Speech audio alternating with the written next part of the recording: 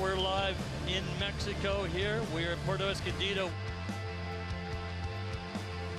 And here we go, grabbing rail to start things off, Jamie Mitchell. Mitchell to the bottom, now pulls into the barrel. High line and rail gives up a little bit of trouble. Great balance to Jamie Mitchell. Here we go, Greg Long on his backhand. Sets his rail, here comes the cover up. Where did he go? I've got full-blown goosebumps. And here we go on the left, and it looks to be Ramirez.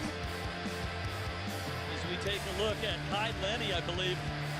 And look at this, another section. Oh, kaboom, right on his head. Are you kidding me? Here's your number 2 seed, former champion, Makuakai Rothman. Bottom turns up into the bowl, finds the rail. He's in the bowl, just driving. Oh, that was radical surfing right there. Bigger surf ahead. Stay with us.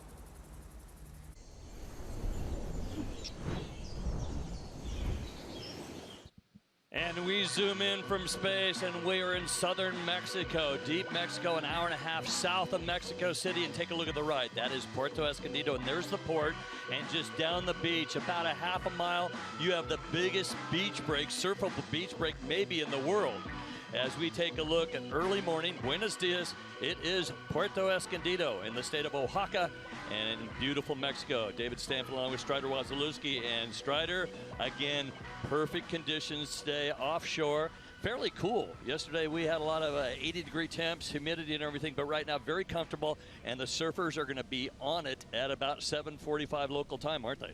Yeah, you know what? Traditional offshores this morning. It looks like a tube fest out there. The waves are pumping again.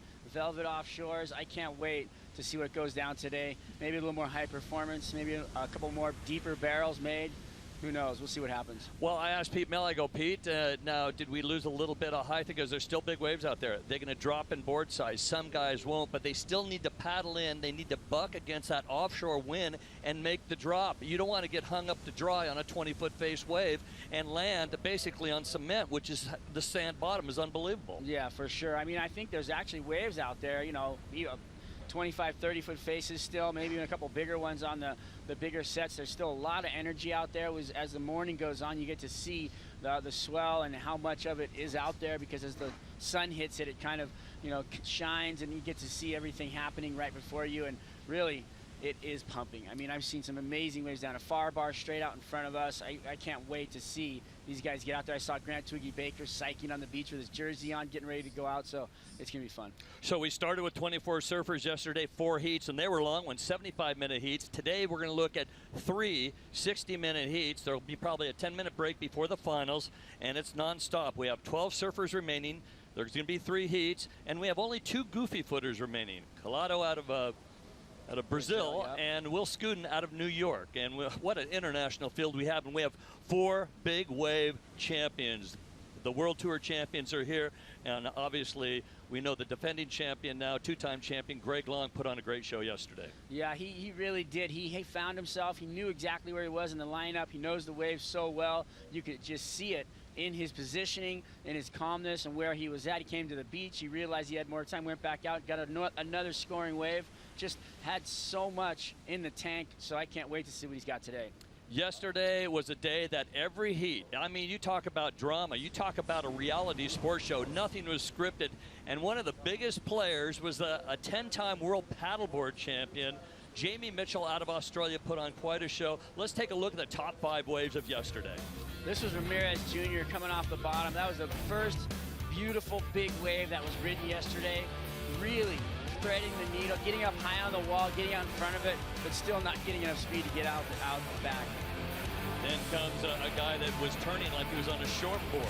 Yeah, you know what? Jamie Mitchell was on fire yesterday. To climb the wall a couple times, 3 times, and then pull into the barrel, almost coming out there on a big board like that, he looked really good. This is Collado. Yeah, I believe this is a 9.07. Collado, again, this was his 5th time ever surfing out here. He was famous for having a hideous wipeout this time last year, but he put it all together. And then there's Makuakai Rothman. He was definitely one of the informed surfers yesterday, really threading the needle, overcoming some stuff. In the beginning of this, he came to the beach. I think he took a mouthful of foam and then just fought back, and unbelievable performance. And then Jamie Mitchell got the 10. Jamie Mitchell gets a 10, and when we have two high scores, you double it. So this is a 20-point ride. What skill? Yeah, you know what? To be able to hold the rail up into the bowl like that and knock over the handlebars coming out on a big board takes a lot. But you know what? He is so technical. He's got so much in the tank. He's got obviously, skills out on the open ocean. So he knows what it takes to make it through those waves. We'll take a look. Jamie Mitchell with that perfect 10. Makuakai Rothman started off, took a beating, went on the beach and sat by himself, collected his thoughts, got his strength back. It was kind of questionable. Would he go back in the lineup? He went back in the lineup and delivered. Former world champion. And then Rusty Long put on a great show. The Long brothers spend a lot of time down here, out of San Clemente, but down here, it's their second home. They really know it well, and it's great to see Rusty and brother Greg do what they do best, is surf this break.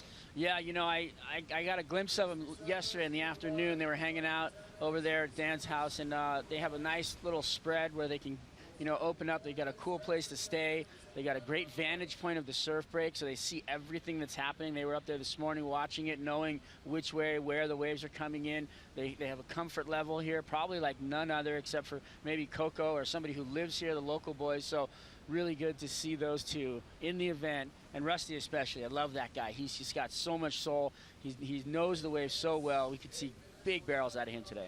We're underway with a big wave tour and talk about some massive surf. We're at Puerto Escondido. The Puerto Escondido Challenge gets underway right after this. Stay with us.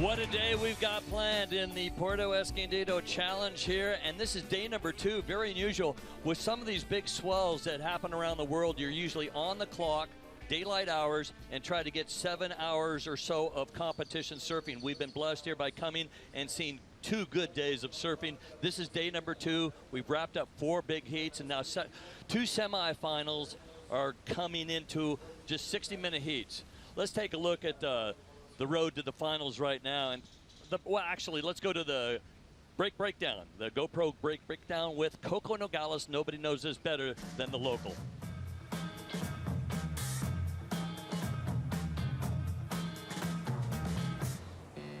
We are in Puerto Escondido, a famous Mexican pipeline.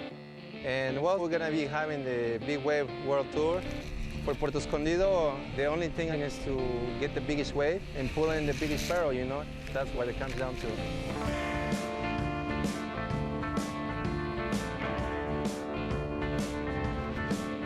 It's very challenging, Puerto, because you have to deal with the currents. It's not like one pick that breaks in a reef. They're expecting tomorrow or Saturday, you know, the biggest day. So I don't know, I'm just thinking it could be scary. I haven't seen other beach break in the world that can handle the size. It just comes from a deep canyon to shallow, and that's why it's so powerful. I've seen 50 foot, 60 foot here, perfect. Oh my God, hold on, look at that wave. Look at that one. That's the wave I'm looking for tomorrow, right there.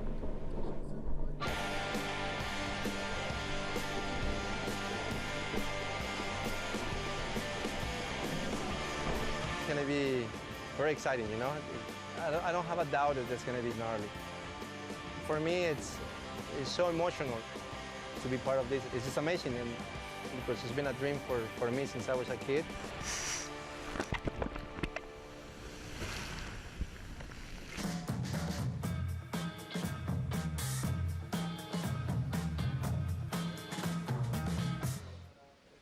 Did I hear Coco say scary? Yeah. Yeah, when you're a local and you've been out here forever, in fact, he has done it all out there. When he says it's scary and he's comfortable in the lineup, there's some serious surf out there. And as he said, it's one of the few beach breaks that can hold this size. So a big wave event at a beach break is pretty amazing. Now, are we going to go or not? Let's find out with Kaipo Guerrero, who's with the Commissioner Pete Mel. Kaipo, good morning.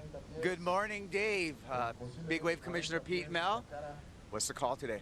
Easy one. We're on. Again, you know, we expected the waves to hold through, which it has. We've got a high tide. It's going to be dropping off, so conditions should improve even more than it is right now. But, I mean, you look out there, there's perfect waves on offer.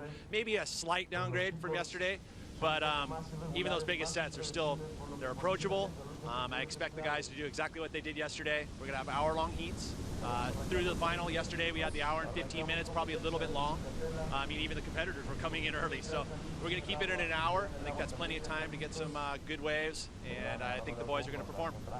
Well, Pete, you know, yesterday I think as a pretty historic day here, epic day, I want to get some of your thoughts on day number one. It exceeded expectations. You know, you don't want to set expectations, but we're here to produce a broadcast and a show for you guys at home, and also please the surfers who are out there, and I think they were all coming in. You know, when you see just all teeth and surfers smiling and chatting, and you can just tell that everyone had a great day. You know, no one got hurt. There was a couple little minor stuff, but that's, you know, big wave surfing. It's part of what we do. Overall, exceeded expectations. First event of the Big Wave season. We have prize money, but more importantly, perhaps, is the points. We have a coefficient system, bronze, silver, or gold, and that's going to be determining the points earned in this competition. What's going to be the coefficient for the Puerto Escondido Challenge? We're going to go with silver. It is definitely probably gold standard in the sense of how gnarly it is, but we're about face size. It didn't exceed 45 feet on the face. It was 25 to 35 foot and pumping, but it's going to be a silver, and hopefully today excites everyone just as much as it did yesterday. Well, I'm looking forward to it, and we're going to get the show underway. Let's get caught back up with Dave and Strider at the desk. Thank you very much, guys, and it's very important to notice that this is the first event of the season, first event of the Southern Hemisphere swing, and there's a waiting period. It goes from April through August 31st. You can have the event if there's enough waves, or you might miss the event. Last year, well, we saw there were some big waves here. It took a lot of effort over the years thinking, can you really hold a big wave event at a beach break in Strider? It's happened, and it has delivered, hasn't it? Well, yeah, and, you know, there's that time frame, too, in the window of the wind and conditions here. You know, that traditionally you get that offshore wind in the morning, and then you get to the midday, and then that onshore breeze comes. So we saw it yesterday, and, you know, fortunately it held off long enough for us to get that whole round done, and how great it was. And then we're blessed with another beautiful day here with waves like this, and just, I mean, it is absolutely pumping. So if you're new to the broadcast and the Big Wave Tour, be sure and follow it, because there are 6 events that are spectacular and a couple more. But we've got the Billabong Pico Alto Challenge on standby, waiting for waves, the Quicksilver Punta de Lobos in Chile. But we're starting off things here with the Puerto Escondido Challenge in ideal conditions. definitely. I cannot wait to see day 2 kickoff. I just watching the free surfers that we saw on screen and them catching those waves, there were some giant waves coming in already. So these guys right here, Greg Long, Albie Layer, Kai Lenny, Will Scuden, Grant Twiggy Baker, Rogerson Ramirez Jr., he was the man who got that beautiful wave yesterday. Local boy from here in town, Puerto Escondido. So that's going to be an interesting heat right there. Let me tell you, we're going to see who steps up today and finds that huge barrel. Well, did a little bit of math, not that much math, I'm not that good at it, but you take a look at the age range here from 19 to about 48 years of age, competitors, and the average age of our semifinalists, 1 and 2, is about 30 years of age, which means that you can be in shape, but you really, experience does count in this big wave surfing. Right equipment, obviously being in good condition, but average age 30 years for our semifinalists. Yeah, you know, age, it is just a number, but it also is a telling sign of how much knowledge you're going to have, what you're going to be able to, you know, kind of give back to the lineup. You know, you need to spend time out there to understand what's going on, and having that time under your belt, that feeling, that's exactly, you know, what you want. You want to have that confidence out in the lineup. Well, we do have 4 big wave champions here, the Big Wave Tour World Champions. Greg Long in the lineup. He's got 2 titles. Makuakai Rothman, big brother there. And then there is Grant in the lineup and Burley as well. So we've got 4 guys looking to get yet another world title. It looks like the boys are getting ready right there on the beach earlier. That was all filmed before this thing kicked off. So we're going to see this heat get underway out here right now in Puerto Escondido. Solid 25, 30-foot faces on hand and straight offshore winds. The Mexican pipeline in full form today. Big plumes of water flying back up off the lip and spitting out of the tube, man. Let me tell you, it is a sight to see.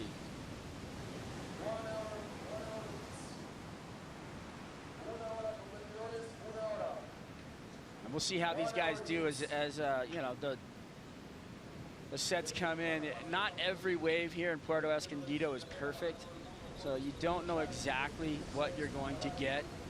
It's not telling every time. Each set is different. Sandbars are moving.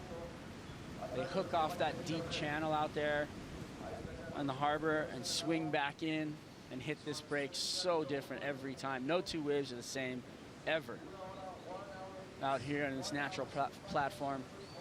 Well, Strider, you've been out here plenty of times. This is a very reminiscent of Pipe in the morning where the sun peaks over and you're actually taking off and looking directly into the sun. Is that difficult to really judge the wave and look down the line?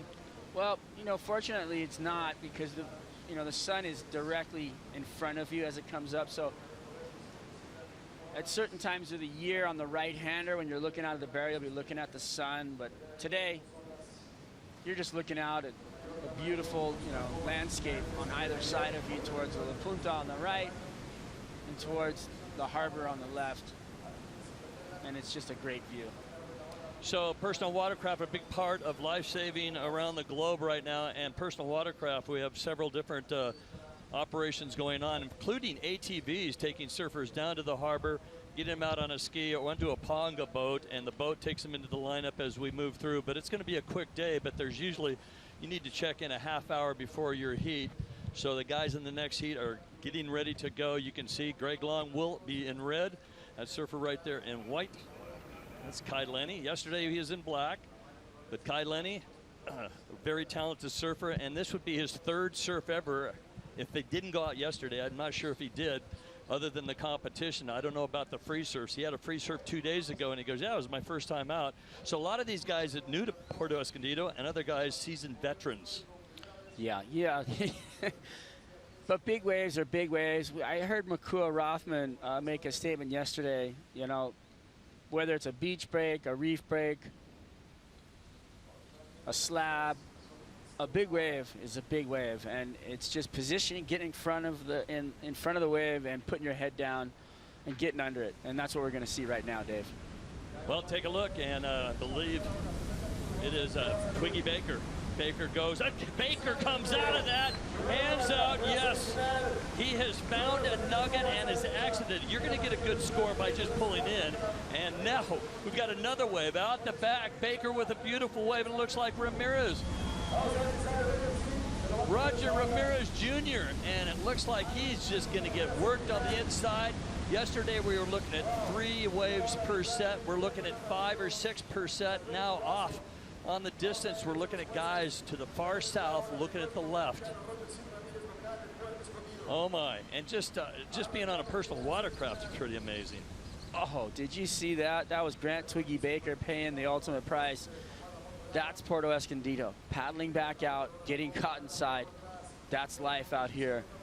You're gonna pay, but you're gonna get those beautiful barrels like you saw him get. That was the first wave of the morning, and what a way to start. A sick, deep barrel that didn't look like he was gonna make it, and he came out of the end. I think he even surprised himself. Well, when you have, normally you don't want to claim, but that claim right there is like, I can't believe it, or I can believe it. Either way, spectacular for the surfer out of Durban, South Africa. Yeah, here it is. He drops in nice and tight, grabs the wall, gets a little pump in. He's deep. You can't see him anywhere, and he comes out.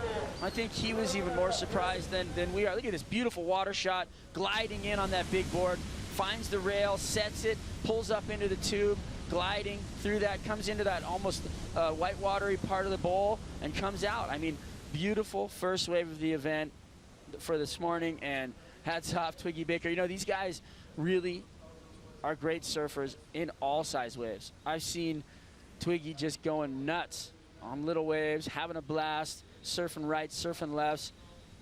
They're just surf groms at heart. These guys love to surf, found a way to make it their lives, and are now the best big wave surfers in the world. They're out here, some of the most beautiful conditions we've ever seen. I mean, look at the waves, Dave. It is just firing. Talking to the head judge, Kirk Tice, and first of all, it's breaking history to having a big wave event at a beach break, but also breaking history of our 5 judges and our head judge. 2 female judges up top there, but Grant Baker trying to get back into the lineup there. Jet ski assist or personal watercraft assist right here is so key, and then actually hooking up, because there's so much foam. These guys are having difficulty. Here we go, off on the right here, and it sure looks like Albie Layer. Layer, known for his unbelievable surfing on the North Shore of Maui, finds a line that might close out, and he straightens out. That's a safe way to go. But talking to the head judge, you might not make every wave, but the commitment factor of what you pull off will give you a score that could be a keeper, get you through. Case in point, Makuakai Rothman yesterday. Yeah. Going straight off on a wave. And that drop and the size of that wave gave him enough that vaulted him into first place. Yeah, I mean, it was a gigantic wave. It was one of the biggest waves we saw all day. Like right there, that wave that we saw before we saw anybody take off on it, I mean, here's a replay of Albie dropping on this wave. Beautiful wall in front of him. Bottom turns up into the bowl. You can see his board is notably smaller, trying to find a barrel section, but that one running off on him, didn't pull in, decides to straighten out and get out in front of it. Tried to probably save the equipment. I know he's down to a couple of boards, so, you know, he's trying to really keep an eye on what he's got under his feet. If you got good eyes, you can see the lighthouse off on the corner there, the distance, and it wraps around into this beautiful cove. And then there are fishing boats. There's no jetty, there's no breakwater. It is a natural harbor, and for thousands of years, that river that has come out there has formed this trench and these canyons, and it's been pretty amazing. Judging criteria, take a look at this. This word commitment is all about this break right here, don't you think? Definitely. Then degree of difficulty as you're dropping in. How deep, how steep, how hard is your drop, and what are you doing on the wave?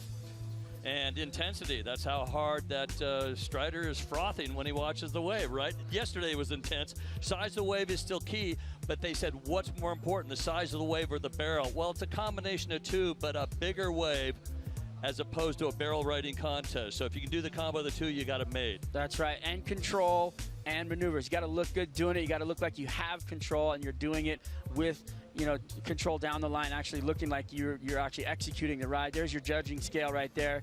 8 to 10 points for excellence, 6 to 7.9 for good. So you really kind of see what you have in front of you. You know what you're going to have to deal with.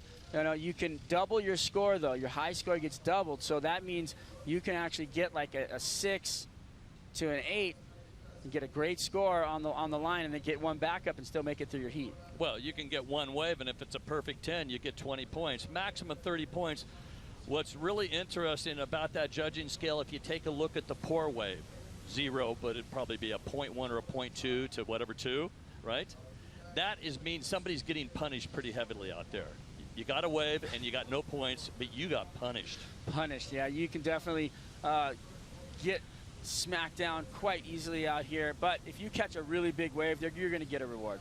Will Scuden put on a show yesterday, caught more waves than anybody. He came in actually spitting up blood. He took a hit to the chest, kind of injured his side. We had surfers with some wrist damage, a couple of them really bouncing off the bottom. It's easy to do here, basically, especially you think the safe way, if you can't straighten out, is you're pulling into a barrel, it's going to close out. You think, oh, that's the safest pocket. Well, you mentioned yesterday that the floor drops out and you've got about a foot between you and the cement sand. Well, the floor does drop out, and as the separation happens, you know, like we talked about, 9 times out of 10, you're just going to fall through. You kind of hit the water hard, you're going to take a shock, but then you're going to get popped out the back. Unfortunately for Will yesterday, there was no water at the bottom. He went straight to the sand. So waves are breaking over a really shallow sandbar here. You know, they come out of deep water. They're met by a really shallow sandbar. It jacks the wave up. That's why you see these big barrels. And then, boom, straight to the sand. So unfortunately for him, he's probably really sore today. You know, he's definitely feeling it. But the adrenaline of what these guys are doing right now is going to outweigh the soreness, depending on the level of injury. A good way to see how shallow it is when these waves break. Obviously, they're hitting it, they get jacked up, and they go straight down. The lip goes down, and it fires back up another 15, 20 feet in the air. That you'd see like a pipeline when it hits the reef. Maverick, some of these spots that just refract the water because basically there's not a lot of water underneath this wave. It's a dangerous part, but it gives you an amazing barrel. Here comes another set coming through here as we take a look who's got some scores. Judges are going to watch a couple more waves before they drop scores. Every heat is scored by itself, so if somebody gets a perfect 10 in this heat, does it really factor into the other heat? No, they just want to get through. 6 surfers, top 3 advance through. This is a critical heat because if you're going to win a world title, you want to get into the finals. Semifinals good, but get into the finals, and you've got to show out of getting some big points. Definitely, you know, that's how you're gonna win it. You need to stack them up. Obviously, a big factor is performing in these tiers of coefficients that we have. You know, the reality is when it gets up there in the gold, the points are jumping in the silver, a little bit less, bronze, a little bit less, but still, all of them valuable. But those bigger wave events, the ones where the waves are truly gigantic, when it's 45 foot plus on the face, you're going to be up into that gold level where you really, like, that's when things become just the next level. So what's very unusual here is that there are lefts and rights, and we even saw scoring some points going straight off because of the size and the commitment there. A lot of these breaks are considered a nice big right or a solid left. Some of these big wave spots, the reef really concentrates exactly how you can score some points. Yes, there's an opposite direction to go on some of these big waves, but today you've got a lot of options here. Right now, let's check in with Kaipo Guerrero on the beach. Kaipo. Yeah, thanks, Dave. I'm here with Coco Nogales, local here, and actually, you know, pretty much the first surfer from here to travel internationally, represent Puerto Escondido. Coco, this must be an honor for you, but it's nice that you'll be able to share your home break with the Big Wave Tour. Yeah, we're all very happy here in Puerto to have this such a big event. It's been my dream and a dream for everybody, for the Grams and for all the surfers in Puerto, and so everybody's super happy, you know. And yeah, just never mind, but yeah, we're just really happy to have this big wave event here because Puerto is like is the place, you know. Mexican pipeline is it's known as the Mexican pipeline because of the power of the wave, of the deep canyon, you know, and the currents, and this challenge is, there's no better place to have such a big wave event like here. Now, we know you were in the water. You were in the water, you know, at dawn this morning with the warm-up session. Can you tell us a little bit about the conditions and how it may have changed from yesterday? Yeah, the conditions are still beautiful. Offshore wind, sunny, a little bit high tide, but the tide's going to start dropping in, and it's going to get really, really good, you know. The size is a bit smaller, just like a couple feet smaller, but it's still really nice. Well, thank you, Coco, for hosting us and having us here. We appreciate it, and we're going to have a great day of action with semifinals and finals. Back up to you guys. Thank you, Kaipa. What a legend he is. His nickname is Coco. His real name is Carlos. Coco as in coconut, which we was holding, but the coconut that has the fray to it and the little hair. That was a little kid. He had this coconut-looking hair, and all the family and friends on the beach say, hey, look at Coco. Carlos is now Coco, famous guy.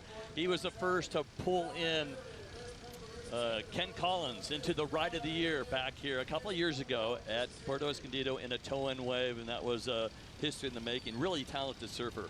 So we do have one good wave that a lot of people are waiting to see, and what happened to our surfer that caught that, and we think it was Grant Baker, and we're still waiting on a score there, correct? Yeah, we're waiting for Grant's score right now, but you know what? It was a great wave, beautiful. Not gigantic, probably about 20 foot on the face, but a nice, beautiful execution of a tube. You know, coming out of the end there, he couldn't see the exit. There was all the foam was filling up inside of the barrel as he was driving through it.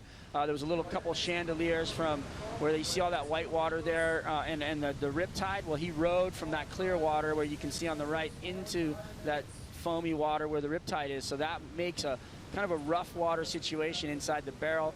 Couple of foam balls and chandeliers, they call them, as the water drops through. He could not see the exit when he's inside of that. I think he even surprised himself as he came out. So, you know, the judges trying to figure out, okay, what do we give this guy? We saw Roger Ramirez on a bomb, that huge wave he pulled into on that right, the one behind that. So, you know, some great waves already being ridden.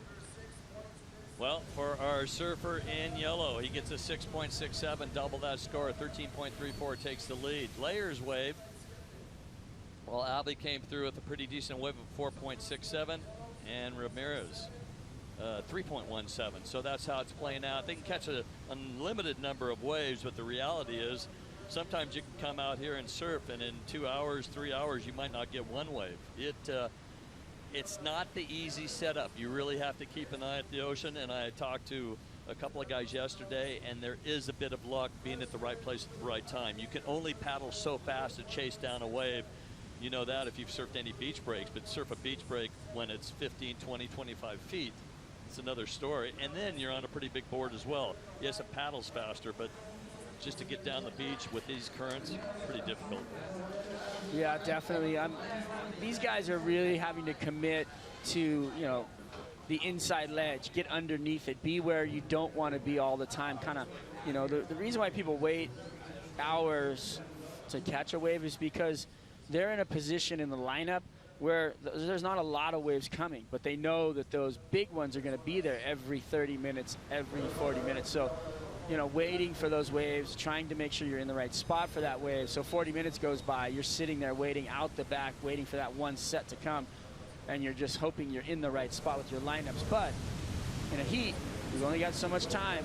You got to be in the spot, and if you're not, then you're not going to get it. Will Scooten's doing his own thing. Yesterday, he bounced off the bottom, got a lot of waves, but he is okay. The number 15 seed, the 31-year-old out of New York. Overall performer nominee, but we're going to take a look at this, and it is Baker again finding a nugget of a right. He is just a hog out there in his pen and just enjoying the most beautiful morning here at Puerto Escondido. The way that he finds himself, came off that riptide, found the clear water off the side of it, and just was in the right spot at the right time. Right here, we're going to see him. See the riptide? He's just to the side of it. He drops in. He pulls up into the bowl. He finds a perfect line, sets it, steamrolls right through the tube, What else do you want? Beautiful ride. And you saw him actually move to the front of his board, a little quick shuffle, and it really worked out fine.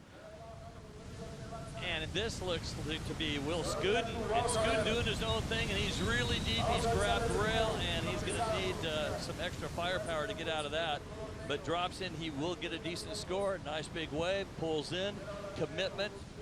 So he has been sitting furthest to the north, and the goofy footer then decides to take off on a right. I'm thinking he's always wants the left. But yesterday, non-stop action. He caught 6 waves in the first hour.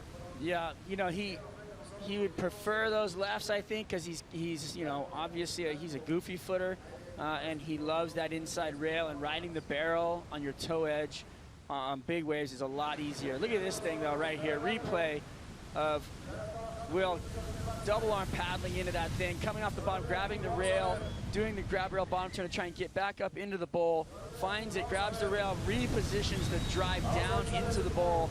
Looked like he got a little high there, then he came into that foamy water area, which is just so hard to negotiate once you get inside the tube, and that thing shut down. That's the X factor out here, you know, why you might not make some of those barrels, because you've got all these different waves breaking at different times. So having an opportunity to where you're in the tube and you come out into clear water, that's the hard part. That's the key element to making waves out here as far as riding the tube. Well, one key thing, too, that it's pretty difficult on your backhand, meaning if your back's to the wave, whether you're goofy or regular, back to the wave is pumping. A little more challenging to rock on your heel, climb the wave than on your toes. If you're on your toe side, your front side on the wave, well, you might have a little bit better agility, which we saw. But then, case in point, what we saw yesterday with Jamie Mitchell on his backhand, he did a couple of remarkable little edge sets and releases and survival moves to make that one big wave. Yeah, really, you know, the reason I think he was able to do that was because of his equipment, the way that his board was knifing through the water. He's on a Bob Pearson aero surfboard who makes boards for, you know, all a huge gamut, longboards, shortboards, stand-up paddles, and obviously these beautiful guns. So he's got so much experience under his belt, and he really is making boards for Jamie that look like he's just got total control, and that's what you need, especially how hard it is on the backhand to redirect on a big board. You got so much lumber, you know, you really have to try to figure out how to put that board in the right place. And if your rail is knifed into the wall enough, if it's got a good edge on it and it's not too round, you're going to be able to set it, you're going to be able to release it, and that's exactly what Jamie was able to do yesterday.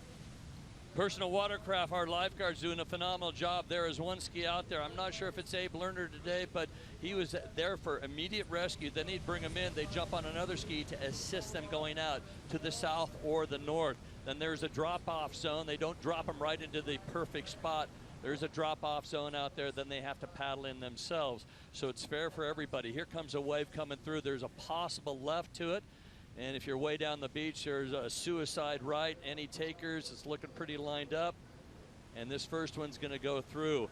And we're seeing a lot of foam on the face. Are we going to see these rip currents and rip tides and these mushroom effects early on as the tide drops out?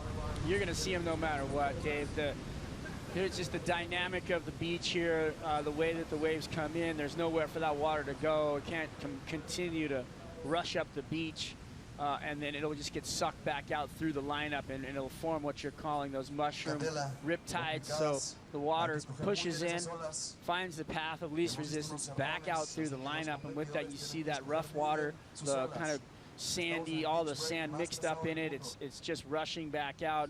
You'll see the froth, the foam on top, and then it'll create that kind of rough water. And then the surfers will try to catch the best wave that they can, the side of that riptide, and then they'll be in a position to go into clear water. It's 8:09 local time. Beautiful morning, and Tag Heuer says 37:46 remaining. It is Grant Twiggy Baker, former world champion, our current leader. Can he hold on and get into the finals? Stay with us as we continue live from Puerto Escondido.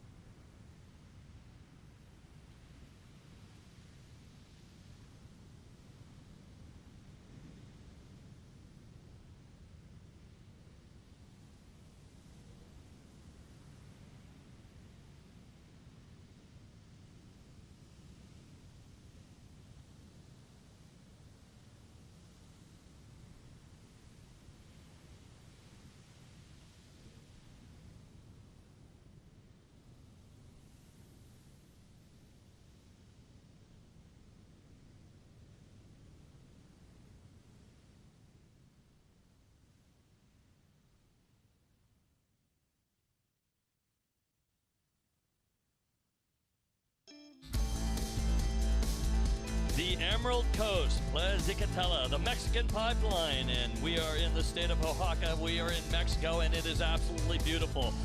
The topography, it's green, it's lush, goes to the bathymetry that causes some massive waves here at this beach break. Puerto Escondido, you can see it on the map. We do have Todos Santos coming up later in the year in the northern hemisphere, but this is our first southern hemisphere event, and what makes it even more unusual, we're not in the southern hemisphere, but there are two other events down in Chile and Peru. This is a really one-off, first time, never happened before event, and we thank the BWT, the Big Wave Tour, and the WSL, the sanctioning body, the World Surf League, for this, the Puerto Escondido Challenge, day number 2. David Stanfield with Strider Rozalewski. Strider, it's all time, isn't it? This is groundbreaking paddle and surfing.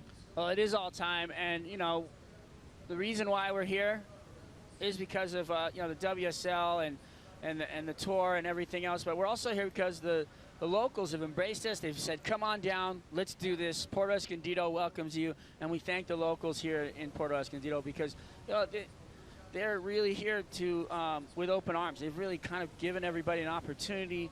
They've done it, you know, for years, and it's great to see the camaraderie and the hospitality, and to say, yeah, hey, come on down, let's see what you got, because they know that it's not a walk in the park, you know, and they know, like you heard Coco talk about this morning, it's scary, or you know, and he in his GoPro breakdown, it's gonna be scary when the waves come, and that's because they've been pounded out here. They've gotten rocked by these huge waves. They know what this place can do to you.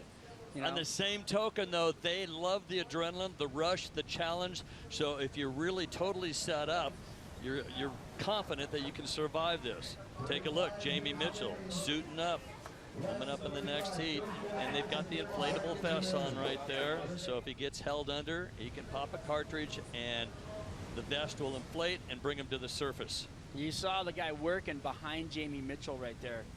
That was a guy, there's a guy trying to, here's Albie Lair trying to paddle into this one, but back to that scene of the competitors area, that was Jamie Mitchell getting ready for a heat. He had his inflatable on, and behind him was a gentleman trying to get those canisters all worked out. So in the back of the vest is where those canisters sit. Well, let's take a look at Kai Lenny, and Kai pulls in. He actually moves to the front of the board going for some speed, and Kai Lenny, 23-year-old from the North Shore of the island of Maui, one of the world's great watermen, and in the tradition of Robbie Nash and the great watermen that come from the islands of Oahu and Maui and Kauai. Well, he is a superstar, and again, we're thinking this is his third time in the lineup. He advanced yesterday, so Kai Lenny gets on the board. And if you haven't seen what he's been doing lately, SUP downwind hydrofoiling. He's got a hydrofoil for a fin on a downwind board, a paddle board, stands up with a paddle, and he's hydrofoiling. Pretty amazing stuff. So here's Kai Lenny, gets in, nice early entry, and then finds what looked like a closeout. I'm sure down the line there was somewhere to go on that wave and exit, but he couldn't find it. He was definitely pumping into it, moved up on the board, set the rail, tried to pump through what looked like a very long section, but he got hammered, and then as he came up, he got another one directly on the head. So he got double donuts. Just not sure what you're going to get out of it unless it looks like a pure corner that you can make. Sometimes what looks to be good is far from good, but you are committed and you've got to run and go as hard and as fast as you can. Yeah, you know, the reason why a lot of these waves, you don't make them, they look perfect, right? They come in on the sandbar from out the back, getting swung in off that deep canyon, and then they meet the sandbar, but right as they get to the sandbar, they have this beautiful peak on it, and then as it wraps around the sandbar, it kind of stretches it out, and then on the inside where it gets super shallow, you just don't know exactly what's going to happen. You know, you never know. On screen right there, Makua Kai Roppen getting ready. Wow, what a day he had yesterday. He goes left, he goes right, he goes straight off, he scores anything. His first wave on the inside getting pounded, he gets on the beach, he recollects his thoughts, and he goes out there and surfs like a champion that he is. Makua Kai Rothman coming up next. And came close to winning the world title for a second consecutive year, but came in second to Greg Long. Wait for Greg Long. He's far to the south end. Greg is so far down there, he's almost in Central America waiting for some monster wave. That's his spot. He and his brother love it down there. It's close or near what they call far bar. Bar would be not the place, a drinking establishment, but a sandbar. And it's the far sandbar. Yeah, the far bar it's a really impressive wave. From up top there, I was hanging out with Carlos Cabrero and Waldo, and Carlos's daughter Havana. We were getting a great overview of the sandbars, and the far bar was incredible. I mean, absolutely pumping. We saw another Puerto Rican surfer up there, Ale Morera, and he is, an animal out here. He's been surfing, getting some great waves. These guys down here, a whole crew of people come here because this is a place to train. This is a place to get some incredible waves. The lifestyle is great. So there's a lot of surfers, pro surfers from around the world that come down here, get themselves a place to stay, shack up for a month, and really just train, get, surf fit. You're gonna ride waves, you're gonna be swimming, you're gonna break boards, break leashes. It's a really, really great place to tune yourself in. There go the far bar, Greg Long and Grant Baker way down there. Well, there is an app, and I can tell you that the app has been really good. I've listened to you while I've been driving at 70 miles an hour on the freeways in Southern California, plugging into the USB and Bluetooth. The app is amazing, and that's the WSL app for all devices. Go download that. It's nice, it's free, it's unbelievable, and you get all sorts of information, and not only the live feed, but you can get all the updates you want and events that are going to be happening. It's just one way to go. Also, you can follow the WSL socially, facebook.com/WSL, on Twitter, Instagram. YouTube's got some amazing videos. That's youtube.com/WSL, and on Tumblr as well. So if you think you're going to miss something, you really don't have to. Start with the app, and you're all over it. Thank you for joining us in this historic first ever event here in terms of big wave surfing. There has been some qualifying events here.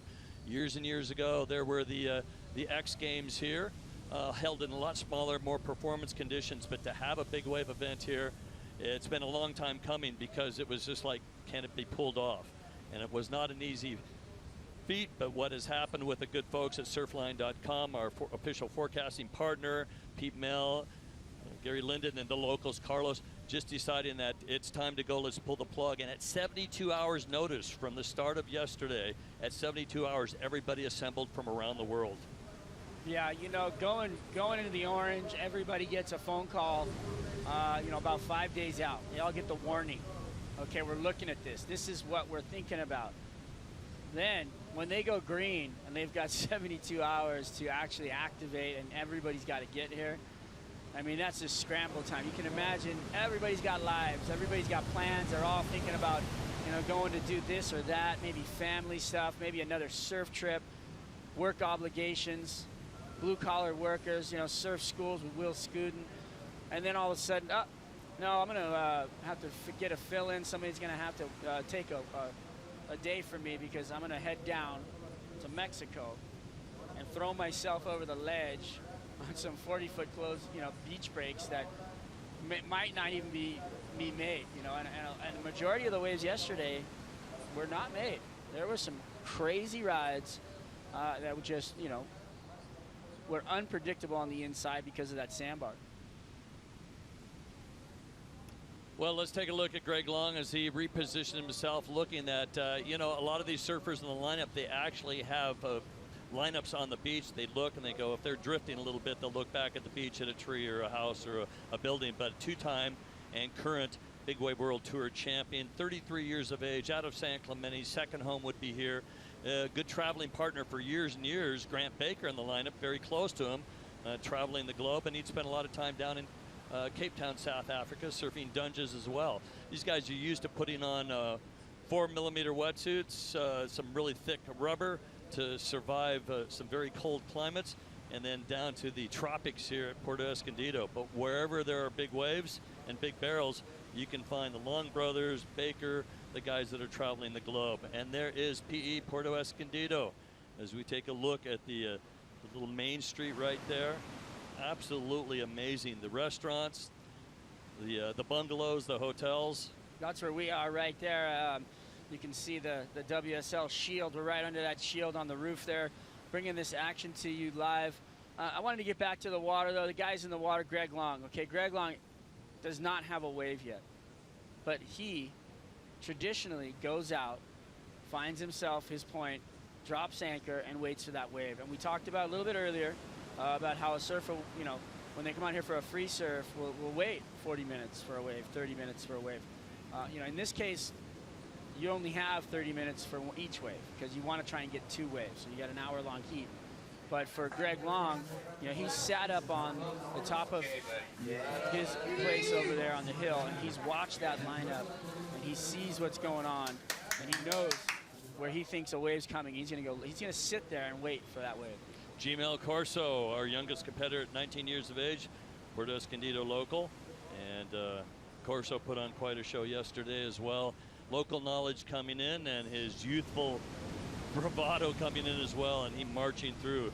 So good to see him here representing. Also representing is Royer Ramirez Jr. Royer Jr., Puerto Escondido, and now he checks in at 21 years of age. So we had the full gambit here. 6 locals were invited into this event. 2 have survived. Who's going to make it into the final? They've got great support here from their friends and family along the beach. As we can see, the Grant Baker is still holding on to a lead. A surfer out there in the lineup with a couple of decent waves. Grant Baker started with a 6.67, then an 8.0, and then a 1.0. So Baker is our leader.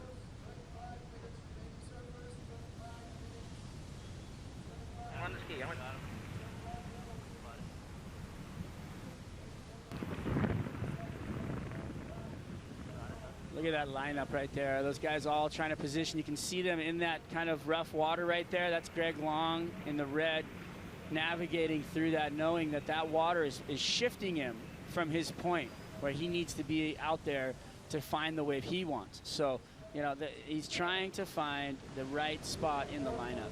So these ribs can help and they can hinder, and if you're not aware, all of a sudden you find yourself 10, 15, 20 feet out further than you need to be. If you get a little bit of current, you're sitting there thinking everything's good. All of a sudden you're out of position. You can't help sometimes if you're paddling back out. Sometimes it can break up some of these walls. Either way, you've got to be really well tuned to what the ocean is doing. And if you had to pay your dues, here we go. Straight in front of the judges. And here is Ramirez. And Ramirez straightens out. That's a solid wave.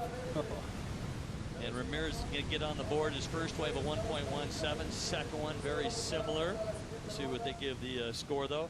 You want to be in the top 3, and right now, Albie Layer's in the 3rd position. And Layer has a 4.67. So what does that mean? Ramirez needs a 3.01 on that wave to overtake Albie into a possible transfer spot. Tag Heuer showing 23:29 remaining on the clock. And our 2-time and defending world champion, Greg Long, is yet to catch a wave, while his good friend, Grant Baker, can do no wrong. It looked like right there that Ramirez had broke his leash. So he drops in, beautiful, stylish drop right there. Really big wave, but it just runs off and closes out down the end. He gets blasted off his board, and then as you can see there, he's pulled his inflation. His hand is up, notifying that he's okay, but he needs a ride. He does not have a board with him anymore. His board looked like his leash broke. The board looked fine, leash was gone, and then he puts his arm up, stating that he does need a ride to get out and come back in and get himself back on that board. So he's going to try and climb up on the back of the ski. Well, we'll see if he's got an extra board on the beach or one out in the water. I'm not sure. I don't see a Pong out there that might have the second board, so he might have to run to the beach. Yeah, maybe they, you know, yesterday they had Pongas in the lineup with boards, knowing the situation, how hard it is to get in and out with boards. But right now it looks like he's looking for the beach to get his board. And take a look at how the personal watercraft, obviously always hitting the whitewater straight on. If you're sideways, you're going to tumble, lose the ski, and the skis are not cheap. I think the cheap one's like 12 grand, and they are expensive, but great life-saving equipment. And again, to actually hook up the impeller up below, it's not a propeller, it's an impeller, so you can get run over by them and you're not going to get sucked up into the jet. But the jet itself, though, kelp can get in there, and like you mentioned yesterday, even a surf leash can get caught in there, so you got to be very careful. But hooking up with all this foam sometimes hard to get your speed up. So talk about the amount of white water sometimes it's so aerated you can't get moving and you get stuck in position. So equal to the dangers for the surfer is the personal watercraft, and our lifeguards here are doing a phenomenal job. Well, the watercraft out here, you know, most of the skis that are used for this kind of activity, they've got what's known as a scoop underneath. So it's a flat grate, but the grate from traditional skis just has holes in it, you know, basically just a grate like you'd see on a street for a drain. On the jet skis that are used in the surf that has that aerated foam, they've got a scoop which actually pulls the water up in there. Will Scooten, goofy footer. Morning sunlight, Puerto Escondido. The wave collapses, a huge curtain, and does he get a curtain call? Well, he shows that he rode most of it out, but the most important thing is he dropped in on that wave. Scooten is in the second spot, and what he's trying to do is get a second wave in there. Then he can start building his two-wave total. Scooten's first wave, a 6.0, and has him in the second spot. Very important second wave, no matter how small it is, depending on the surf. You know, you get a minor score and you're going to get possibly move through.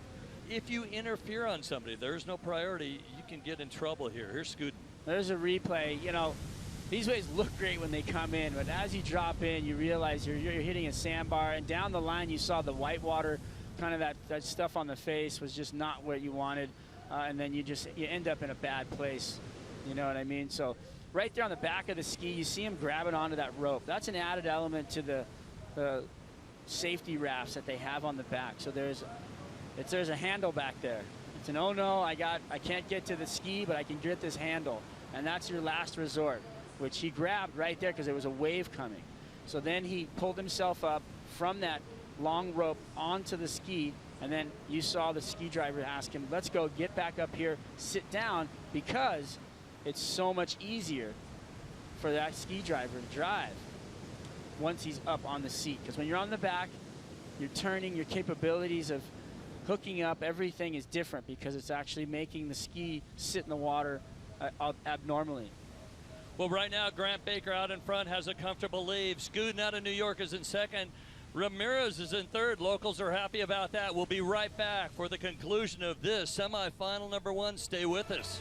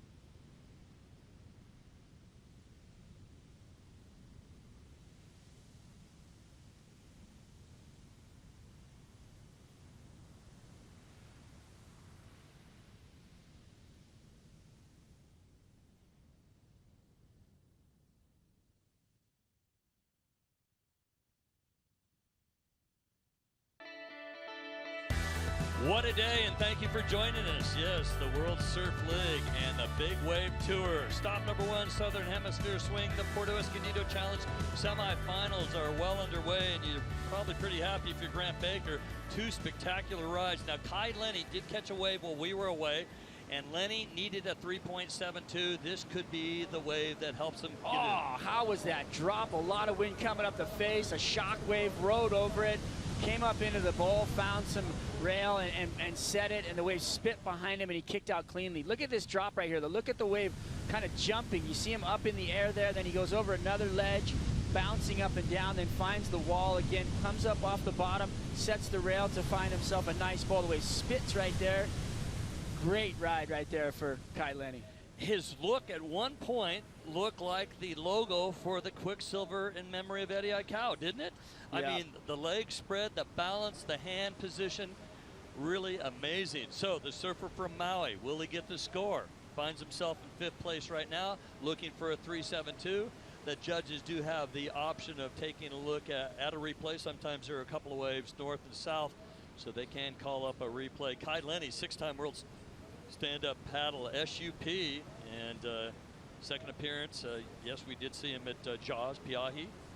But what he has done, whether it's been kiteboarding, stand-up paddling, he has done some amazing stuff. Now, for the conditions here, they about kind of like surfers have to figure out what board they're going to use. That you do have multiple equipment. For more on the boards and what they're riding, let's go down to Kaipo on the beach. Yeah, thanks, Dave. Guys were talking a little bit earlier about the leash and how this can get stuck in the impeller of the jet ski. So we're going to talk about this specialized big wave leash. Yesterday, Trevor Carlson had a leash wrapped around his arm, and that can be a hazard. This is a specialized big wave leash. First of all, it's about 12 feet in length. And second of all, you can see how thick it is, probably 3 or 4 times thicker than your normal everyday leash that you'd be surfing in a comp leash or a regular leash that you'd be surfing at your home break. Third, you can see this little pin right here. That is the quick release. So sometimes, you know, the leash can be your savior. Sometimes the leash can be a hazard because it's going to connect you to a board, and if you're in a really bad position and you need to get rid of that board, you have that quick release pin that you can pull and get rid of that leash, get rid of that board, get out of that situation, maybe get under wave, get out of the impact zone, get picked up. So specialized equipment here, and these are, you know, the big wave leashes that these guys are utilizing. Just another piece of equipment, both for performance and safety. Wow, unbelievable. Now, we've seen the big wave and the big wave leashes in Hawaii. That's the big wave tour. Thing looks like a rope. It looks like it could tow out a car, basically, out of a sand drift here if you're exploring the Mexican coastline. There you go. Works as a tow rope and a leash. Yeah, you know what? Those leashes are heavy duty. It's amazing how much they can withstand the pull from these waves, how they can just drag you through the water. And in many cases, you can pop that thing off because you will get sucked into the impact zone.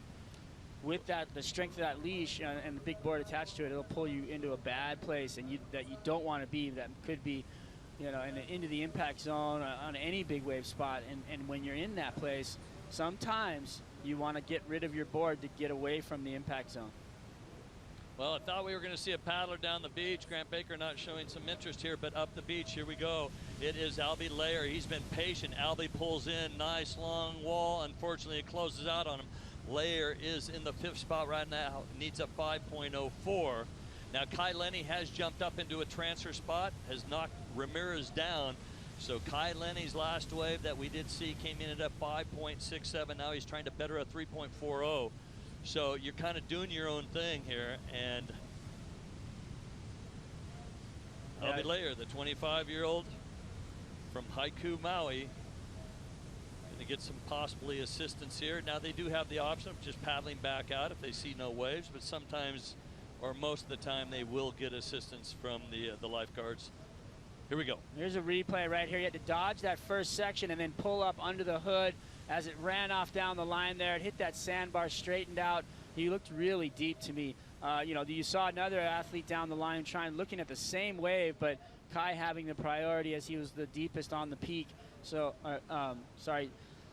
Albie Layer having the deepest priority there. So he was the one that, you know, looked like he was going to get a good wave out of it, but he was just a little too deep. But as he entered the wave, you saw that big section of foam, and then he had to go around that. And as it opened up on the sandbar, it tossed, nice barrel ride, drove up into it, got a good pump in, and then the wave shut down on him. So back to work. As he came up, again, another wave on the head. So, you know, these guys getting pounded still out here.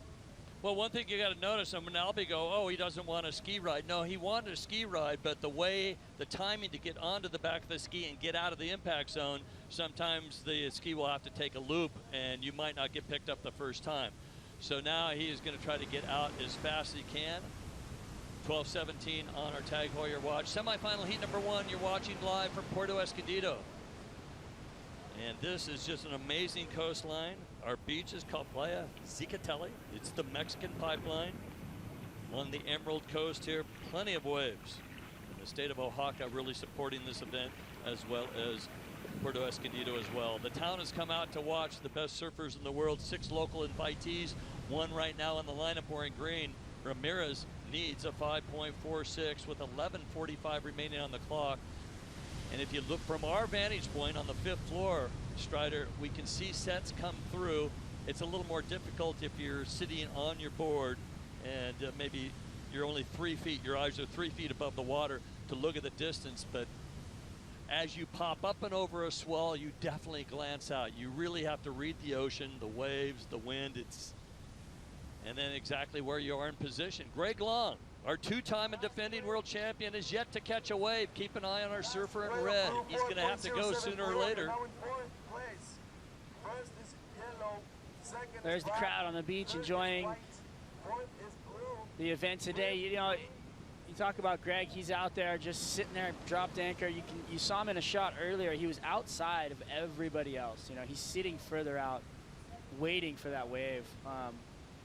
Really kind of being really patient, understanding where he needs to be, and he will find himself a bomb. I think he's been timing sets throughout the morning, watching. You know, he's got the great vantage point up there. The only thing working against him is that the swell is decreasing slowly through the day. But with that, the tide is also dropping, which will make the waves stand up even more out the back. So, you know, maybe it'll stay kind of steady as far as his positioning. Yet to see. Well, Kai Lenny was looking at that left, didn't shape up for him, but Kai Lenny is kind of in the hot seat. He's in a transfer spot, trying to better a 3.40 wearing the white singlet. Ramirez now is looking for that real key wave of a 5.46. Albie Layer, fellow Hawaiian for Kai Lenny, fellow Mauian, needs a 5.04, and Greg Long at this point can't get into a transfer spot. He needs a 7.37. Well, beautiful conditions here. It's starting to warm up. And what we saw, well, it's been the Grant Twiggy Baker show. Let's take a look at the heat recap. Yeah, beautiful first wave of the morning. Comes out, surprise, surprise, here I am. And back out onto the shoulder, then Albie Layer finds a wave, Dave. Albie Layer really drops in and timed his bottom tune perfect. And here's where, you know, you gotta, what, you're gonna take it on the head and the barrel, or you're gonna straighten out. And here's Baker again. Twiggy found a beautiful wave. I mean, this was definitely the wave of the heat. To me, just how clean and perfect. The execution was there. And then Will Scooten. Scooting on a big bump, but on his backhand, going to try to get up there to the middle part of the wave or a high line for some speed, and he needed a lot of speed right there. Grabbed rail. That was a tough one, wasn't it? Yeah, nothing easy about that. And then there's Kai Lenny dropping in, double bump down the face. Beautiful bottom turn, finds a nice hook, spits on him, rides out of it nice and clean. Execution. Well, the real hard part, some of these guys, when they're on this wave, they might think shortboard performance surfing, but there's so much foam underneath you that to get back on the tail or to get up into a trim position, sometimes you're just stuck with whatever way you stood up and took the drop, you're stuck in that position. Now, you do have a third working appendage, and that's your hand, so we're seeing a lot of rail work where they can pump and release working the rail, which is real subtle and real difficult, but the judges can give props for those that are basically in that position and work the rail real well. Yeah, you know, on the backhand, you'll see that a lot. You'll see a guy grab the rail, like you saw Will coming off the bottom, grab the rail to assist him with the drive, and then did it again while he pulled into the tube to get his weight over the front foot without going over the handlebars. And it helps in stabilizing your situation. It's like having 3 feet on the board. Talked to Nick Lamb yesterday briefly, and I go, Nick, it wasn't the heat you wanted, and you can find yourself having the right equipment, right board, right skills, everything out there, but you can chase or never a wave will not really come to you that you need. And the case in point is Greg Long right now. Where are the waves for Greg Long? We know he can surf, obviously, but it's just, do you chase a wave? Well, you could be chasing a wave, and all of a sudden you look back where you were, and the wave will pop up. So he has been sticking to the far south end, and it hasn't worked out yet. Meanwhile, Grant Baker, wherever he goes, he seems to find a good one. Will Scooten in the second spot, Kai Lenny in third. We're now down to 7 minutes on the clock. A couple more pulses starting to come through. Right in the middle of the lineup, just to the south end of the judges' south side, we do see a fairly big rip current that's maybe causing some havoc, maybe helping. Here comes a couple of waves. Strider, what do you see?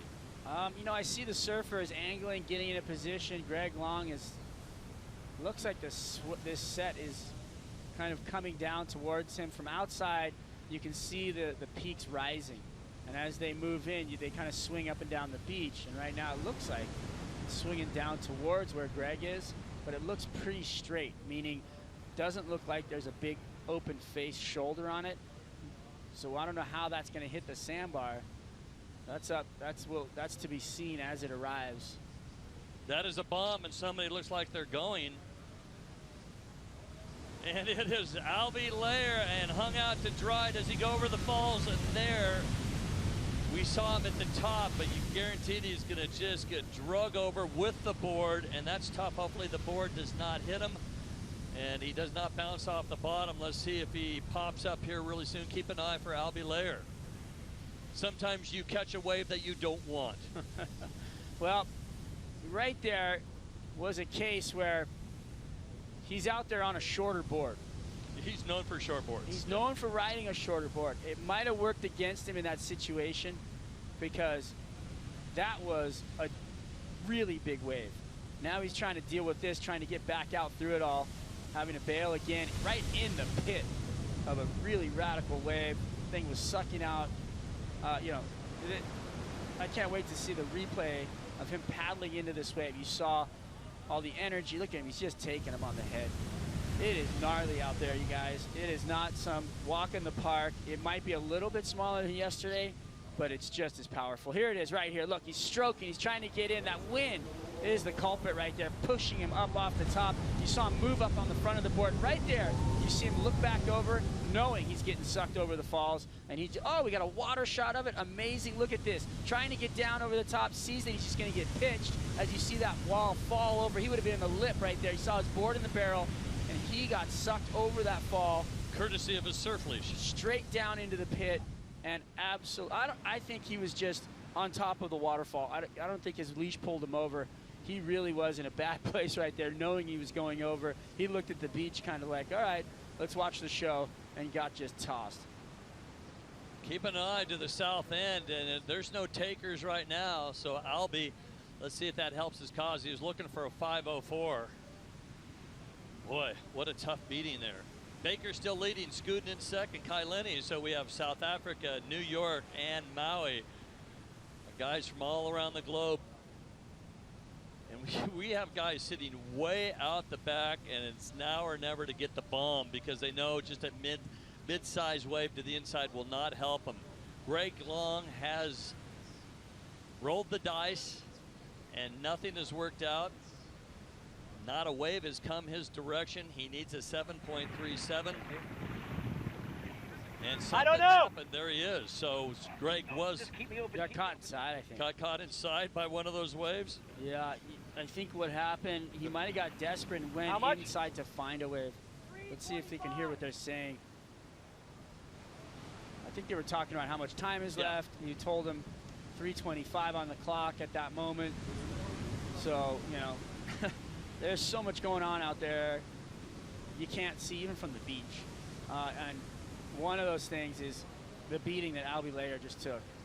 And you know what? He took it right on the chin and didn't seem to phase him, jumped right back up, got on his board, tried to paddle back out, and then took 3 more solid waves on the head and just got throttled to, had to get back on the ski probably to get back out there.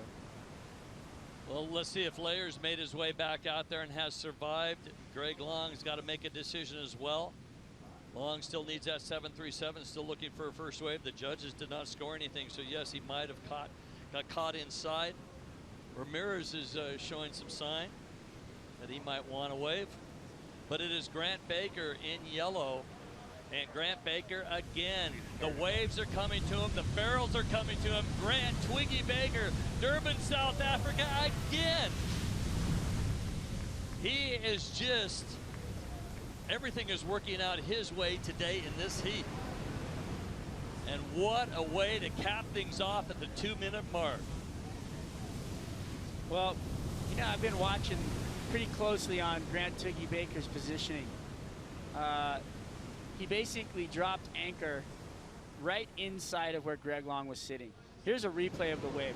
Beautiful wave, glides in, Perfect drop, leans over that front foot, finds the rail, sets it up into the bowl, drags his hand, gets deep, double spit. I mean, it doesn't get much better than that out here. That's exactly why surfers come to Puerto Escondido, is for that wave right there. So when he came into that wave, he saw clear water, a great sign.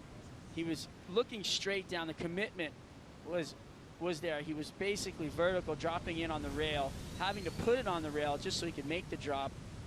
Angled off the bottom, got high on the wall, put his arm in there. The thing threw over him, spit all over him. That air gets trapped behind you in the barrel, and it's got nowhere to go but out the front. The best feeling in the world right there, getting spit out.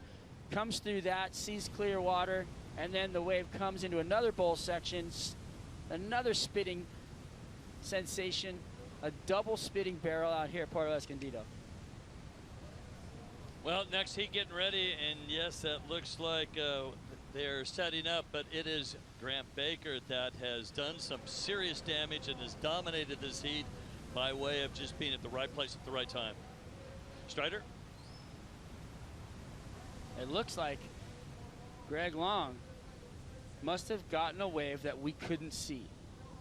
Are you kidding me? So far down the beach, except the judges saw it, and Greg Long, our surfer, gets an 8.0. You double that, he gets 16 points, and he knocks Kai Lenny into fourth. Greg Long doing the magic trick that luckily the judges and spotter, a great spotter up there, unbelievable. We saw him, and we guessed that he took one on the head and was not in position. Well, he took one, and he got the points that he needed. Wow, what an upset for Kai Lenny. Congratulations to Greg Long, Will Scudden, great job, and Grant Baker, the star of the show in semi number 1. When we come back, the big guns still go at it. A 60-minute heat as we continue live from Puerto Escondido, Mexico, the Puerto Escondido Challenge.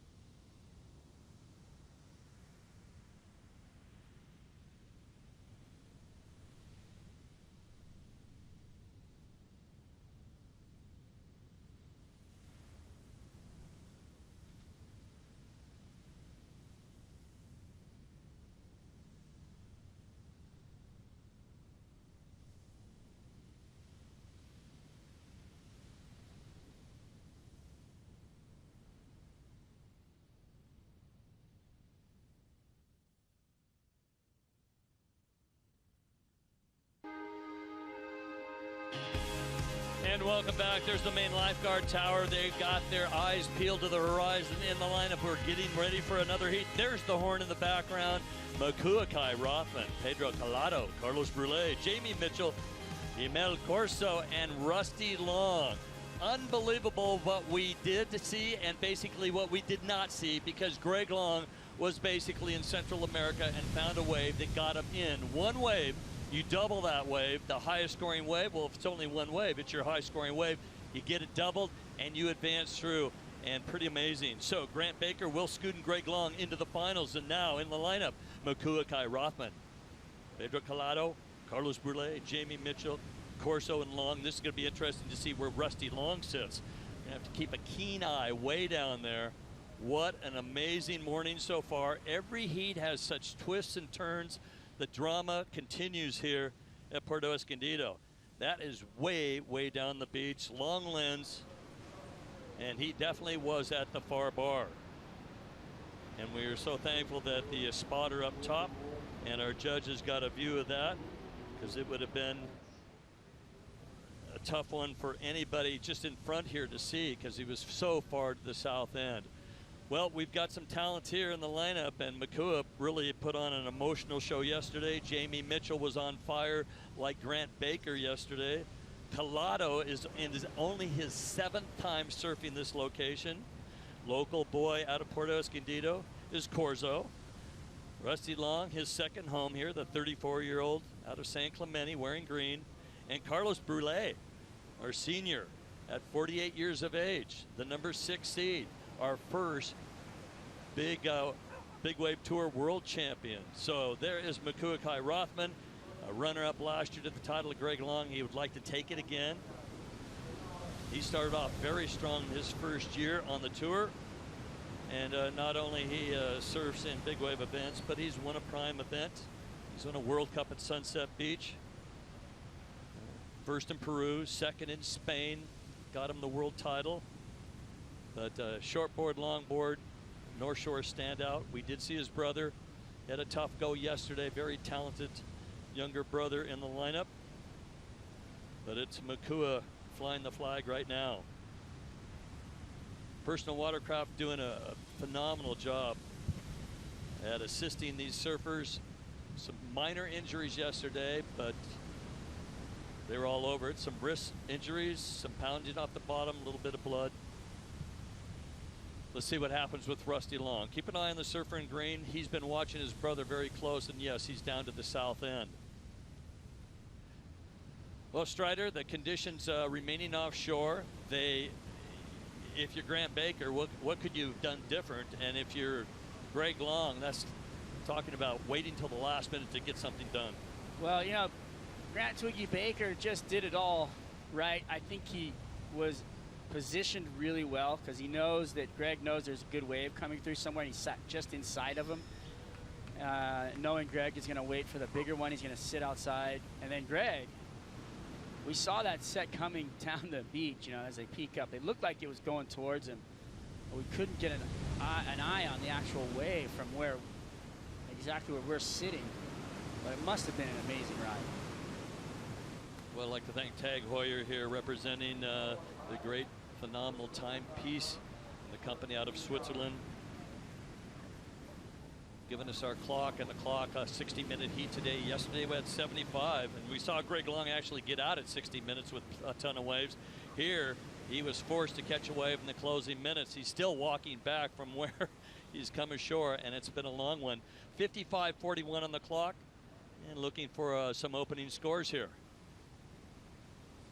Our Ponga boats are out the back. It is a real challenge to get surfers in this lineup. There's no deep water channels except down towards the harbor. And the personal watercraft are everywhere. In fact, we do have Larry Haynes out there shooting from the water. So this is not a place like Pipeline Backdoor or the channel at Regular Pipe or Backdoor Pipe where you can back the ski in and get really that safe of a shot. It's pretty sketchy if you back one in here because these are big walled up waves, and we don't need to lose a skier or a cameraman. You know, Greg Long was so far up the beach, and that's because of where he's staying. I believe he's got a vantage point of the entire beach from up above, and he sees where the best sandbars are from up there. And last night, when I was up there, I could see the same thing. Up the beach, there are some really great sandbars. There's deep spots, there's beautiful corners, there's places to ride waves, and if you're not up above it high enough to see the entire beach, you won't be able to see it. And he's up there, he sees it, he knows where to be at. Greg Long and his brother Rusty will be up there as well, I believe. Well, the number 1 seed has made it through. Greg Long, take a look at this, and it is our goofy footer Pedro Collado, and the 20-year-old out of Rio de Janeiro. Look how tiny he is and the wall of water behind him. And he opens his account in a big way. Now comes the next challenge, is surviving the white water and getting back into the lineup. Oh my, somebody just got taken out in a big way. It's a sneaker set's coming through. The swell is still on us. Oh man, yeah, we knew we were gonna see some big waves today. Those waves right there, solid 30, 35, possibly 40-foot face. Skis racing in to check on our competitor. few of the athletes getting caught inside. Makua Kairothan right there broke his leash. I'm not sure about the other competitors inside, but that was just a radical set.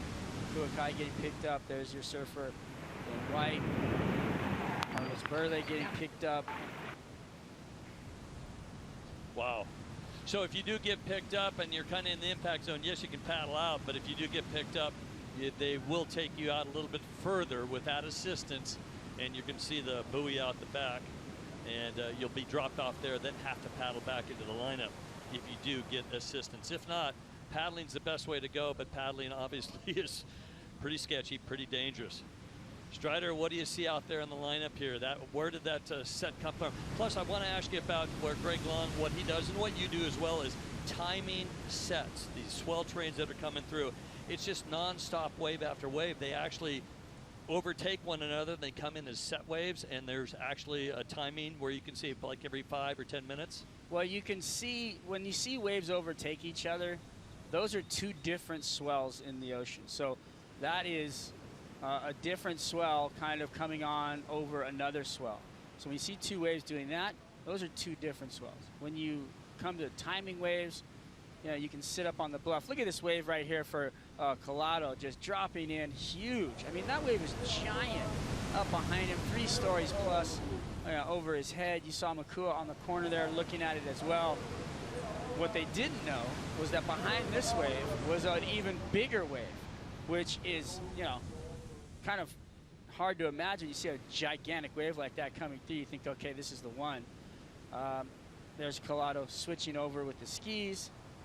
Yeah, Abe Lerner doing the assist in the impact zone, switch over to the other safety team members that then have the challenge of getting it back out into the lineup and drop off the surfer. So huge effort by everyone involved here for the safety of the surfers and just to get the contest going. If not, there weren't the personal watercraft paddling back out. You might see not a lot of waves ridden. Kaipa right now is the winner and the dominating force of that first heat. He is 43 years young, out of Durban, South Africa, correct? It is Grant Twiggy Baker with Kaipo. Yeah, thanks, Dave. Twiggy, convincing win in semifinal number 1. Looks like you were on all the good ones out there. Yeah, I had a great heat. You know, I've been coming to Porto for 20 years, and these are the days that I actually saw Rusty Long paddling from the back, and I shouted to him just before I came, and I said, you know, these are the days that we live for out here. You know, these 12-foot days where it's nice and peaky, not too rippy, and I always like to get out early, so I was stoked I was in the first heat. And you know, saying that, it's still a lot of luck out there. I mean, if Albie or Kai Lenny had been off my waves, you know, they would have done the same thing, if not better. So yeah, I mean, thanks to Porto for sending me a few waves. Well, 43 years young, former big wave world champion. It seems like your experience is paying off. Yeah, I mean, I thought the 2 favorites for this contest were Billy Kemper and Albie Leia. You know, the Maui boys, and Kai Lenny. They've been surfing so well, and they're such good barrel riders. So when I came down to the beach this morning and I saw it was, you know, 12 feet, maybe a little bit bigger sets, I thought, oh, you know, I got my work cut out for me. So yeah, it feels good to be the older guy and get a few waves and get one over those guys. You're going to have to make some adjustments going into this final. Notice that you basically misplaced, broke a fin with your leg on that last wave.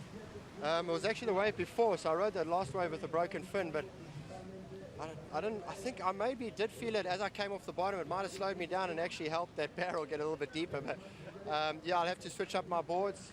I've been using a Pukas the last 2 days, and I've got some beautiful Climaxes that got sent to me just before the start of the contest, so I hadn't tried them, and that's why I didn't use them, but now I'm going to have to use it. It looks like a beautiful board, so yeah, I'm stoked either way. I'm just really lucky to be able to work with all these amazing shapers.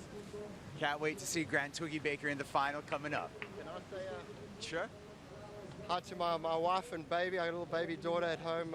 She's 5 months old, and just like to say hi, and I wouldn't be able to do this without you guys. So hi, babies. Go Team Baker. Yeah, Kate Lovemore and Grant Baker, what a team, and now proud parents. Kate, great job in supporting a phenomenal human being. And not only is he a great surfer, shortboard, longboard, he is a phenomenal kite surfer as well. So he kind of has all aspects of what's going on. Now, we saw a board that was on the beach, and I'm thinking, was that Makuakai Rothman's board? There he is right there, your number 2 seed. Our number 1 seed, Greg Long, has advanced through, and the number 2 seed is in the bottom of the draw, so you won't see number 1 and 2 meet until the finals. Next challenge for Makuakai is to get in the challenge. Pedro Collado, well, he started off fairly strong, and the judges liked what they saw with the goofy footer out of Rio de Janeiro, Brazil, a 7.17. Yeah, good score for Pedro. Just a giant wave, so, you know, obviously being a big wave event, they gave him a big score for his efforts. Nobody catching the next wave behind it, which was even bigger. And as you can see, Makua paddling in from the buoy out there. They had to broke the leash, had to go get another board off the Ponga. Right. Then get back into the lineup, find himself paddling in to regroup. Well, there's Carlos Burley right there, very famous in Brazil and around the world. 5 years he's been on a reality show on Globosat. He's soon to release his autobiography. He's a professional speaker, and he's a panelist, and he's got his own surf school as well. Carlos Burley, our elder competitor at 48. Will he retire? Probably never. And the way he charges and charges hard, and his fitness is very important. Well, yeah, how he stays so fit is fundamental. It's really through yoga. He stretches and continues to stay limber and keeps his blood flow. He does cardio and he does a lot of surfing, but you know he's basically the longevity. He's looking for the lifeline, right? That long, happy lifeline through the twilight of his pro surfing career, and with that, you know you need the blood flow. You know you need to be stretched out, ready for just about anything, and yoga gives him that. Well, rumor has it we do have the wave of Greg Long, the curtain call in the closing minutes that got him through. One wave that got him enough points. Let's take a look way down the beach. Wow, and look at Grant Twiggy Baker right next to him as he stroked into this thing. That is a massive wall of water. Came onto the foamy part of the wave and just got annihilated. But that wave was the biggest wave that we have seen all day. And he waited a long time for that wave, and rightfully so. He had his mark, he sat there, he dropped anchor, he did what it took, and you know, just paddling into that wave, watching where he took off from right at the peak. I mean, wow. He was just perfectly positioned to find the biggest wave of the day so far. Well, unlike shortboard surfing, you don't necessarily need to make these barrel rides, but the commitment and the travel time, in fact, you can get scored like we saw Pedro basically straighten out, but a massive wave. First, catch the biggest wave out there, ride it as far as you can, and until it closes out. Now, if you can do what Grant Baker did in his heat, find a lot of waves, get in the barrel, get covered up. When you get covered up, the judges can't see you. When you come out, the judge will give you a good score. Look at this monster wave here. A couple looking at the right, 2 surfers, and it is Makuakai Rothman in the pit. Huge, huge wave, good travel time, and they're paying his dues, but gonna get on the board in a big way. Makuakai Rothman, the 32-year-old, he does not seem 32. Still famous for his XXL surfing back when he was a teenager. That was incredible. That was such a well-surfed wave to find the wall, to set the rail, to get up into the tube on a wave like that. He had 4 seconds of drive time underneath the hood.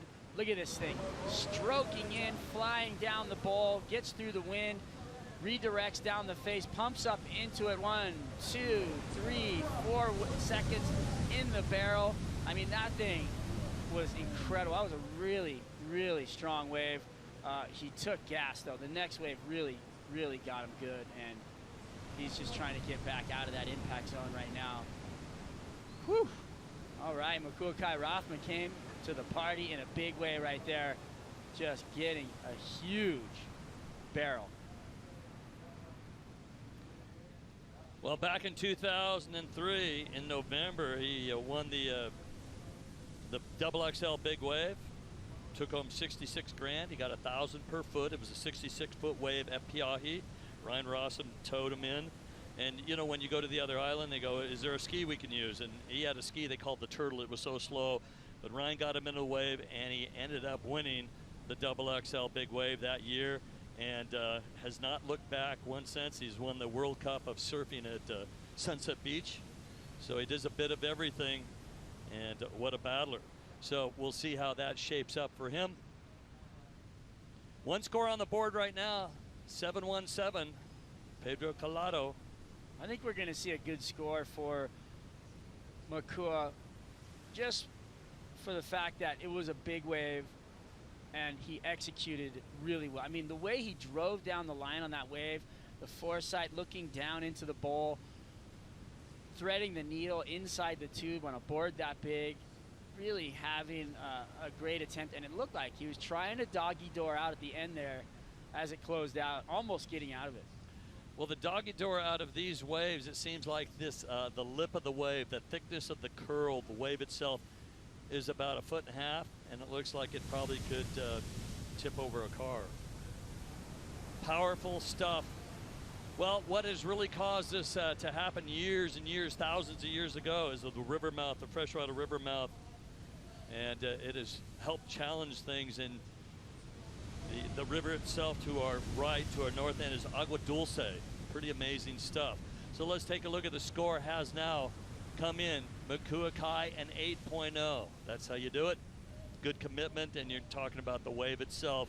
The judges are looking from this angle at the fifth story, looking down, and they go, that was a big wave. And they've got replays, you know, they're seeing everything from down the beach as well, which, you know, you got to look at every angle, because when the waves are this big, you want to know what's going on. You want to see what they're doing, how they're doing it, you know, setting their rails, the back and forth of pumping into the bowl, to driving down, to coming back up in, you know, the amount of time he spent in the tube. You know, to be under the curtain is pretty, you know, not easy, but relatively for these guys at this level, getting under the hood is pretty easy. We've seen Will Scudden, you know, get under the hood a couple times, but go down pretty quickly. Makua was driving through that tube, and for him to ride a wave that long in the bowl, in the barrel, completely disappeared and almost make it out of the tube on a wave that saw, that was great execution. Makua getting dropped off way out the back. He's ready to come back in. Makua Rothman. Makua Kai has taken the lead. The number 2 seed has dropped in and made it happen. When we come back, we will conclude our semifinal heat number 2 as we are live from Puerto Escondido, the Puerto Escondido Challenge. Stay with us.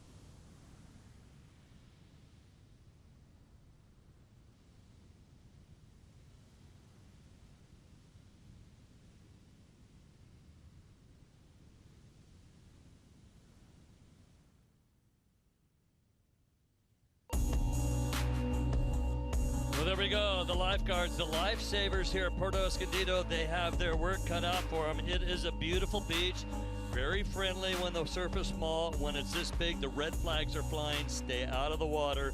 And today they cleared the water out for the first ever big wave event here held at this beach break.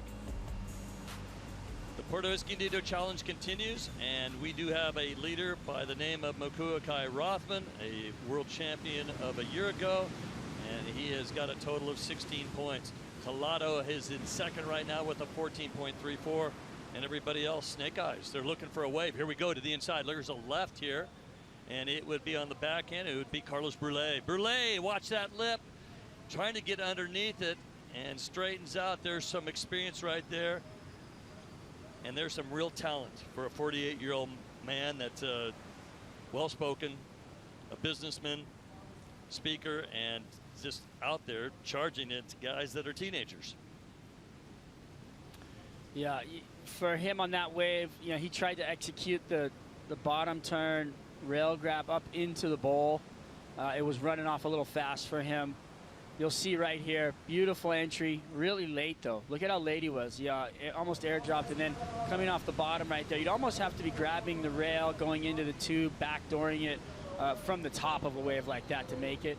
He was a little too deep to go running out in front of it like he did, and then it ran off away from him.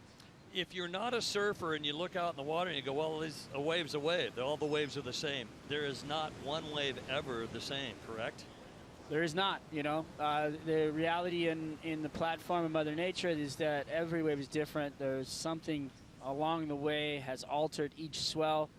Something along the time has changed the bottom of the contour for the sand as it approaches, the way the water sucks back out through the lineup.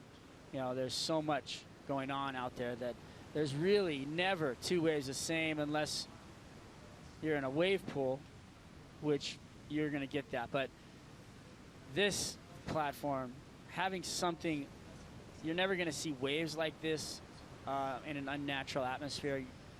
You're never going to see elements come together like this. This is a phenomenon happening right before us, and we're getting to enjoy it for a big wave event. I mean, it's pretty special. Well, you need a lot of experience, the peripheral vision of watching everything around you, the feel of the board and the speed that you need on the board, but even more important, your reaction time is so critical. The reaction time, you mentioned it, it was the start where he might not have got into the wave fast enough to make the drop or set a rail to get into the barrel, and then was committed to do a bottom turn, and he then had to make a decision, take it on the head or straighten out. And still, lots of experience, but he gets on the board. And with Brulé getting on the board, solid score for what had happened on that wave, a 3.83, and takes him into a transfer spot. So he is in third. Rothman in first, Collado in second, and Brulé in third. So we have two Brazilians. The two Brazilians in contest right now are both looking at a shot to jump into the finals. Jamie Mitchell, who had a phenomenal day yesterday, like Grant Baker did earlier this morning in semi number one, is looking for a wave, as is the very hard charging Jamel Corso out of Puerto Escondido, wearing yellow, and Rusty Long. Rusty's kind of doing what his brother is. He's waiting for the bomb, and Rusty has got a lot of patience as well. There is Jamie Mitchell waiting patiently.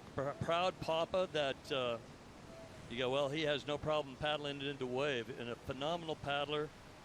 We've talked about it numerous times, but a 10-time Molokai to Oahu, which is basically the paddleboard world championships, 32 miles, and he won it 10 years in a row. The skis working out the back. There's the buoy where they drop them off, and we're in the lineup, and here we go with a couple of waves that might be marching through. Haven't seen too many rights open up. They only seem to be working for Grant Baker. And directly in front of the judges, there is Collado. He is not working down to the south end. The goofy footer's directly in front of our vision. Everybody else is to the south end. Big open ocean playing field. Well, we got to remind you that upcoming CT events, yes, the Men's Championship Tour. Thank you, Samsung. Yeah, J-Bay Open, Jeffreys Bay, Eastern Cape, South Africa. The window starts on July 6th, and it goes through the 17th. You talk about one of the 10 best waves in the world. Unbelievable. And what's even more unique is you got the wild card, Steven Sawyer, a goofy footer, took down some big names to get in. He won the JBU Super Trials by Ruka, and he has got a spot in it. And what's even more unusual, he's the longboard champion, and now he's the shortboard trialist. and he's up against it. And if he's anything like Sean Holmes, Holmes over the years has taken down some big names. This talented surfer, backhand, is out for scalps. He's out to make some money. He's not going after world titles. So you get the wild card guy in there that is used to J-Bay. Excited about going down there? Are you? I am. You know, it's always a beautiful place to go. Great part of the world, an amazing wave. We get to see the best surfers in the world on some of the best walls you're ever going to see in the world. You know, hopefully we get some great swells and we get to see everybody perform up to that level, and it'll be great to see Mick Fanning back in the water, obviously, and all the guys get back to doing business at J-Bay. Van's U.S. Open of Surfing gets underway at the south side of the pier. That's where we'll see the ladies rejoin their tour. This will be a men's QS event, but the women's Samsung Galaxy Championship Tour gets underway with the Van's U.S. Open. That starts on July 25th in Huntington Beach, Southern California. Let's take a look at Jamie Mitchell. Jamie Mitchell, just a gutsy surfer, the go-for-it guy. Well, Jamie getting one of the best waves, the best wave of the day yesterday. And look at how big that wave is. It was so big it almost didn't hit the outside sandbar. Then he hits the inside sandbar. He pulls up into the bowl, grabbing the rail, having to readjust right here. You see him pull once, pull twice, putting the hand on the board, trying to negotiate coming out over the shock wave. I mean, there was so much going on that wave. It was just crazy. And for him to really execute and come out, really, really beautiful ride on the backhand. If you've got a clean open face like that, it's great, but then he came into what looked like he's got 6 inches of powder. That foam right there, does he put on the brakes a little bit with the foam? The foam's going to slow you down. It will. You're gonna. It's like hitting, you know, sand on your bike. You know, when you're flying across like the boardwalk and you're down on your bicycle, all of a sudden you hit a patch of sand and you kind of lose control a little bit and you slow down. Exactly what it's like on your surfboard. Your board kind of goes out of control, you slow down, and then you have to try to readjust to figure out how to get out of there. Really talented wave and what he pulled off yesterday. Great skill, and it's good to see Jamie here, and he's brought his family, his partner, and the new baby. Cassie is his partner, and the little baby, Nevaeh, Nevaeh. And although he's living in Hawaii, out of the Gold Coast of Australia, and a XXL standout for years and years. 30 minutes, 56 seconds on our Tag Heuer watch. Good to have the Swiss company giving us the official time. Let's check in with Kaipo Guerrero. Good morning again, Kaipo. Who do you have? Thanks, Dave. I'm here with Greg Long, and we saw Greg come through that heat. In the final minutes of that heat, track down a great wave, a big wave, probably the biggest wave we've seen ridden so far today, way down the beach. Greg, I know you've been coming down here for a long time and you played patience. Did that factor into like some of your experience surfing Puerto Escondido for so many years? Yeah, I was actually just in a really bad rhythm out there today that kind of had a different, well, same game plan as yesterday, just waiting for the biggest ones, but that heat was a little slow for the big sets that I saw this morning. So yeah, I saw everybody had a couple of decent waves, and then once it got down to the final minutes, I knew that, you know, it was either going to be a big wave or, you know, nothing at all. You know, one wave score to hopefully get me through. I honestly think I was probably a bit overscored, just given how ugly and hideous that thing was. And but you know, again, I didn't actually get to see everybody else's waves. But you know, for me personally, when I wiped out on it, you know, it got all foamy and ugly. I had written it off, so was really surprised to hear when I made it through. But I'm happy to get to go out there. It's still offshore, and hopefully do a little bit better at next heat. Well played. You know, so now you get to reset going into the final. Any changes you're going to make in your approach, equipment, anything going into this final? I'm going to sit out here and actually watch it for you know, a few 15 minutes before we get in the water, and really see just if there's any of those giant sets still coming through. If not, I'll probably go to a smaller board and play the inside game and just wait for the big double ups and hopefully get barreled. Good luck, Greg. Can't wait to see you in the final. Thank you.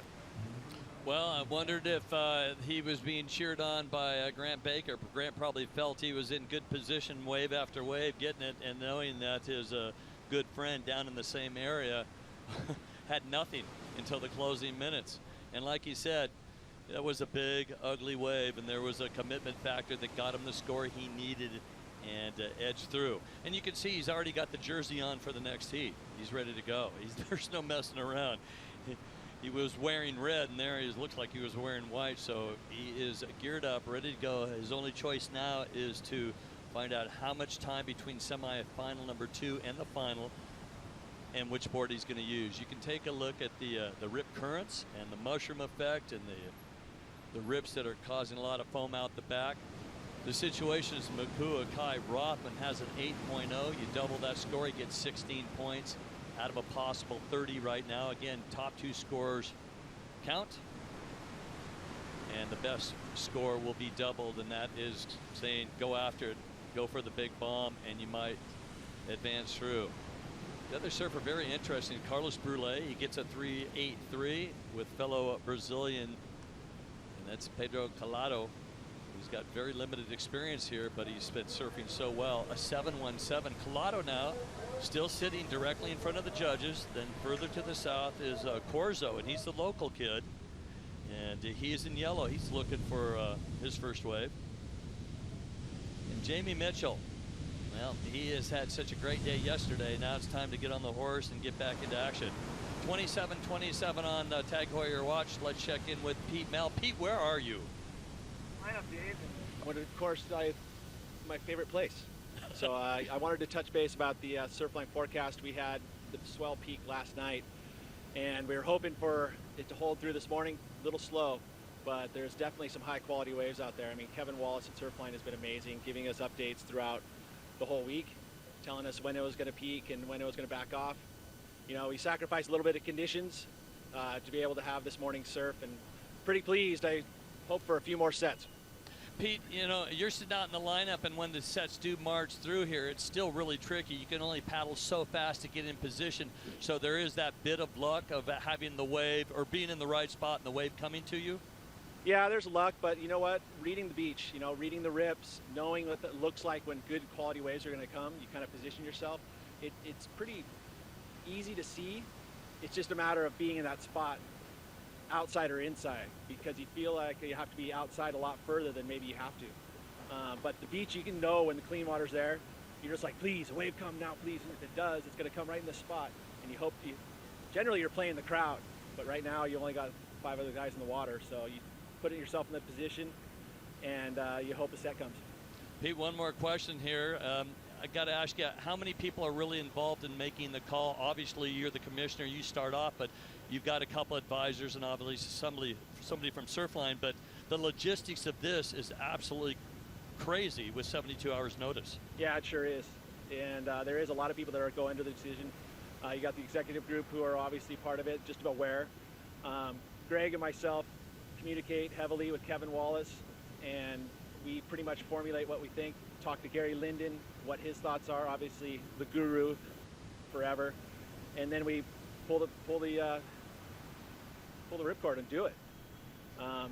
You know, like I said, this one we had to do a call really early, and just to get everybody down here and set up, and it was still in the nick of time. And so proud of everybody who came together to get this thing going. Hey, sorry, but I'm going to ask you one more question, though. We're talking about this being a beach break and one of the biggest waves ever. How about Nazare? Does it fit into being a beach break? It's its own mutant, and it has one of the biggest waves in the world. How does Nazare fit in?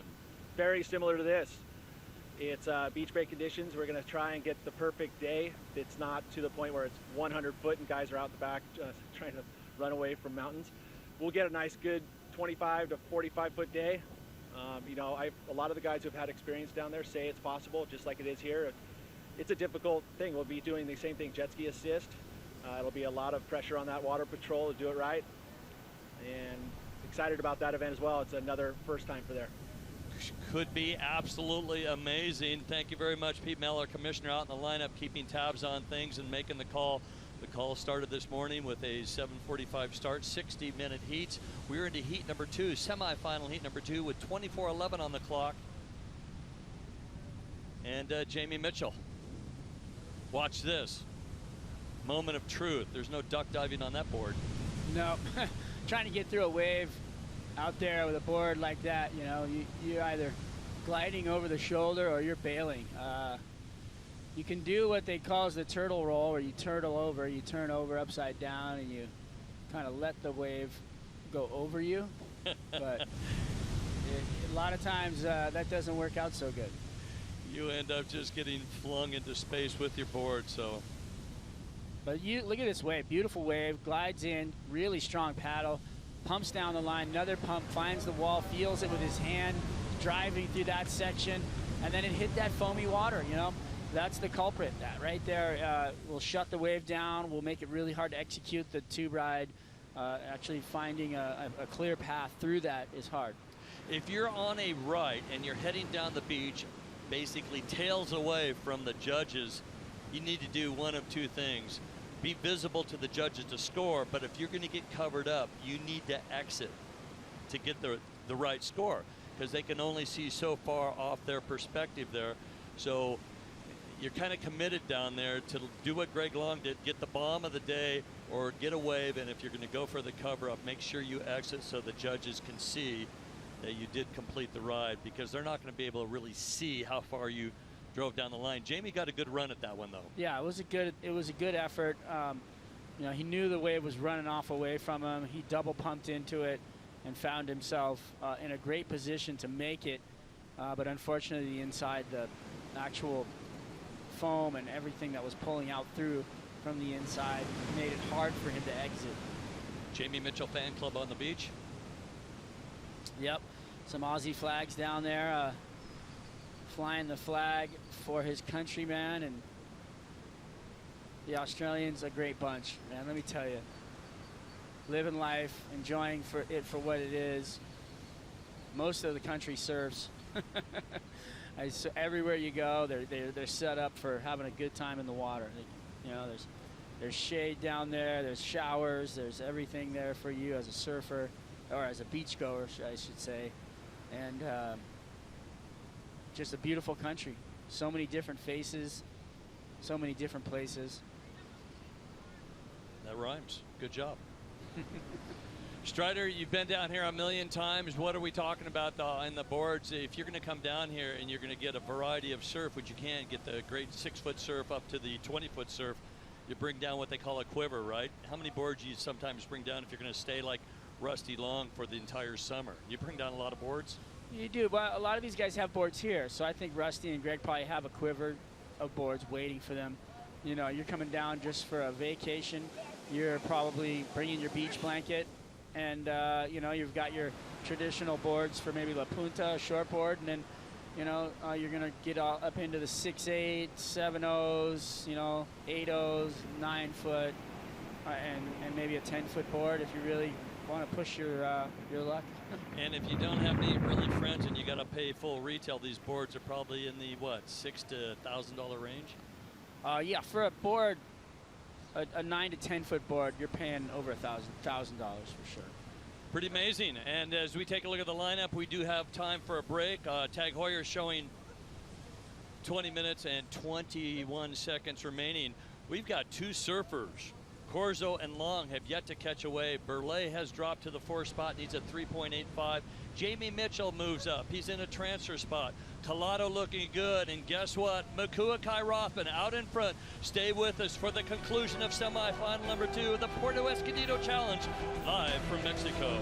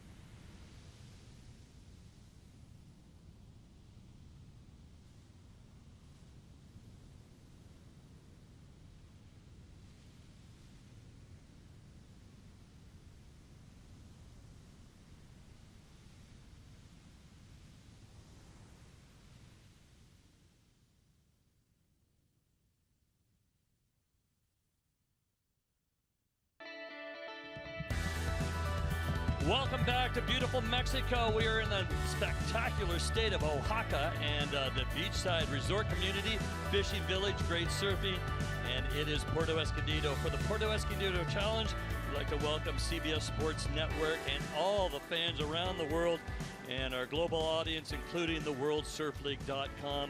David Stanfield with Strider Wazalewski, Piper Guerrero, Pete Mel, and bringing you the action right now. We are into semifinal number 2. Every heat is lots of drama, and Strider, to find the wave is now the key. To be in the right spot at the right time. In our first semifinal, Jamie Mitchell, it all came to him. But the real pull the rabbit out of the hat was our number 1 seed, 2-time world champion was Greg Long. In the last minute, one wave got him through. That's right. Greg Long, pulled the rabbit out of the hat right there.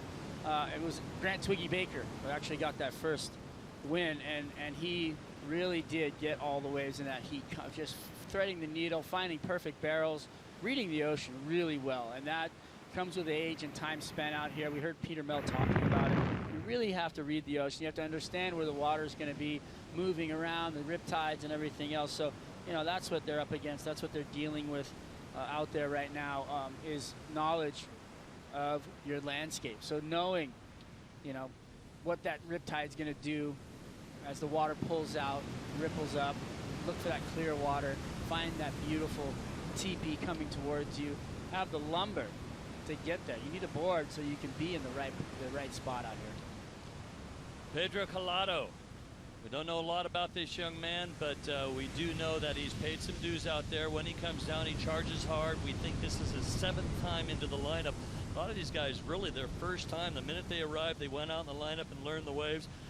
And even Rothman, he goes, this is my 2nd time ever in Mexico. And I'll tell you, a good surfer adapts to the conditions, can read the ocean. It makes it all happen if you've got that experience and that ocean knowledge to read the waves. And Rothman has done it. Let's take a look at the heat recap. And yeah, it would be starting off with a pretty big wave for Pedro Collado. That was a huge wave. I mean, 3 stories at least. Talking 30, 35 foot on the face. Then backing it up was Makuakai Rothman right here, Dave. Beautiful ride. Makuakai Rothman can do it all. He came short on winning his 2nd world title. The number 2 seed paying his dues right there by jumping up into the lead. And how about this? Here's our vet, Carlos Burley.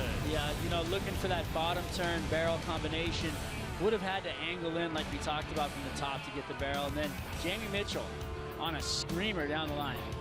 Jamie Mitchell just fearless, goes for the barrel. He's looking for some speed now to push through. But you mentioned we did have a little bit of current. There's some foam on the water. It gets a little dirty and ugly at the end. And we did see some kind of cross chops. So not the perfect exit for Mitchell like we did see yesterday for him.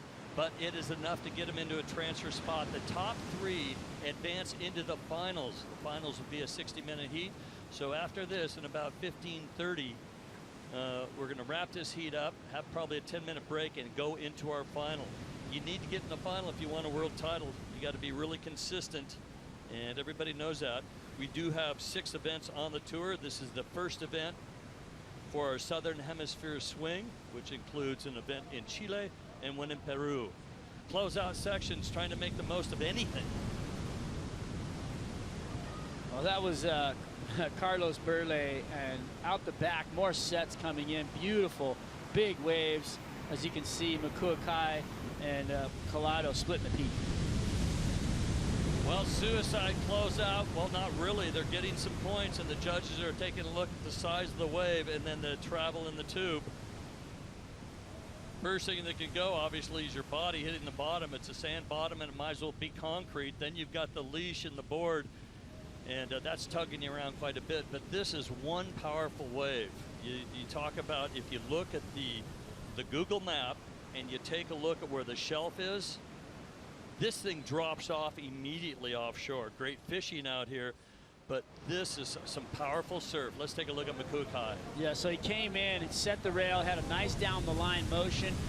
That thing was running down the sandbar, and then on the other side of that was Collado on that big left, not really getting any open face out of it, having to go straight, but the right really looked good on that. And I think Makua might have been driving in that thing for quite some time because it had a beautiful wall. He set up really well and was going really fast into it. Carlos Burle just kind of dropped in for the, it looked like he went right on a left just to get the barrel. Wow, if that lip would have hit him, he had to pull in for safety's sake, and either way, it's not a... There's really no safe spots out there, but if you had the choice of taking a 1.5 lip, it's just going to smother you. Yeah, we've seen surfers go over the falls, and that would be the terminology. Niagara Falls in a barrel going over the falls, like over a waterfall. Well, we did see earlier a surfer get hung up to dry, a little bit of offshore wind, didn't get quite in. The board went over, then pulled him over the falls. Not a glamorous feat of skill there, but you got to survive that. Yeah, you take it all in. Albie Layer, you know, took it on the chin, went for it, looked at the beach, basically giving it a salute, like, let's do it. Went right over the falls, went for the elevator shaft ride, and you know, came up, got pounded by a couple more waves. And, you know, I think the coolest part about this, one of the most unique parts about this whole thing, is the fact that they're actually keeping a calm, collective head. Look right here. Speaking about calm, cool, and collective, Collado on the left, Makuakai Rothman on the right, driving down the line. See that section? You see the slab of water as it tossed out over him. See it perfectly peeling off. Look at that lip line. What a wave. That thing was just peeling down the line. So there's a surefire sense there that he got a long tube out of that, even though he didn't make it. Rusty Long. Rusty Long finally trying to do what his brother did. He's got a corner at the end. He is driving hard, and one section collapsed, but Rusty Long gets on the board. And remember, Greg had one wave. They doubled it, and he snuck through. Rusty Long looking for something in the 6-point range. Needs a 5.76, I believe. So Long giving it his best shot. Time check, 11:45 remaining. Decides to paddle back out too, right through it. That was you know, there's that calm, cool, collective head that you need to be as a big wave surfer. Here's a replay angling in, just like you've seen many of the surfers this morning. Finds a nice line through the tube, but again, hits that inside whitewater section, and it foils his plans for an exit. But look at this entry, just beautiful, clean, smooth entry. Comes off the bottom. This thing opens up wide, pulls up into the bowl, almost gets lipped in the head, and he's just driving through the barrel. Beautiful work by Rusty. Well, Rusty, former nominated for a Monster Tube and nominated for Ride of the Year in 2016. Really talented surfer, very low-key. His brothers already made it into the final. Let's see if Rusty can get out of that 6th spot with this one wave. It'll be doubled because it's his highest scoring wave, meaning it's his only scoring wave at this point. Long's got 10 minutes and 40 seconds to try to get 2 waves right now. Rothman out in front. And Rothman looking very solid. He had a lot of drama yesterday in his heat. Pedro Collado, though, he's kind of your wild card guy that don't know much about, but he's such a hard charger. One of the 2 goofy footers that was remaining in competition in our semis, and he continues to charge hard, pretty fearless. Yeah, got a really solid score for that big wave that he caught. Then trying to back it up is what he's doing now. That last wave, not big enough to really give him the points he wanted for having to not find open face. 2 world champions already making it into the final, and that would be Greg Long, a 2-time world champion, and Grant Baker. In this heat, Carlos Burle won the very first big wave title in 2009, and Makuakai Rothman in 2014.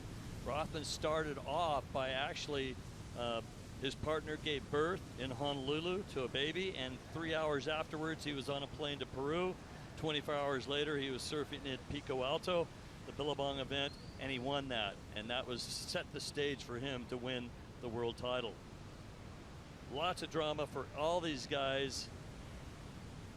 They have to travel, they've got to pack, they've got to deal with all the logistics of actually getting to the location in 72 hours.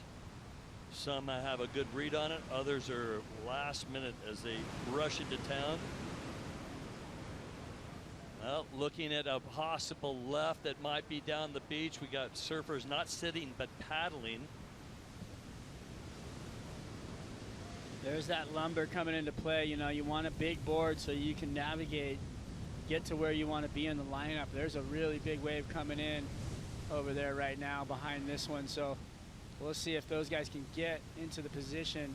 Guaranteed left. Now, you take the first wave, it doesn't work out, you're going to get beat by the second, maybe third. Who's going to be in position here? Remember, there still could be an interference. So you got to keep your nose clean and look to your right to see if anybody's behind you. Deep in the lineup. And here we go, grabbing around Makuakai. Rothman in the right spot, goes for the cover up. He has no choice. Look at this wave. Can he make it through? Just not quite enough speed. What happened there, Strider? That was a great effort, but like you said, a little too deep on the wall, not making it, but great effort. There was what the example, it's a great example to look at for, you know, what Carlos Burley needed to do on his wave. When you take off on a wave like that, that's going to be shooting off down. Look at how close Rusty Long and he are. So he gets up and he immediately angles in, grabs the rail, gets high on the face, and finds, you know, that down the line motion, puts himself in the tube. I mean, what an amazing wave to catch, but grabbing the rail, pulling up into it. There's live action. Jamil Corso, here we go, local boy, the 19-year-old finds a corner, and this might help him out. He finally gets on the board with 7:34 on the Tag Heuer clock, and good for him, and the crowd on the beach applauses. The beach announcer very well aware of the local surfers that are still in in the championship here.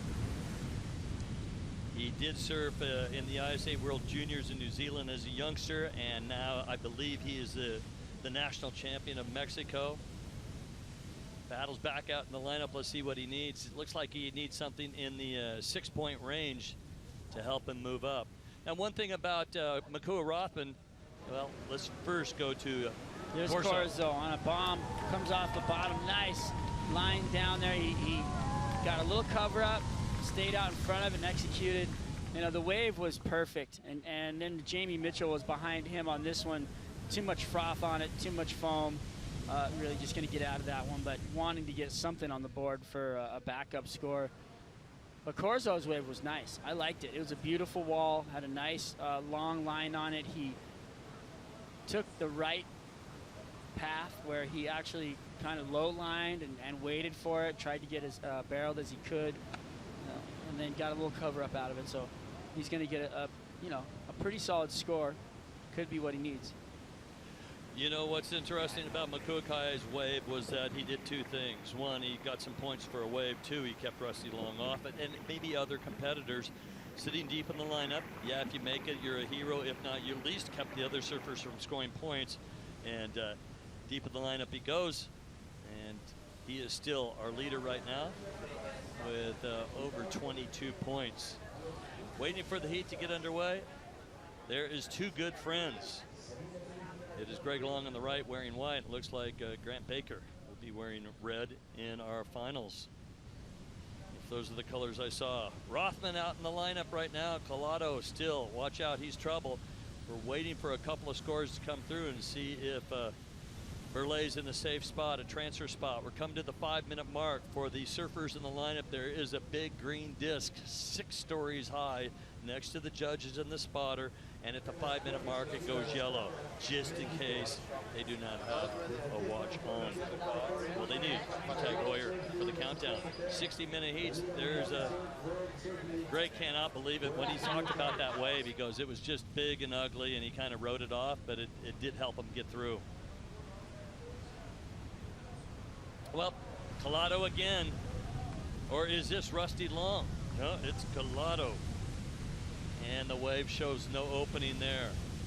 One more right after it. Let's see if anybody's in position. And somebody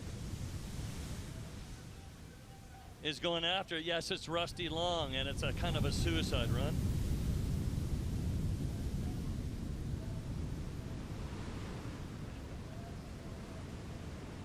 .425 on the clock. Oh, that's Rusty sitting out the back. So obviously, who'd I see? That was Burley. Carlos Burley doing what he needed to do, grab the rail off the top and actually executing that grab rail takeoff into the barrel, getting under the hood. So here's Collado's wave, taking the line down, trying to find the wall, really pushing on that speed angle, not touching the face so he can go as fast as possible. And then behind him, There's Burley, pulls up into the bowl, tries to, you know, he did what he needed to do there. He grabbed the rail and pulled straight in. But unfortunately, that wave ran off faster than he could get down the line on. Burley giving it a shot. Rusty Long has moved up into 5th and does not need much of a wave. Now, depending on these last scores coming through, we'll see what happens. But at this point, Rusty needs less than a point to move into a transfer spot. Rothman in the lead. Collado trying to improve his 2-wave total. Burley is charging hard as well and doing some suicide runs. Jamie Mitchell in 4th. Jamie needs less than a point. Long needs less than a point. Corzo looking for something, a mid-range score.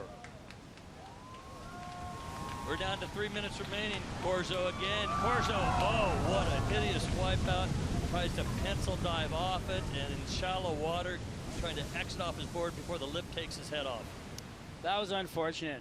You know, I'm not sure what was going through his head right there, but it looked like from the screen he had, oh man, look at this wave on his head. It looked like he had the line into it. All he had to do was hold the rail, maybe reset that inside edge with his heel, pull hard on the rail and get another tug to get him back up into the barrel. But look at this wave, you know, perfect positioning on the drop. He's drawing off the bottom. He stops drawing and for some reason doesn't commit to the barrel. So a little hesitation, yeah, right there. Right there, and you know, if he would have just committed, he could have had probably one of the better waves of the heat and be into the advancement stage. Well, you know, the minute he jumped off, did you notice that his hand went towards the pull ring? Yeah. He knew he was going to be down, and you can see that he is, how is he inflated there? Either way, you can inflate your vest and then deflate it real quick. Asking for time remaining, 1:45 on the clock right now. And like you said, Rusty only needs less than a point to get through this. So in his mind, I don't know if he knows what he needs. That's the hard part about the situation with big waves. It's really hard to communicate to the surfers. So they might not know exactly what they need. So Rusty just really literally needs to turn around and paddle and go on a closeout. Sometimes it's some of those little small scores that are hardest to find. This is true. Well, this guy's nonstop. Carlos Burley in that 3rd spot before scores coming through. Somebody's got to cut down that palm tree, the coconut palm. We missed the shot. I got a glimpse of it. You did? What happened? Great effort. You know, threaded the needle, pulled up under the hood, rode through the barrel, and then got bucked off just at the end as it closed out. He knows how much time's remaining. He says, okay, that's it. I'm coming in. Rusty, turn around and catch one, buddy, if you can hear me. Here's the replay of Burley. Drops in, grabs the rail. There's that, what you want. You want that down the line motion. He's pumping on the backhand, gets a beautiful tube, and then right as it closed out, you know, kind of got tossed off. So right there, he was pumping down the line in the tube, grabbing the rail, pulling it up, letting it go, dropping back down into the bowl, pulling back up on that rail, setting that inside edge, and repeating so he could get down the line as fast as possible, not touching the wall with anything. And just so you know that with cameras up and down the beach, the judges are looking from the eye, basically one position. So you might see a camera shot from a different position. It's not exactly what the judges see unless they ask for a replay. So what might look like to be an okay wave, if the judges see it differently or get the replay, we'll see a different score pop up. Got a big recap of semifinal 1 and 2 coming right up. We got a really quick break from what we're told. We're going to get right into the final. We've wrapped up semifinal heat number 2. We think that Rothman is going to advance to possibly Collado. That was ugly. That was Jamie Mitchell. Ouch. And swan song. He's not going to be advancing. Burley with an effort. Collado with an effort. Rothman with an obvious eye of the tiger, paddling around Rusty Long on that big set. Literally just had the lumber, went to work, putting himself in the driver's seat at all times. So it looks like we got at least a couple of world champions in our finals. A 60-minute final, 6 surfers in the lineup. No priority. We have 4 world champions. Well, we'll see if Carlos makes it through. We Oh, still yeah, got that's scores. true. That's true. We're waiting for Yellow's score, huh? So, Gmail, you said he says his name?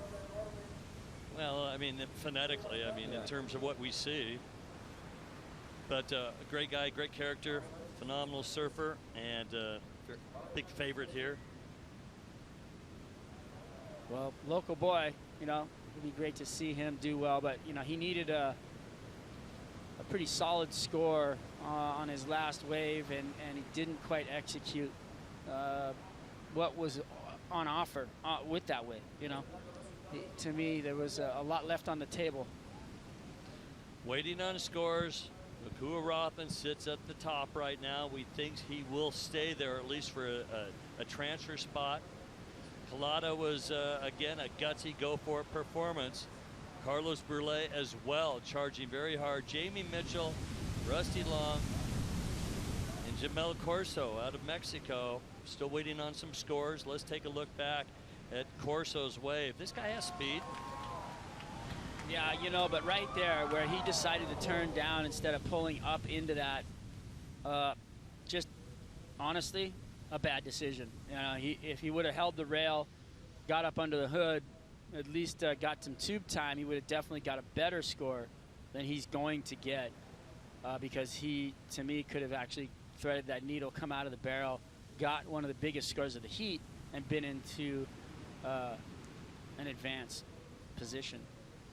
So what is real critical is if you do have a high score, it will be doubled. If it's your highest score, double the points. So the crowd going crazy for every time he catches a wave. That was a beautiful wave right there by him. He executed that one really well, you know, riding the wall, finding the line low to go slow enough to actually come through. It was great effort for Corzo right there from Mexico, Puerto Escondido boy.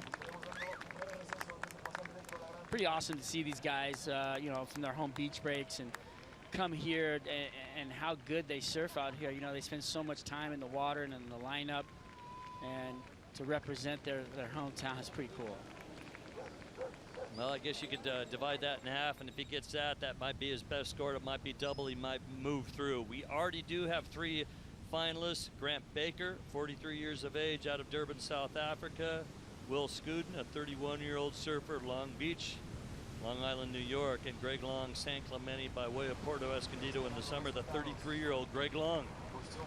So a couple of world champions already in. Let's see if Burle and Makua Rothman can get in. Right now, Burle sits in the 3rd spot. He's got some scores waiting that might bump him out, but then he's got a score that might help him out. Yeah, I thought that the other scores had already dropped for female Corzo, but they hadn't, and so he is going to get a great score. And he's got 2 scores to drop, I believe, because he rode 2 waves at the end there. He got the great right and then the left, which could have been executed a little better, but, you know, with that said, he got, you know, a pretty good right-hander, so we'll see how the judges. Well, look at that. The locals are getting some photos with him. Yeah, he's one of the local heroes. Let's see if he can make it in. So cool. So cool to be on the main stage, you know, have your name out there, let the rest of the world see who you are. Here's that right hand, the first score you see. Beautiful bottom turn, nice low line, stays in it, gets a little cover up, comes out clean, kicks out.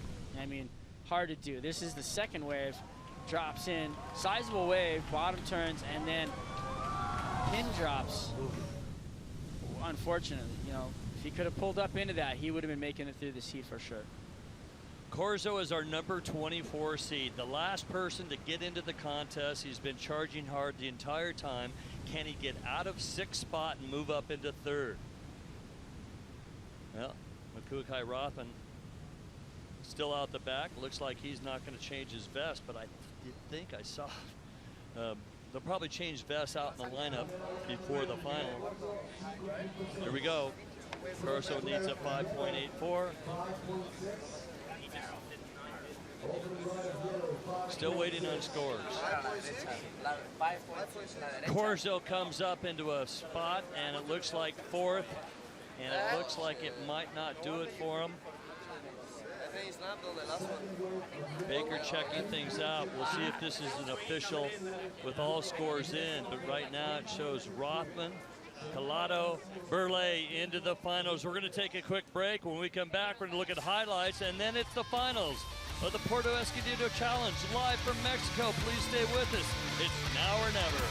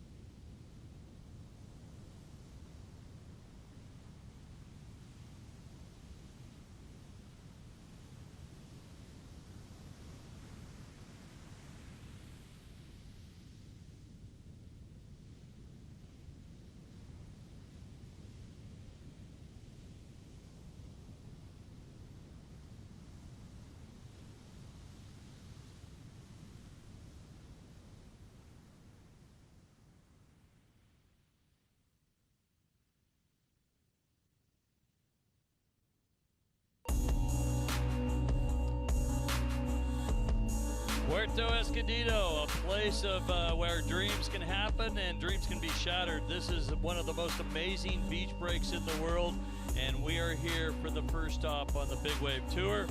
David Stanfield along with Strider Wazalewski, and this is a two-day event. We've been so fortunate to have swell for 2 days. Pete Mel and team and Surfline says, you know what, have it tomorrow and hold off for the finals and semifinals today.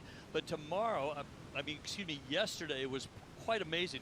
We had 4 75-minute heats, and that was an all-time record-breaking run of nonstop surf. Right, Strider? Yeah, it was one of those days that's what you come for, right? You want to push the limits. You want to see these guys, how good they are in positioning and riding these big waves and executing rides. And they did everything. There was no disappointments. Really fun to watch. Remember, we're going to take a look at highlights right now. When you see a surfer not make a wave, it's about the intensity. It's about the commitment. Take a look at the commitment from Friday. We're live in Mexico here. We're in Puerto Escondido. It's so hard to have all the elements line up to actually have an event like this, for everything to come through and arrive so alive. Call for the Puerto Escondido Challenge. It's on. 9 a.m. start. We've got conditions that are well and truly the size we're looking for. Way down the beach, Greg Long looking for a Ride of the Year entry, and the thing runs away from him, and now he is in a tough situation. As we take a look at Kai Lenny, I believe, and look at this, another section. Oh, Kai Lenny, kaboom, right on his head. Are you kidding me? And on the far bar, this is Gabriel Villaron and Villaron, Punta Hermosa. Here we go, Greg Long on his backhand. High and tight, can he hang on to it? Sets his rail, here comes the cover up. Where did he go?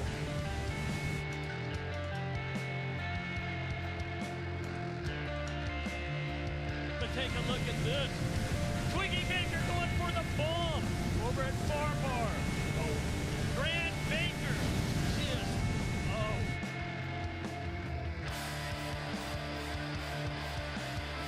Here we go on the left, somebody's dropping in. And it looks to be possibly Ramirez. My skin is raising up. I've got full-blown goosebumps. I believe that is Grant Twiggy Baker. Sets up for a barrel using his hand as a pivot. Look at this huge wave, and it closes out on us. But he will be scored for his bravado.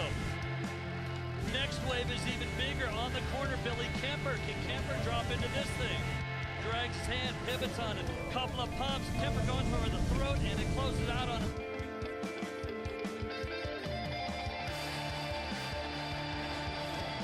Well, here we go, and it looks like the goofy footer Jose Ramirez in the barrel, and the lifeguard's going to have to save himself from that one. One-stop action down the beach. Here's your number 2 seed, former champion Makuatai Rothman, and he's in an ugly, frothy, foamy suicide pit, but he had to go for it. Free falling out of the sky, finally gets to the bottom right there. Bottom turns up into the bowl, finds the rail. He's in the bowl, just driving. That board just looks sweet, like a hot knife through butter. Gives himself a little clap. Back off. And here we go, grabbing rim to start things off, Jamie Mitchell. Mitchell to the bottom, now pulls into the barrel. High line and that rail gives up a little bit of trouble. Great balance to Jamie Mitchell. What a balancing act, like a Cirque du Soleil. Jamie, incredible.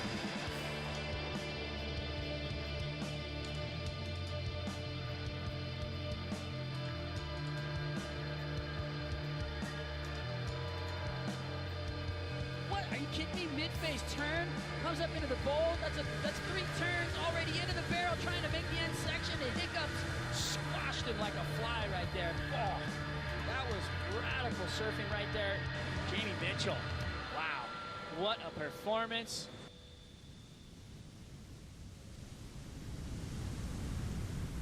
Believe it or not, we have 4 Big Wave World Tour champions in our 6-man final. That is going to be quite amazing. And what's equally amazing is we've got a good mixture of surfers in the lineup. But it all started early this morning, 7:45. What a heat, and the drama started off. And it ended with Greg Long barely sneaking through. Let's take a look at highlights of our semifinal number 1, first thing this morning. Strider, you talk about the X Factor. What is the X Factor here at Puerto Escondido? There's many of them. Well, yeah, there's a whole bag of them, and here's one right here. You don't know if you're coming out. Boom, you come out. There's a lot of water moving, a lot of water inside the tube right there. Beautiful work by Grant Twiggy Baker. And then Albie Layer coming off the bottom, trying to find himself a nice long bowl. Gets an open face, but then it shuts down, so he's pushing out front. Really amazing, and the way these guys had to draw their line, they had to be in perfect position to make the sections, and Grant Baker, boy, he could do no wrong. He was sitting just inside his good friend Greg Long, who waited till the last minute to get one. But look at this, Will Scudden. Boy, what a superhero out of New York, of all places. Look at the bottom turn, the commitment, grabs the rail. It is so hard, gets into that foamy water, though, makes it really hard. Kai Lenny dropping in on this bomb right here. Kai Lenny was in position to advance through in the last minute. It was Greg Long getting one wave, getting it doubled. Here it is, the secret wave that basically was in Central America. He was so far down the beach. Yeah, it was ugly. I mean, he came into that foamy pit part. That thing just will stop you in your tracks. Grant Baker was non-stop. The 43-year-old out of Durban, South Africa, finds a wave that not only spits one, but twice on itself, and he comes out smiling. Two spectacular waves for Twiggy. You heard Twiggy talk about the fact that he's been down here 20 years. They showed in that heat. Really amazing stuff. So advancing through Grant Baker, Will Scooten, and Greg Long. Baker and Long both champions. Long a two-time and defending champion. Kai Lenny gets edged out at the last second. Albert Layer gave it a good run. And Royer Ramirez Jr. gave it a good try. Well, the hot dogs in this one, Pedro Calao goes for a lot. Carlos Burley and Makuakai Rothman, those guys advanced, but it was not an easy one. Calado really had to take off on some scary waves. That was a giant wave, and you know, the huge, probably the biggest wave of the heat. But then Makua really got this technical tube ride where he rode through multiple sections, tried to doggy door right there, and got annihilated, but got rewarded. Now, Makua actually lost a board and had to go back out and get his backup board as well. So Carlos Burley, non-stop, our elder competitor at 48 years of age. He's never going to give up, and his experience, very wise surfer. Jamie Mitchell driving through the bowl right here. Look at this thing just hucking over him. Almost had the exit, the foiling water right there. Makuakai Rothman on the next one. Makuakai bringing it in, Sunset Beach, down in Oahu, the North Shore, the 32-year-old, winning the title in 2014. And then Rusty Long got a beautiful wave right here. I mean, absolutely an epic execution, trying to find that clear water at the end. But then this was the wave that, you know, basically put the icing on the cake for Makua. Really taking off deep, grabbing the rail, pulling up underneath the hood, driving through the barrel. All the weight was forward on that, but couldn't make it out. Non-stop action, but it took 60 minutes for these highlights, so sometimes you're sitting out there waiting and waiting for a wave, and when they come, you better be on it. Calado finding some open face down the line, driving into the bowl. Oh, shut him down. Well, not every wave was perfect, but one thing about his commitment, and Corzo committed to that wave. Last minute he gets axed and he misses out the advancement. But Carlos Burley made it happen, and he advances through, which makes it pretty amazing. We have 4 world champions in the 6-man heat coming up. Well, the lifeguards have had their work cut out for them. There is Rothman, your leader, winning that heat with 16 points. That's doubling 8, total of 22.33. That's out of a total possible 30 points. Calado advances through along with fellow Brazilian Carlos Burley. Well, Jamie Corzo, Aimel Corzo, the local young man that's 19 years of age, props go out to him and what he did, representing 6 Mexican nationals here.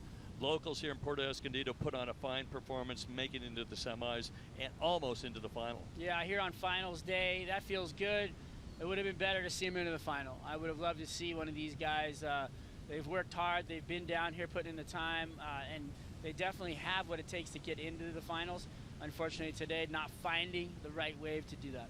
Absolutely no losers here. It's only about winners. And if you want to win, you've got a 60-minute heat coming up. When we come back, we're going to have the GoPro breakdown, and we're going to get underway with the finals of the Puerto Escondido Challenge. Stay with us. We're live from Mexico.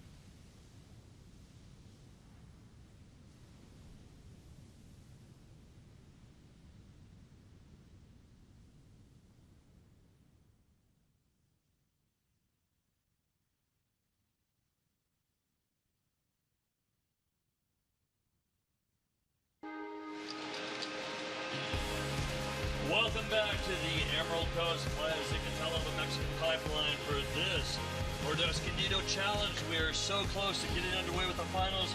Grant Baker, Will Scooten, Greg Long, Makutai Rothman, Pedro Collado, and Carlos Brule taken to the water right now. Let's check in with Kaipo Guerrero on the beach. What's up down there? Thanks, Dave. Yeah, look at the term waterman gets used a lot, almost overused, but I'm here with a real waterman, so good, a world champion in numerous board sports. Kai Lenny, love to get your perspective of the overall experience here at the Puerto Escondido Challenge. Well, when I first came over here, I was super nervous and scared. I'd never been here before, and I'm usually used to reef breaks that have this nice corduroy line to it, and you know where you're sitting, and you know the lineup. Coming here, literally just straight closeouts, and there's corners occasionally, but you have to put yourself in this kind of sketchy scenario, and so adapting to that was pretty difficult. But my last tee was my third session out there, and I'm starting to feel it. Okay, Kai, might have to put you on. As a surf analyst right now, who's your pick for the final? I mean, looking at it now, any one of these guys can get it. It's really just about the waves, because they're all the best guys in the world. It's just, does the wave come to you, or you're in sync with the ocean? Twiggy's pretty on fire right now. He's having a really good rhythm from his last heat.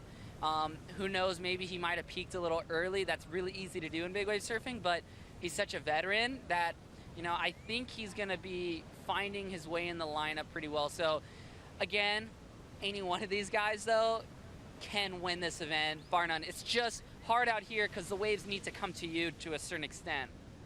What's your assessment right now of the current conditions? Well, the assessment right now, I think we all thought it was going to be a lot bigger today.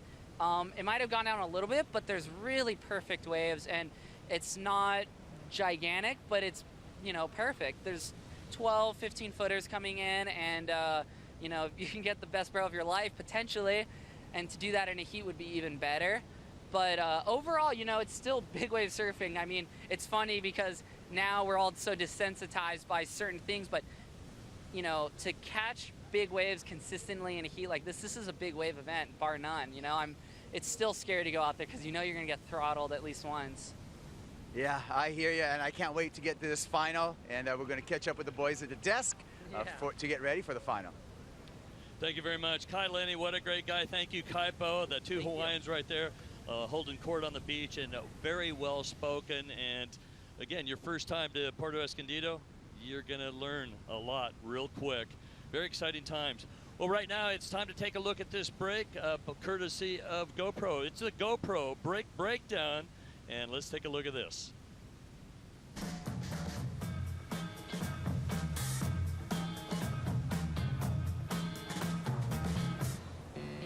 We are in Puerto Escondido, the famous Mexican pipeline. And well, we're gonna be having the Big Wave World Tour. For Puerto Escondido, the only thing is to get the biggest wave and pull in the biggest barrel, That's what it comes down to.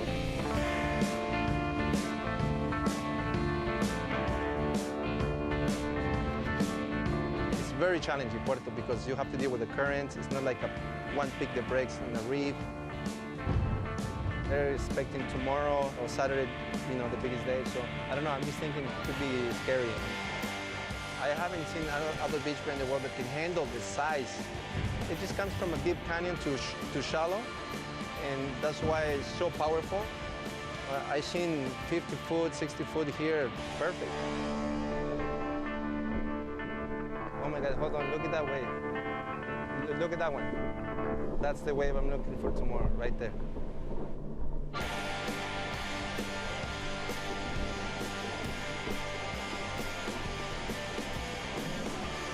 It's gonna be very exciting, I don't have a doubt that it's gonna be gnarly. For me, it's so emotional to be part of this. It's just amazing, and because it's been a dream for me since I was a kid.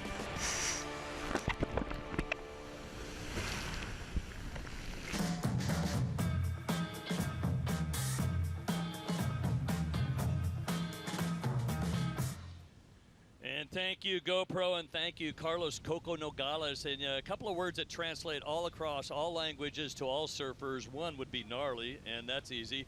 And when you say pipeline, whether it's the Mex pipe or the pipeline on the North Shore, It's about the barrels. But one thing here for this Big Wave Tour event, Strider, is the size of the wave. Size does matter here. You want to catch a big wave. Second, then you want to pull in. So we have Grant Baker in red, Will Scudden in blue, Greg Long in white, Makuakai Rothman wearing black, Pedro Collado in yellow, and Carlos Brulé wearing the green. 60-minute heat. We're on the clock. There is a can, they call the lifeguards, to assist in terms of life-saving. Nobody in the water except these 6 right now. Who do you think there, Strider? Will put you on the line. Who's been running and gunning and sneaking through? Well, the way I've been watching these heats roll through, the 2 guys who have wanted it the most are Grant Baker and Makuakai Rothman. Those are the 2 guys that I've seen who actually aren't caring who's in the water. They don't care what's going on. They're taking waves. That being said, you know, you got guys like Carlos Burley and Pedro Collado and Greg Long and Will, who are, you know, great competitors themselves, but also just have a lot of water knowledge and know what's going on in the lineup. So, I go back to those 2 guys, Twiggy Baker and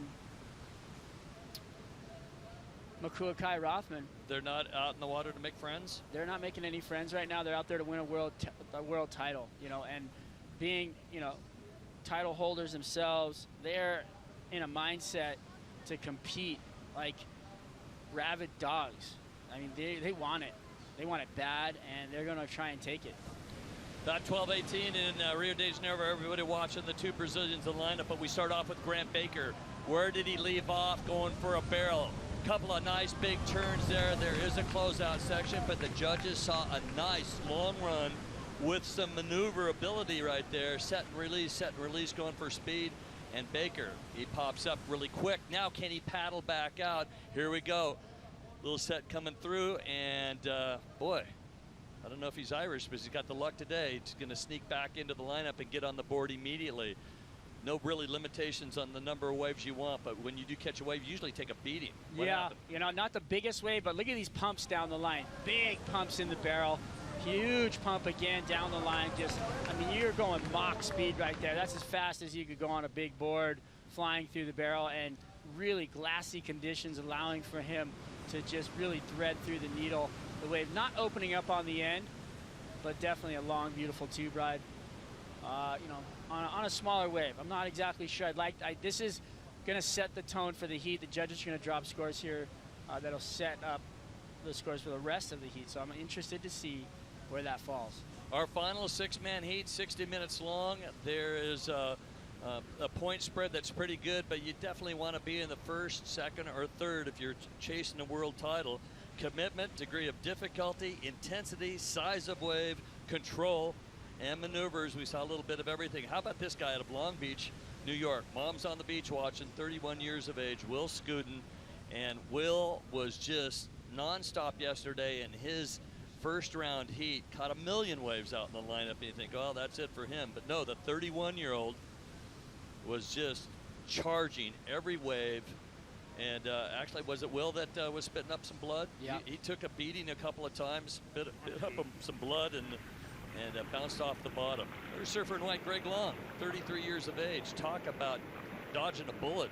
He did it the last second, got a big ugly wave, and edged out Kai Lenny to get into the finals. He's 33 years of age, St. Clemente, and quite a talent. I love that sight when you're sitting out the back and you're looking in at the competitors and you're seeing the beach and everything that is behind them. Because, you know, looking out into the ocean, you don't see anything but a beautiful horizon. You look back and you see the mayhem. Well, last year in Chile, I believe he was 7th at Jaws, unfortunate 19th, not too happy about that. 7th at Todos Santos, actually won Chile, 7th at Todos Santos, 19th at Jaws, kind of a bummer. End up 2nd on the tour, that's Makuakai Rothman. Here is Pedro Collado. Rio de Janeiro, Brazil, finds a nice cover up. This guy is just nonstop charging. And again, we have mentioned that he is a infrequent visitor to this break. We think this is his 7th time surfing here, and he's acting like it's his home break. It was a great effort right there. I mean, he really did find a great section to ride the foam ball on a big board like that. Super hard to do. Almost pulled it off. Still waiting on scores. They're going to probably set the scale. Couple of waves ridden. Here's a replay right here. You can see Will's right next to him wanting it, but Pedro gliding in, got in there before him, actually on a smaller board too, but could not. He was pedal to the metal right there, riding foam balls and almost pulled it off. And here's Grant Baker in the throat of things. Baker opened up with a 5.17, so scores are now starting to post. 5 judges up top, and the 5 judges breaking history here at this beach break to have a big wave event. Well, our 5 judges, 2 of the 5 are female, and we will have female surfing in the big waves at Pe'ahi and at Nelscott Reef in Oregon. Check out the schedule. Go to worldsurfleague.com. You can see the scores, the schedule. There's a bit of everything there. And definitely download the app, because if you are at work or you're driving or doing something, you can always listen to these events live. There's always something going on with the WSL. Here's a replay of Grant Baker holding off Carlos Burley on that wave and driving through a tube where it didn't look very makeable, but I think he was just trying to, again, hold somebody else off, so he's competing. He's actually thinking about his other competitors, trying to do things in order to win. And that's why, you know, I'm putting my money on either Grant or Makuakai, because they both will do the same thing. Well, there's your youngster out there in the lineup at 20 years of age, Rio de Janeiro, Brazil, the number 14 seed. And it's very interesting, since he's the youngest surfer. We do have 3 surfers in their 30s and 2 in their 40s. So it's a mixed bag. As we take a look at the lineup, Strider looking out on the horizon. Surfers trying to pick off the set. Now, when one surfer sees something and starts paddling, usually kind of alert your fellow competitors, so you try to sit and hold off till the last minute before you show your cards, right? You don't want to get too excited, because everybody else will follow you. But now they are down. They see something coming. Carlos Brule in green now, and Grant Baker are repositioning themselves, and you cannot wait. If the swell is starting to drop down, you cannot wait for a wave. You got to make things happen. Baker wasting no time. He has 2 waves, still waiting on his second score. Greg Long, on the other hand, he is patient. He figures one good wave might do it. In fact, you can get 20 points on one wave, because the highest scoring wave you have, and it might be one wave, will be doubled. So if you get a perfect 10, it'll be 20 points out of a possible 30. Will that win the event? I'll have to wait and see. We've seen a lot of average scores in that 20, 21, 22 range. We've seen some pretty big scores as well. Jamie Mitchell get the perfect 10. And here comes that set, and it's looking pretty lined up. Anybody has a corner way down to the south end. We can see Greg Long. That's where he picked up one final ugly bomb wave to get into the finals. This next one might have a corner to it. Directly out in front, nobody's looking at the left, and nobody wants the right down there. Strider, it has gone from offshore to steaming hot, tropical, glassy conditions.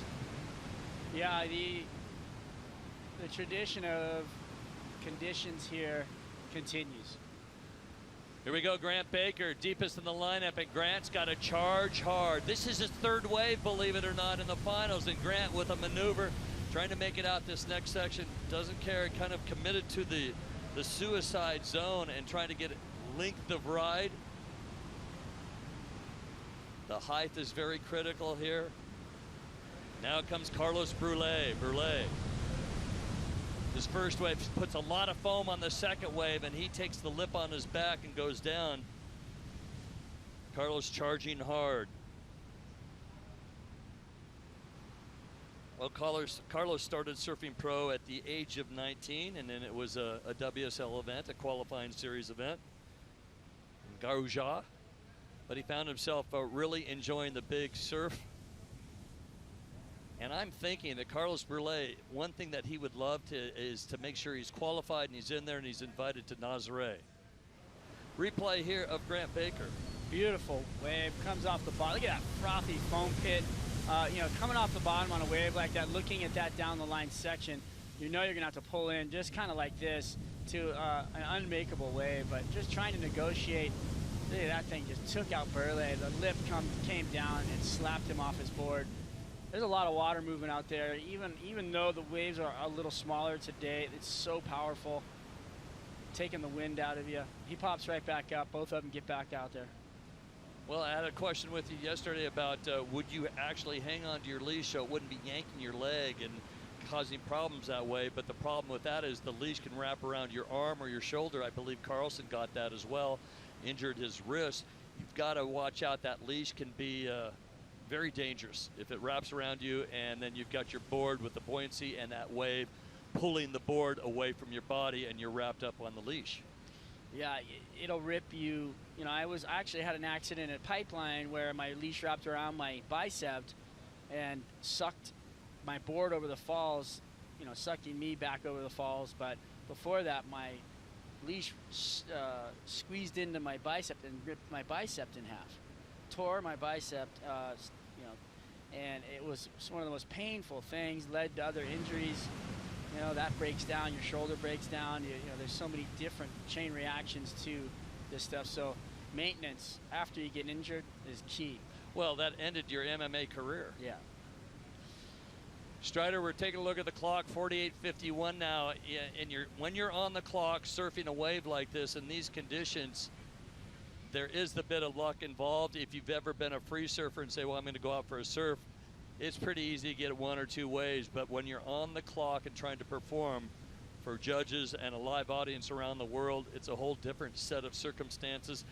Greg Long, obviously a cool customer. Meanwhile, Grant Baker is just anything that moves, he's usually on it.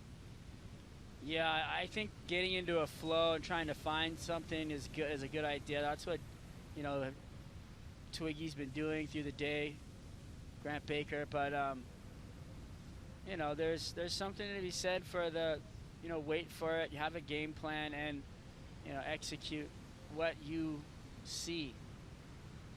Another interesting proposition here is actually sitting just outside the impact zone. You want to be as close as you can so you can get a little bit of speed, a couple of strokes, and drop in on the wave.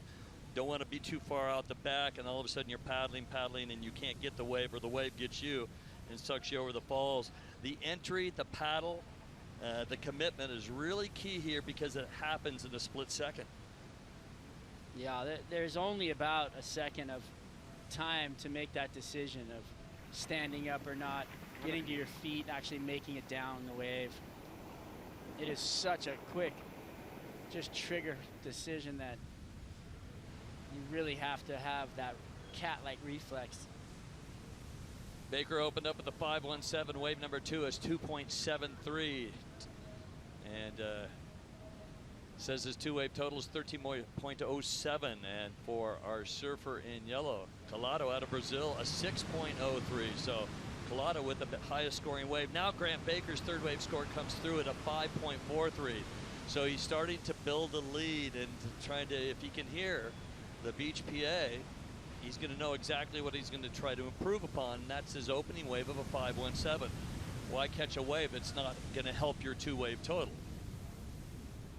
And sometimes you don't know that if you've got surfer's ear and there's a lot of wind blowing and the waves are just thumping out the back. Well, you want your sunscreen on today. It's hot. Pete was out there yesterday. I'm not sure if he's still out there right now, but got burned. Oh yeah, he forgot to put on sunscreen and just ended up in the lineup for 2 hours and a little heat stroke. Grant Baker large and in charge right now. Wife watching, Kate watching, and the baby daughter tuning in from South Africa. Boy, a good cross-section of people. We've got our Californian Greg Long. We've got Carlos Burley and Pedro Collado from Brazil. Rothman representing Hawaii. Scudden representing the East Coast. Will Scudden. And of course Baker. And you can take a look at the community of Puerto Escondido. Really a special location, beautiful location, right along the waterfront here. Calle del Moro is the little street with all the surf shops and restaurants and bungalows and hotels, and just minutes up the road is a wonderful airport that you can fly into here easily from Guadalajara or Mexico. And there is your shot looking south. Zicatela Beach, the Thorns. Well, a lot of people on the beach right now waiting and hoping. We'll see a couple of monster set waves coming through. Scoring criteria pretty big. The real key here is possibly what they call the commitment, because you've seen waves where they did not go any direction except straight off, but the degree of difficulty of dropping in and riding that wave, a la Greg Long and Makuakai Rothman, that was really key. The scoring potential, a perfect or an excellent ride, is 8.0 to 10, 6.0 to 7.9. And again, we talked about getting that poor or fair ride usually is a beating here at Puerto Escondido.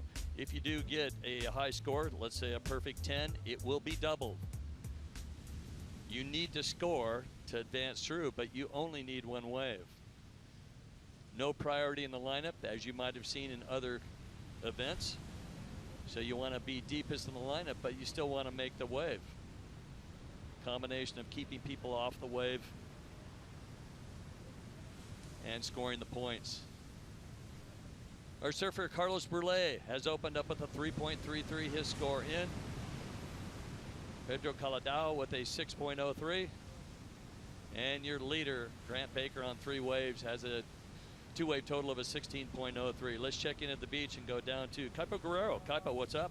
Yeah, thanks, Dave. Just a little insight on what was happening before that final with all of our athletes. We had most of the guys up here. It was a lot of camaraderie. Again, we said that before as a theme. The guys really having each other's back before they got out to this final. There was a little bit of chatter between all of the surfers. Other than Makuakai Rothman staying out in the lineup, changing his jersey out there, and held his position, maybe conserving some energy in anticipating the final. So, and another point I wanted to bring up that we haven't talked about at all is just how much this beach has changed in the last 3 days of extra large surf. We see these sandbags here. These sandbags are up and down the beach. They're actually even on the main street, fronting doorways and low fences, because the water has actually, at the high tide and the peak of the swell, the surf was coming all the way through, up through the beach, up through a lot of these businesses, all the way into Main Street. So that was really the power of the ocean. Well, I totally agree. Beautiful stuff. Now, as we take a look, thank you, Kaipo, as we take a look at our surfer, Makuakai Rothman, and tucks in, and a section in front closes out, then it gets really tight. So Rothman going to get on the board, and let's see how he's going to fare in terms of getting out the back as soon as possible. Next wave looks like it's going unridden, and we're going to keep an eye on Rothman and his progress. We'd like to thank the local lifeguards. They have done a phenomenal job here in assisting the WSL Big Wave safety team.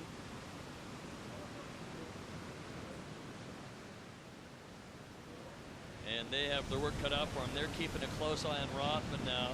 First to Rothman probably would be Abe Lerner, who is retired from the city and county of lifeguards of Honolulu. And so he does the initial pickup if it's possible, and then he hands off to the other personal watercraft lifeguards and safety personnel to get them in the lineup, and then they're dropped out the back. They don't paddle out themselves.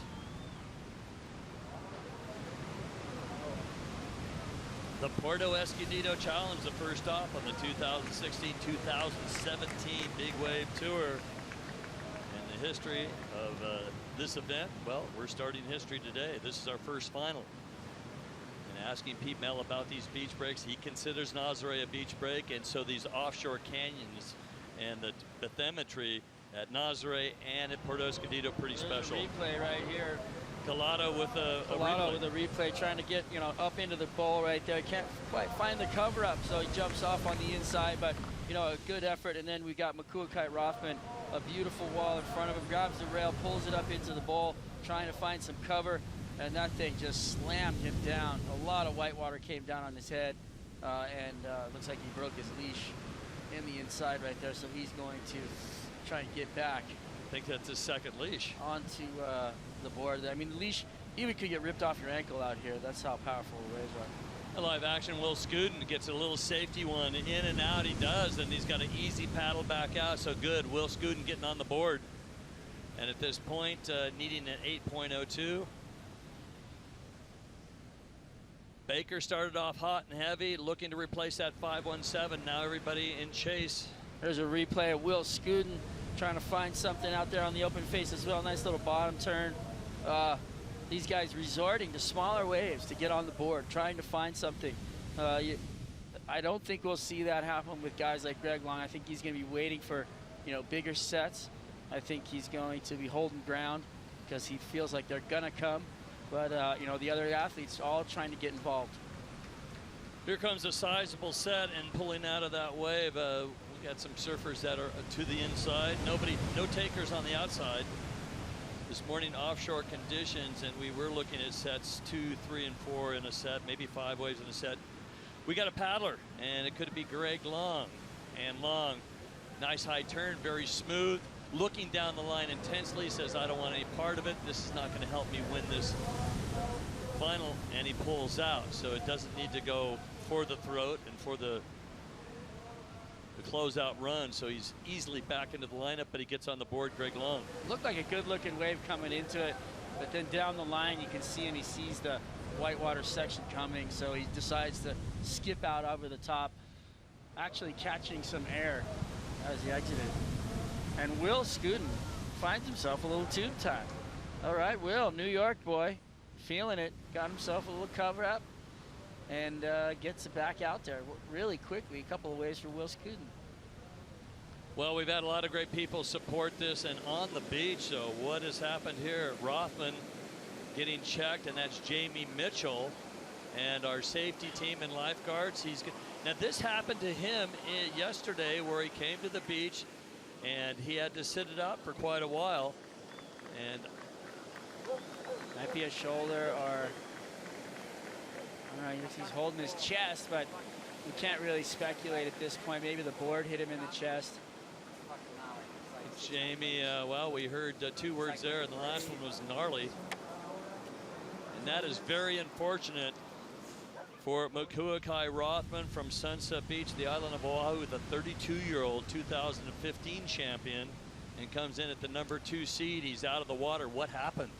Well, great attempt at the barrel, comes up into the bowl, but right here, all that water kind of squashes him. So right there, you saw him fall at the bottom of that wave, and then the lip came down right next to him. But when you fall in front of your board, the board's coming after you, right? Because your leash is on, the board's coming your way. And I think underwater, what happened is that the board collided with him. And with that, could come a serious injury. I wouldn't be surprised if we see Makua back out in the lineup, though, because he is such a fierce guy. He wants to get back into it. Grant Baker, as we come back live action, and Grant grabs rail and goes for a nice cover up. There's an opening, and he is deep, and the thing races as it hits the really shallow part of the sandbar. But Grant Baker nonstop, wave number 4. Who's next? It looks like Carlos Brule.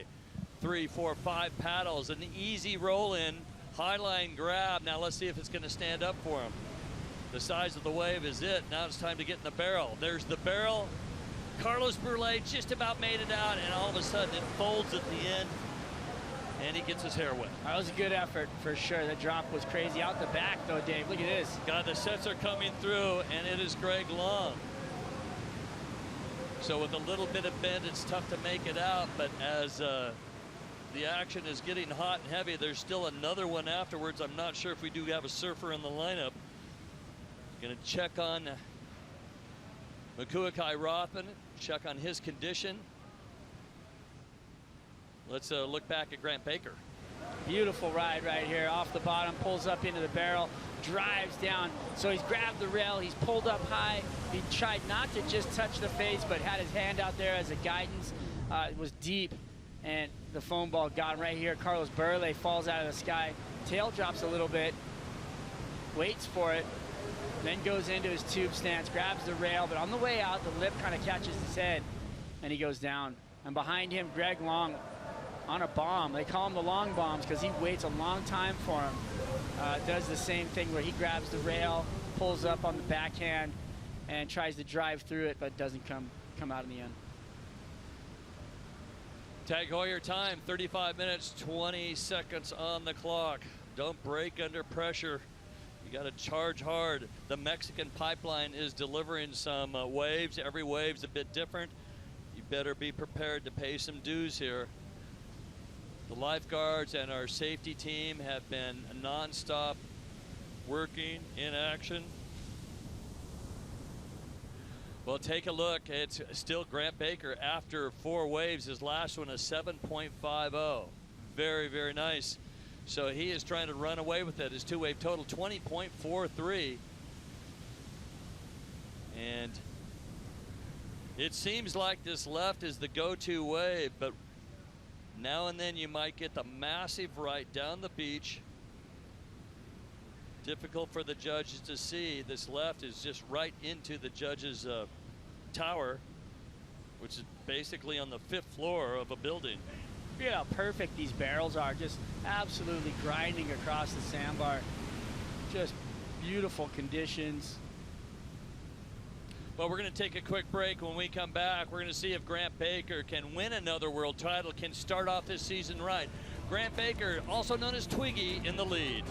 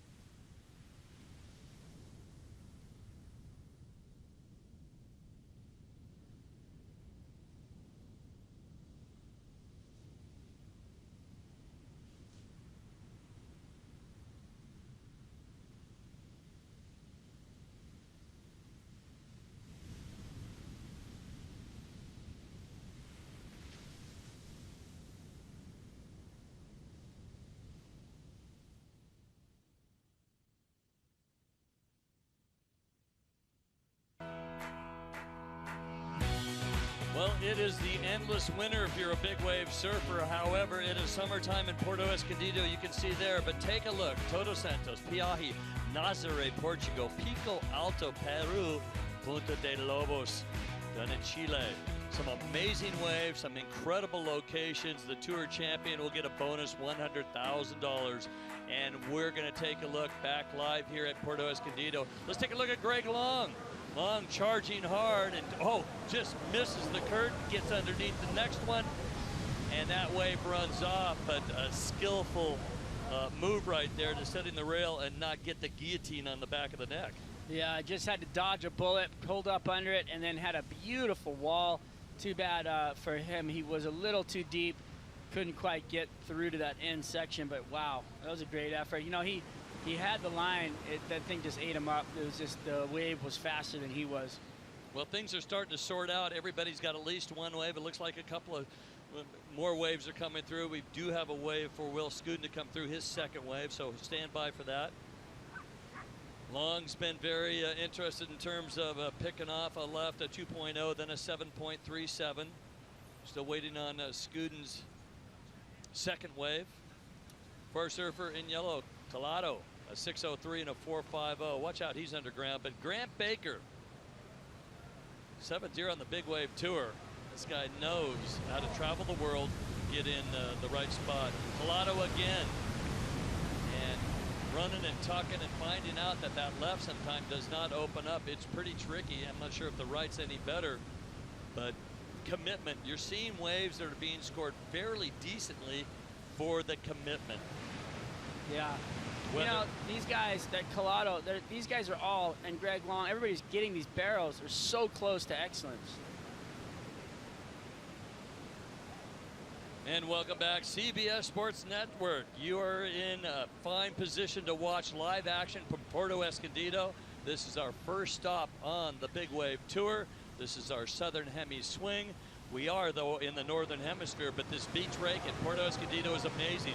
Take a look at Pedro Caladao. Yeah, beautiful replay right here, driving through the tube, really deep, and then that inside sandbar just shutting it down for him. He was low, controlled, on the rail, speed line, pedal to the metal, and unfortunately not making it because that would have been a huge score. Such a beautiful, wave. And the beach, look at the beach, it's lighting up down there. Still looking at some very solid surf. Baker again. Baker's fifth wave drops in, pulls in. Baker just focused. There's an opening. And Grant Baker is looking to secure not only a win, but yet another world title. This surfer out of Durban, South Africa, now a family man, at 43 years of age, is such a hard charger. It's unbelievable. Man, he wanted it. Look at this guy pulling up, dropping in, dragging, slowing himself down. Perfect bottom turn to position, holding a rail, spitting barrel, just comes out flying. Yeah, to technically drop into that wave where he was angling back at it to get deeper.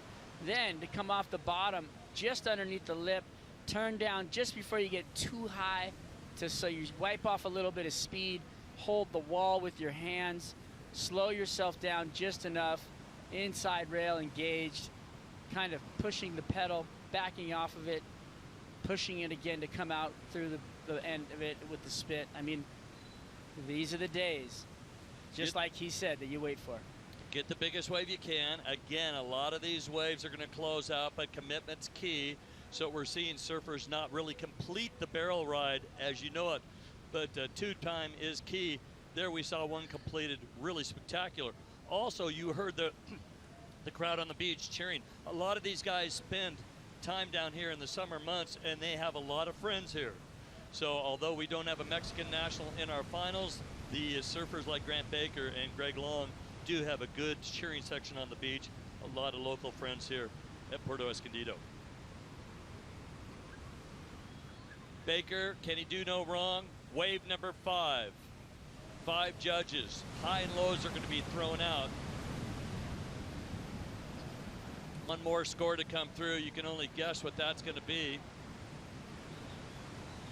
One word, it starts with the letter P. We're waiting patiently for judge number 4.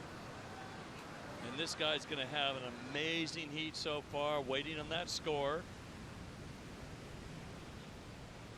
Now, Greg Long, ironically, has jumped up into the lead before we got the last score for Baker. Long's last wave, a 6.53. He's got a 7.37. He jumps into the lead, still waiting on one more score for Grant Baker. Our surfer completing that last wave. Beautiful surfing, nice barrel, pulls out of it.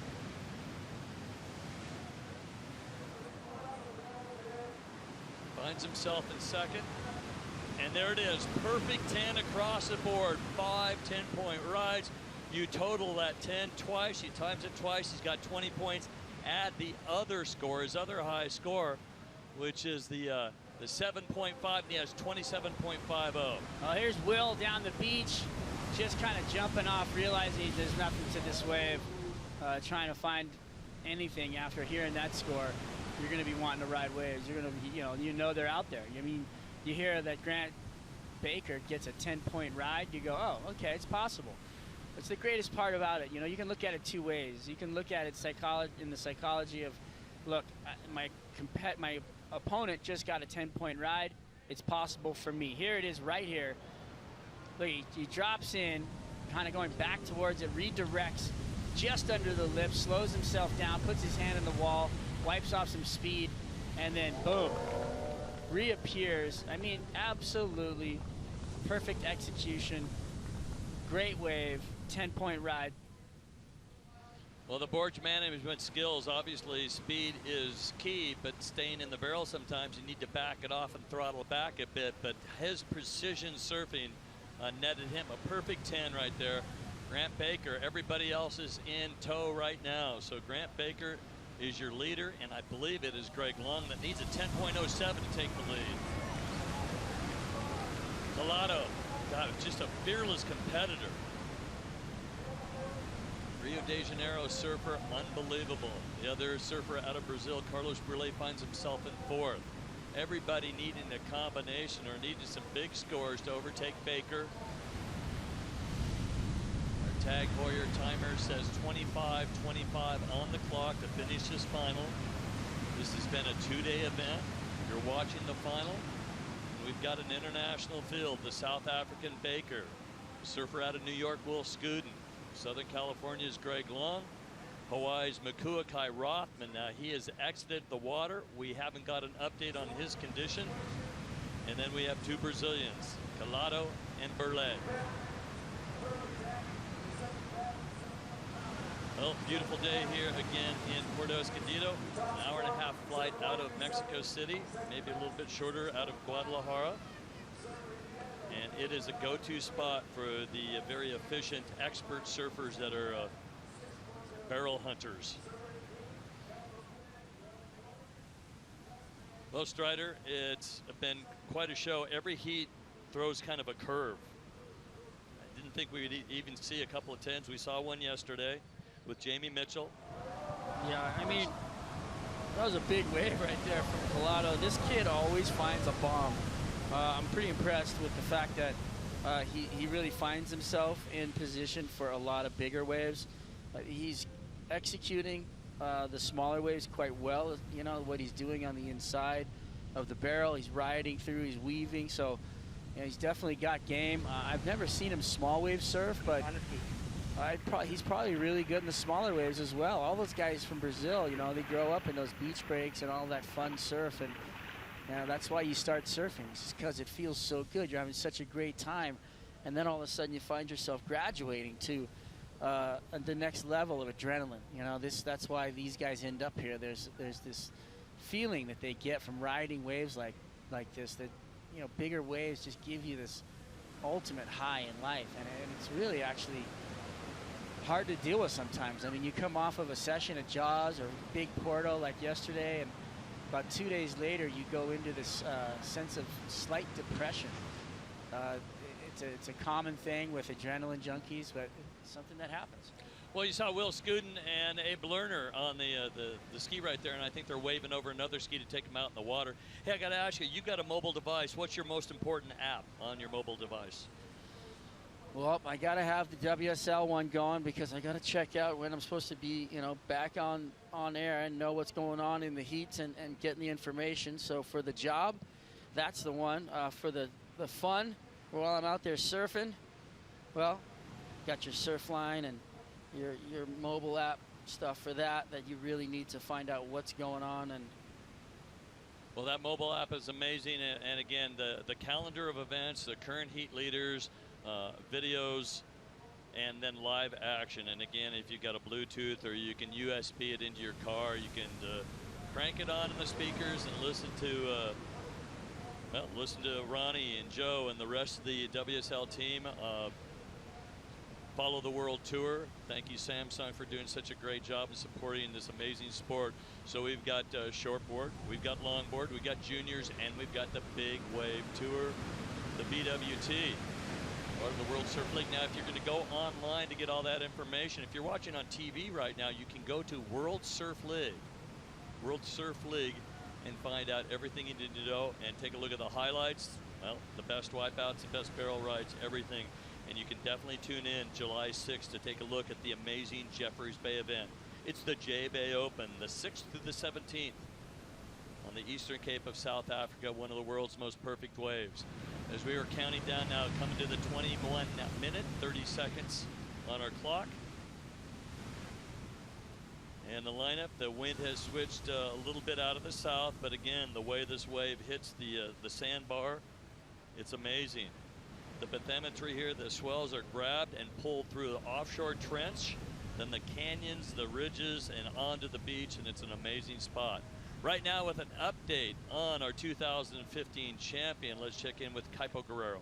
Yeah, thanks, Dave. So Makua came into the beach in quite a bit of pain, took a direct hit to his chest from his board, injured his foot as well, but the foot's minor compared to the chest.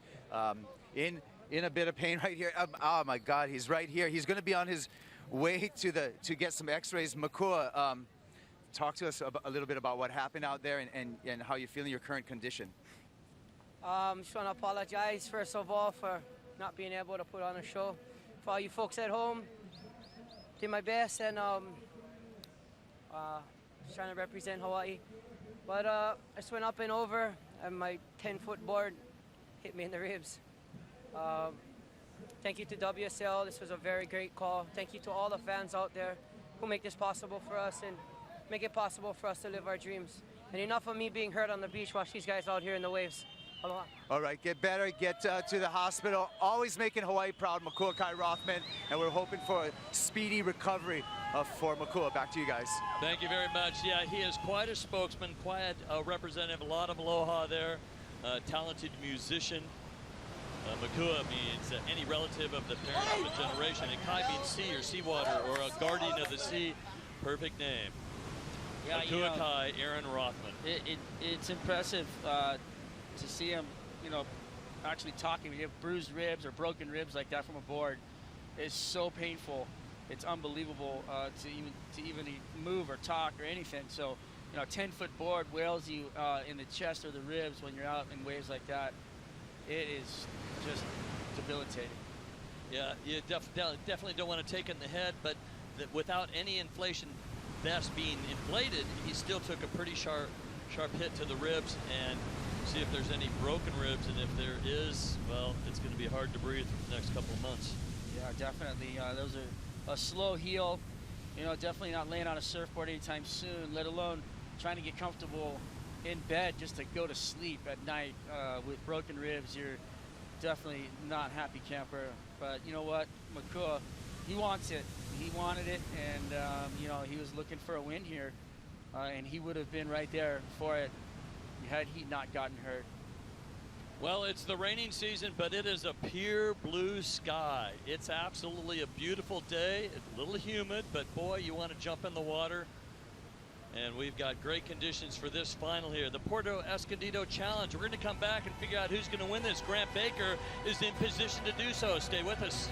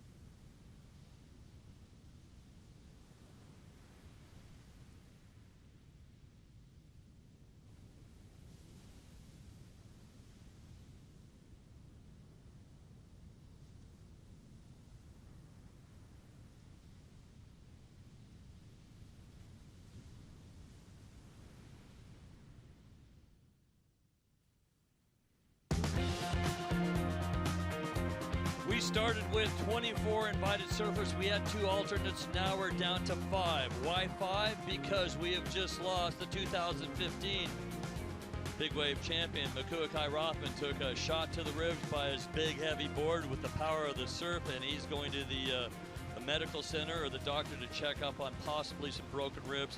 But Makua Kai is under his own power and going to get checked out right now. The 32-year-old, unfortunately, is going to end up with, it looks to be a 6th place finish.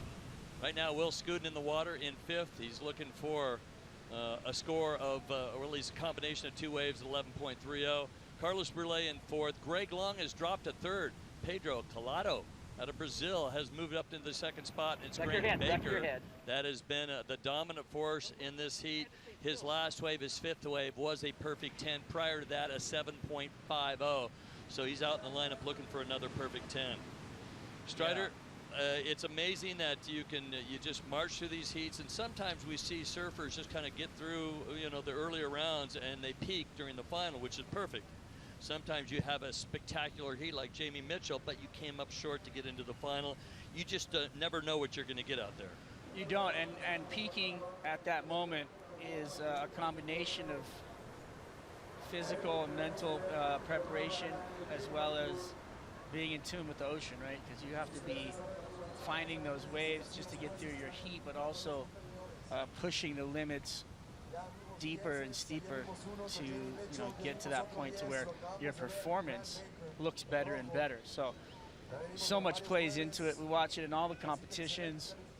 Right now, Grant Twiggy Baker really doing a great job of showing the world that he's excited and he's ready to push the limits and get as deep as possible and get spit out.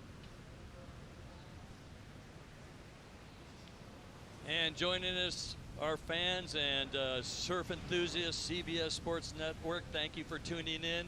We've got 14 minutes and 50 seconds remaining in our final. This is day number 2 of our finals. This is the first stop on the WSL Big Wave Tour. And these things happen at a moment's notice. 72 hours out, they find the right swell at the location.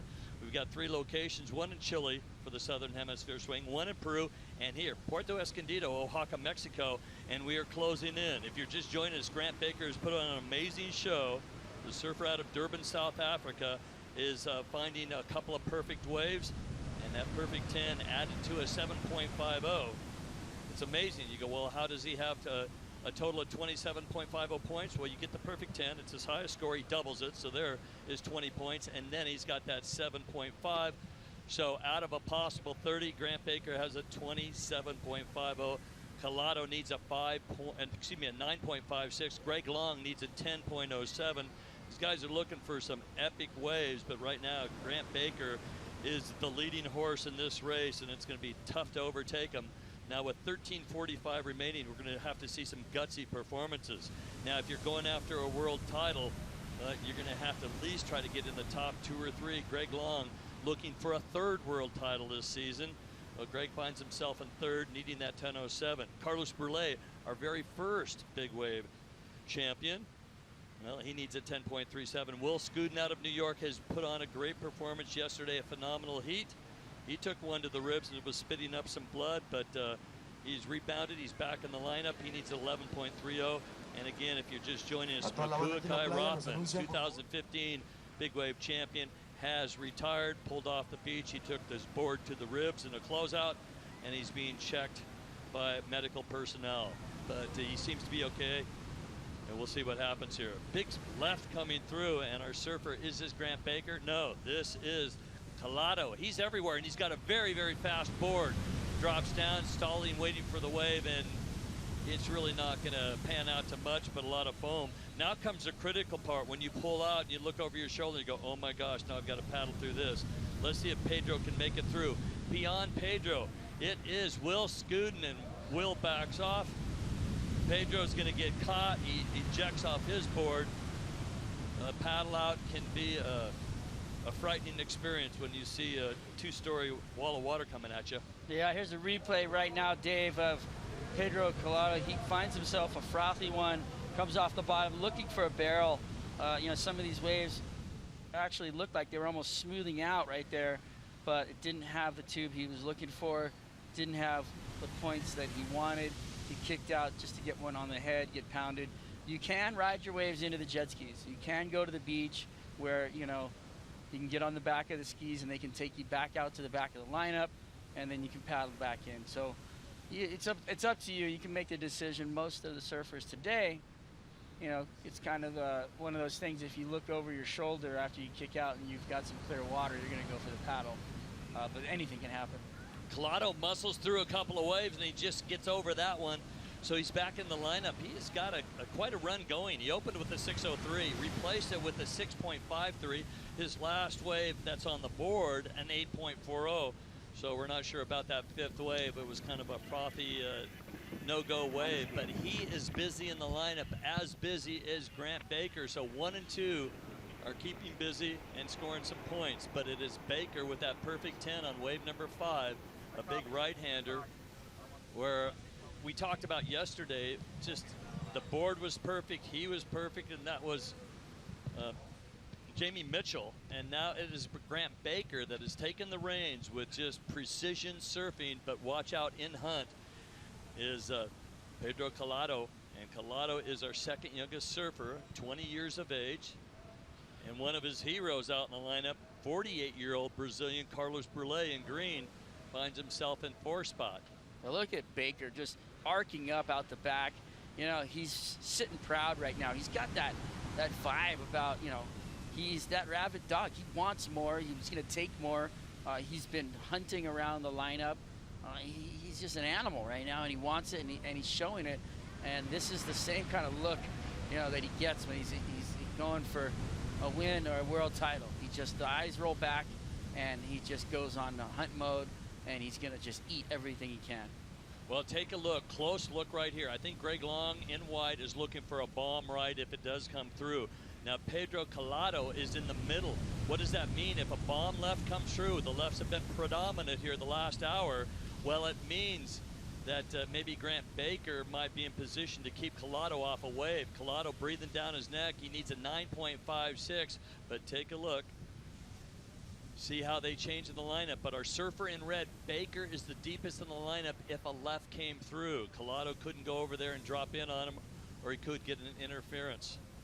Here's a heat recap, and Strider, things started off really good for Baker. Look at Baker, just pulls up into the bowl, high line, huge pump down the line, doesn't make this wave, but shows the effort and shows everybody how bad he wants it. 5-1-7 for that score. Well, here we go. This Collado character, boy, 20 years of age, he charges so hard. Yeah, he tried to thread the needle. You saw him come over the foam ball just for a second. So great effort right there. And then Baker again. Now this was a beautiful wall of water. Man, look at this thing. And then comes over the foamy froth pit on the inside and just gets slammed. This is the way Mukuakai gets pounded on as you see him fall out of the bottom here, right there. And then the wave comes down, board to the chest. And he is tweaked. Unfortunate right there for that man because he was on a tear in this event. Well, there's been some sneaky ones in here, and here's Will Scuden out of New York getting a little cover up. And Carlos Brulé has been charging as well. Carlos's best wave is 6.77. Beautiful positioning right there. Everything was like perfect, and then the lip just caught him in the back of the head and he went down. And then Greg Long gets on the board here with his attack down the line on the big right. Collado again driving down the line. I love this tube time right here. A long barrel. Unfortunately, the end of it closed down. And then this man, Twiggy Baker, with an amazing spitting 10-point ride.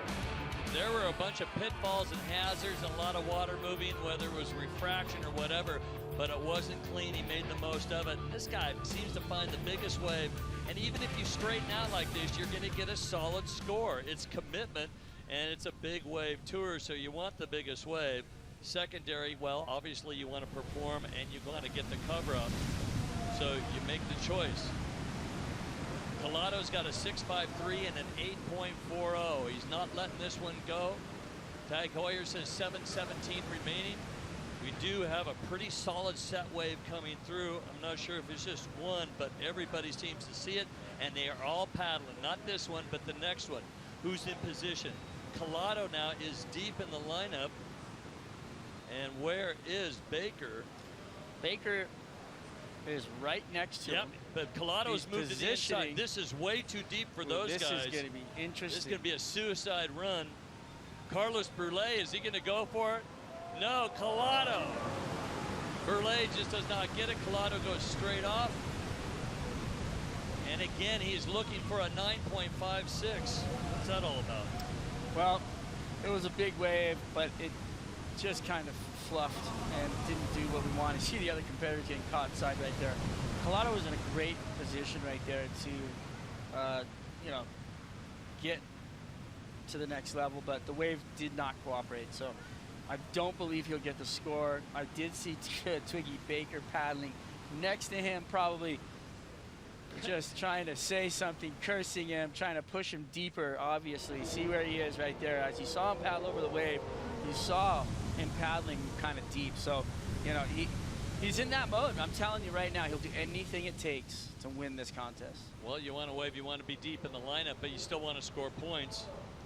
That was a replay right there. Will Scuden, New York's finest, getting himself a little inside barrel. Broke the leash or something happened there. He's on the beach.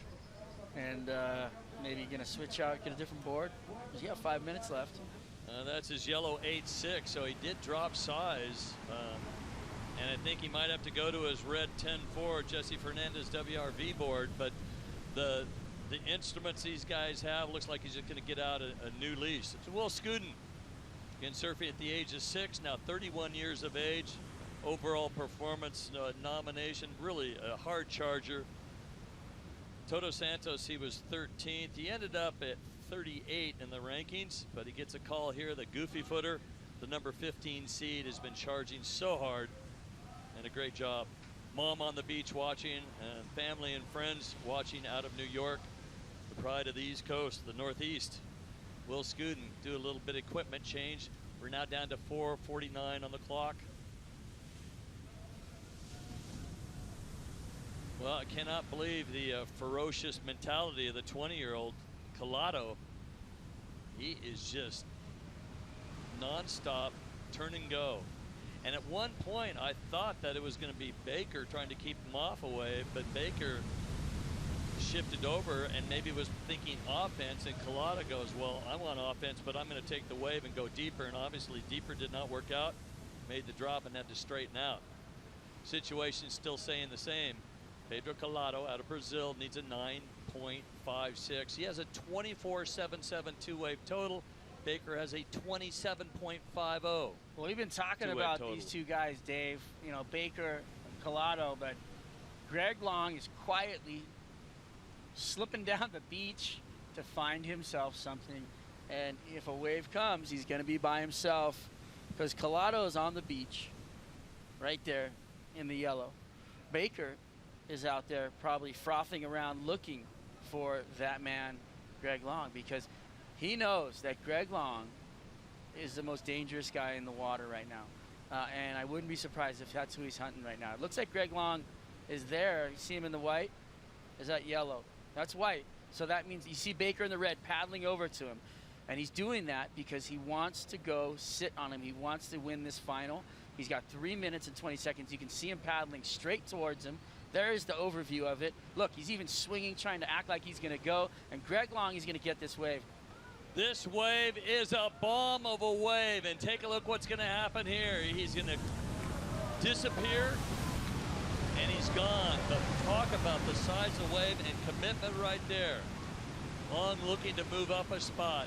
We've talked about gaining points. If you can't win this, try to get second, maybe third. But right now he's in third and looking to overtake Collado. And now, let's see if he's inflated. Yes. And here comes the safety team in to check on him. He can either paddle back out or jump on the ski. There's 2:30 remaining. He's gonna call it a day. Look at this.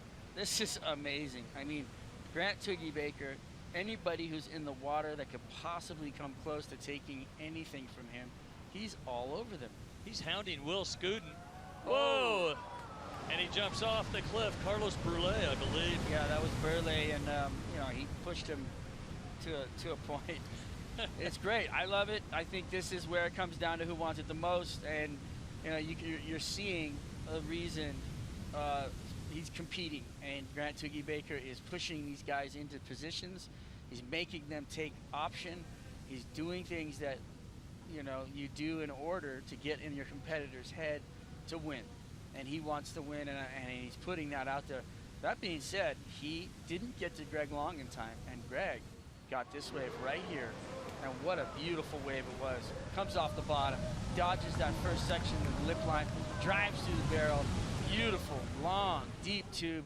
So you can see it from the water angle right here. So he drops in this first section, isn't tossing, so he goes around that, and underneath the hood right there. Look at how beautiful that shot is. He's so deep, driving through the barrel, not touching the wall, going as fast as he possibly can. And then the hammer. Boom. What is that score coming out at? Looks like he got a 7. What did he get for that? 7.97. His last wave was an 8.8. And that doubled. 8.83 for. And this replay right here. Oh, that was our man Carlos Burley letting it go off the top. can see that wind starting to affect it a little, that little slight south wind coming in, but look at that man right there. The rabid dog, Twiggy Baker. I mean, the fangs were out, the eyes are rolling back. Greg Long gave it a good shot at the end there, trying to get back into it. But it's not going to happen because the scores have dropped. Greg came up short, just barely. Look at those score totals, 27.5. And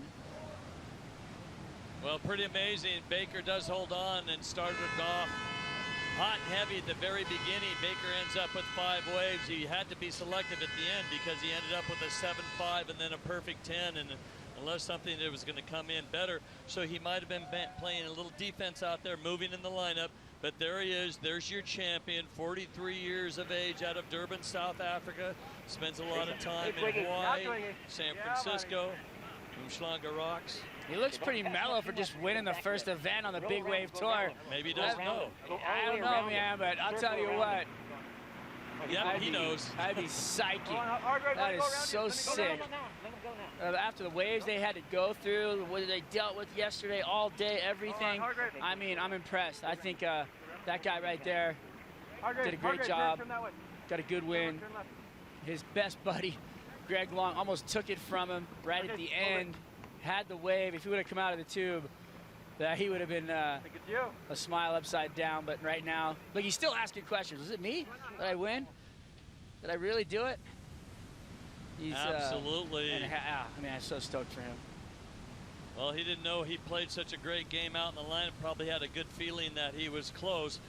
But we've got a big post show coming up and the presentation to our champions in this, the first event that's been completed in the Southern Hemisphere. Stay with us. Coming up next, post show.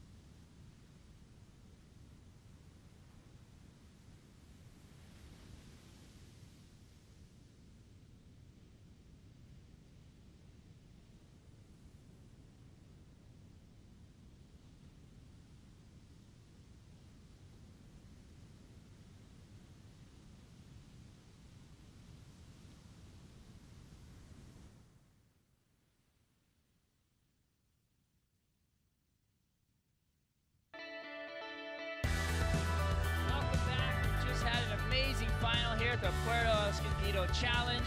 Big Wave World Tour, first event kicking off. That man right there, Grant Twiggy Baker, eyes rolled back. He was psyching, got the win, Kaipo. Incredible. I think Twiggy was hungry through this whole contest. You could see, like you said, he had the eyes rolled back, fangs out, savage, and could tell he wanted it, and he's going to get rewarded, Strider.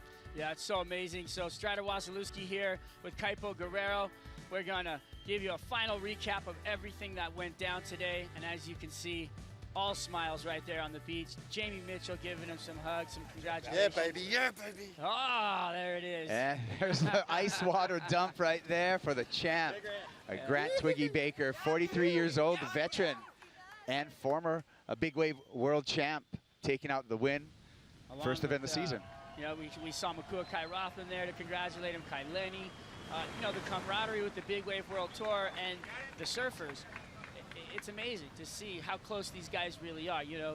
They really have each other's back. They feel obligated to take care of each other in heavy situations, which kind of makes a lifelong friend in people. When you're in those places to take care of each other, you got each other's back for life. Everybody's got each other back. And I'm especially really impressed by Makua Kai playing through the pain right now. He's sticking around to congratulate Grant Twiggy Baker, and he's still got to get that injury assessed, and hopefully it's not very serious, but I know he's in pain right now. Yeah, no matter what, when you get hit by a 10-foot board in the ribs with the force of a wave like that, it's gonna hurt. You're gonna basically be uncomfortable for months, after that. It's gonna hurt. Oh yeah, it's gonna be a bit of a road to recovery for Makua Kai Rothman, but the champion that he is, we're gonna see him, I'm sure, back in action just as soon as possible, and I can't wait to see him back in Hawaiian waters when we come around Triple Crown season. Well, Kaipo, you were down there on the beach all day, hot and heavy in the action. The scene down there looked really fun. I mean, everybody having a good time?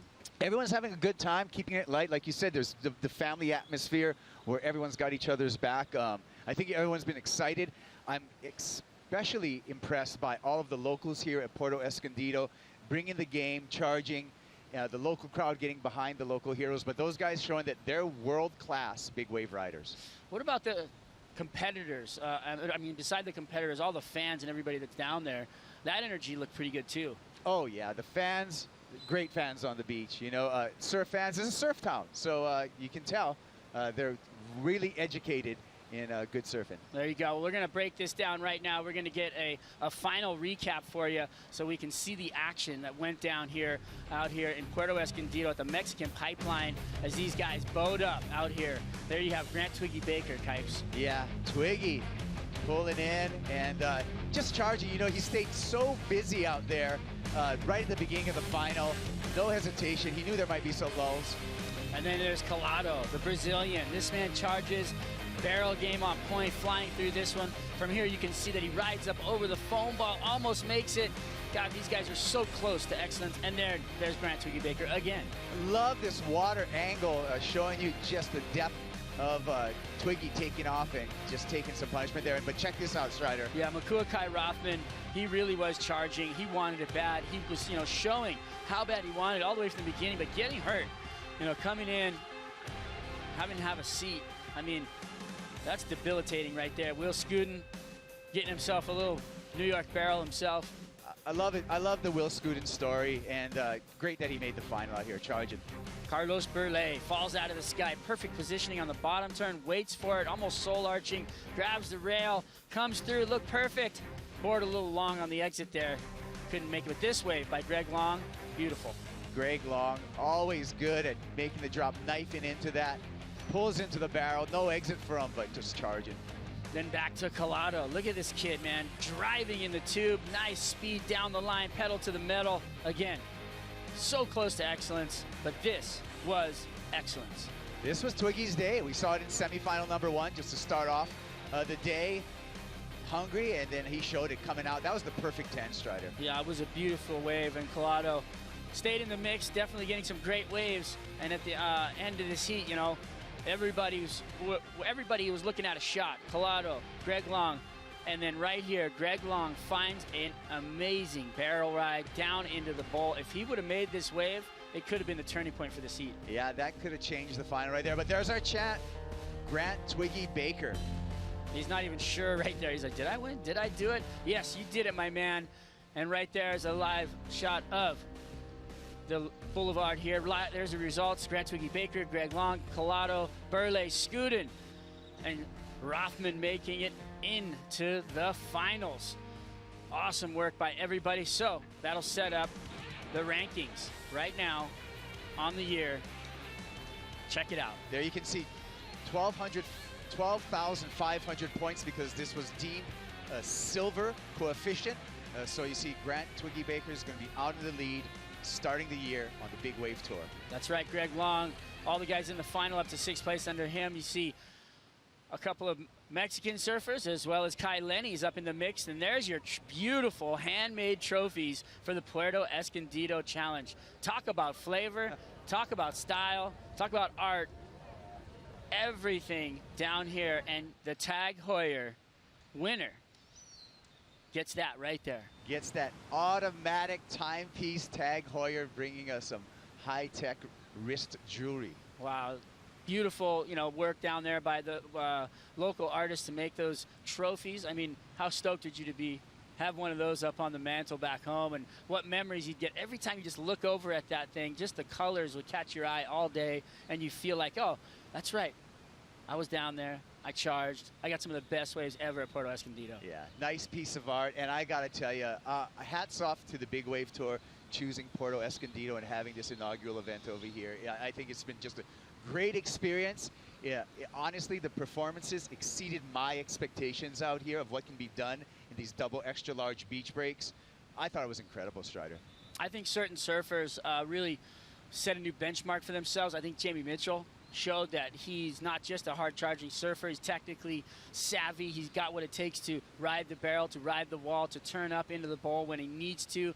Coming out of the barrel, backhand, driving through that. That was really impressive. It was great to see young guys like Kai Lenny and Albie Layer in the mix. And Billy Kemper looked amazing as well. Yeah, I like the young guns. I like Albie, Kai, Billy, big wave riding. We're going to see those guys take it to the next level. We're going to take a look at the schedule that we've got going on here for the overview of the Big Wave Tour. Puerto Escondido, grayed out. We've done it.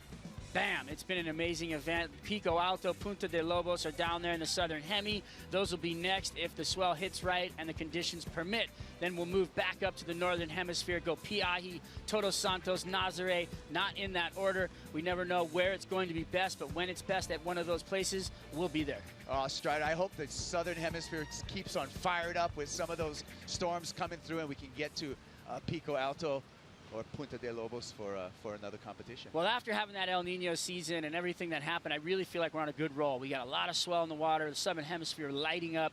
I don't doubt that we're going to actually be rewarded with a full schedule this year. That being said, moving to the northern hemisphere, Nazare, a lot like this place. The channel, exact opposite, right? The channel, that deep channel is on the other side of the break. But it's an incredible, absolutely incredible platform for these guys to do some big wave surfing. How hectic is that going to be? That is going to be awesome. And you know what? When we get into the northern hemisphere, we're going to see the women, the ladies, actually going to have a chance at it at a couple of those events. So this is going to be absolutely incredible. This is going to be an inaugural year for the Women's Championship Big Wave Tour. We got Piahi as well as Todos Santos. Waves permitting, we're going to see the ladies do their thing. Right. Well, so it's going to be one event. So either of those spots, whichever one lights up the best, they're going to pick and choose and go to that. Piahi obviously being a favorite for a lot of the women. But, hey, Todos is an amazing ride as well. Huge open ocean swells slapping onto those reefs. So absolutely fun to watch those ladies get after that. I would love to see a big barrel at Piahi, though. They've been doing it already. They can do it again. Oh, I'd love to see a co-ed competition at Piahi. It would be wonderful. And I think we're ready for our awards presentation. Yeah, let's throw it down to Pete Mel and Dave Stanfield down there on the stage right now and give away the championship trophies. Thank you, guys. Hola, amigos. Viva Mexico. Viva Puerto Escondido. For the first time ever, we have seen a big wave event. This is the first stop on the southern hemisphere, but what's unusual is that it's summertime in Puerto Escondido. The waves have delivered. We'd like to thank so many people. Again, Puerto Escondido starting things off with the summertime tour. We have 2 more events coming up all the way through August. One at Punta de Lobos, Chile, and the other at Pico Alto, Punta Hermosa, Peru. But right now, what a way to kick things off. We'd like to thank everybody, online audience, television audiences around the world, hundreds of thousands of people tuning in to watch this 2-day event, very rare. We thank you. And we've got a lot of great sponsors to thank. Obviously, Tag Heuer, we'll get to them pretty soon. Corona, Cerveza, Samsung, our tour sponsor, and GoPro, obviously the camera that has changed the world. Thank you very much for supporting this event, everybody. Now, we were going to start off with a little bit of information about we have finished in excellent waves. Pete Mel and the staff have decided to have a 2-day event here for the first time ever, holding an event here, and then 75-minute heats. We had 4 of them yesterday in excellent waves, and it was all about the size of the wave. Whether you made the barrel or not, the size of the wave and the commitment. And if you made the barrel, obviously they're going to get the big points. Right now, I'd like to introduce a surfer and a skier, I know for sure. He's out of Switzerland. He is representing Tag Heuer. Let me introduce Oliver Matisse. Oliver. Hi everybody. Hola. Hola Mexico, ¿qué tal? You have been the sponsor now, and you've probably got a very special watch here for this event. Yeah, it's gonna be one of the Aqua Racer model featuring a chronograph, mechanical watch, made in Switzerland, and it's yeah, very nice model, and I think it will fit for surfing because it doesn't crack under pressure. Does not crack under pressure. So what do you think about this event and about these athletes? I know you from Switzerland, you know the skiing and the hang gliding and everything, but the surfing, fairly impressive, wasn't it? I'm gonna speak in Spanish so everybody can understand. So sí, seguramente que en Suiza no tenemos ola, pero hoy era un día y ayer también un día espectacular. Y bueno, para nosotros, para Tag Heuer, es una cosa muy alucinante tener olas así. Y quiero decir muchas gracias a las organizaciones, a la gente, toda la gente aquí, muchas gracias. Y a la WSL. Y que espero que nos vemos el año que viene para el segundo Puerto Escondido Contest. The guys from Switzerland, they have 6 languages over there, none Spanish, Espanol, but where'd you learn to speak Spanish? Well, I used to snowboard in Argentina, so. Oh, okay. Well, thank you very much for being a part of this and an epic day of surfing. Now we move on, and let's bring over the commissioner and a former Big Wave Tour champion himself, good friend Pete Mel. Pete? Thank you, everyone, especially all of you out there. You are the reason why we come here.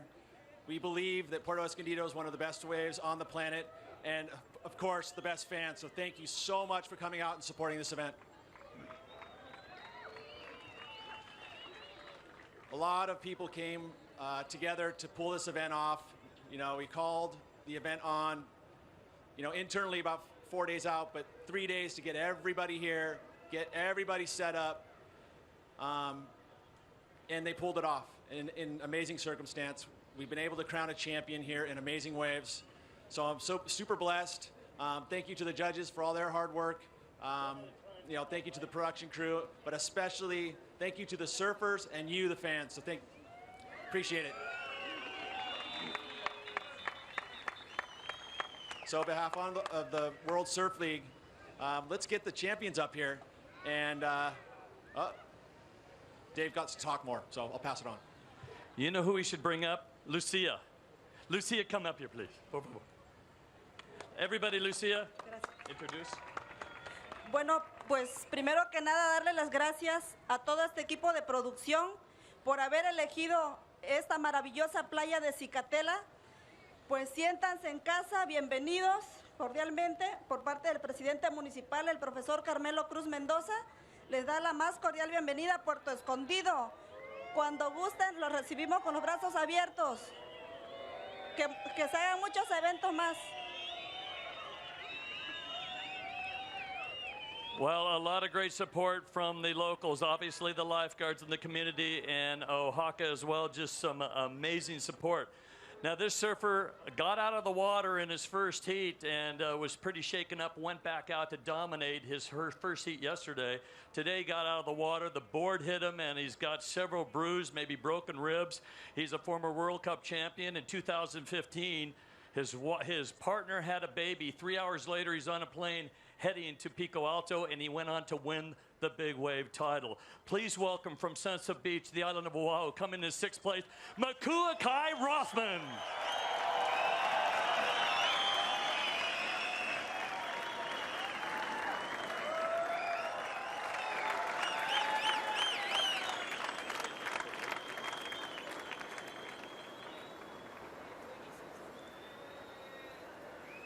Makuakai, what a charger. Okay. You've heard of New York City? Well, just outside of New York City, there is some surf. Long Island, there was a big event there years ago, but there is a family that lives there that has a passion for the sport, and there's one of them that is an amazing big wave surfer. Yesterday, I believe he was taking some hard knocks and spitting up some blood, but he charged through, coming in 5th place out of Long Island, New York. Please welcome Will Scudden.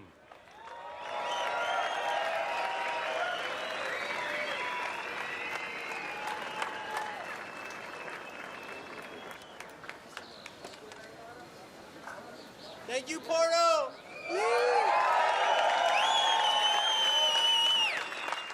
Surfers love Puerto Escondido.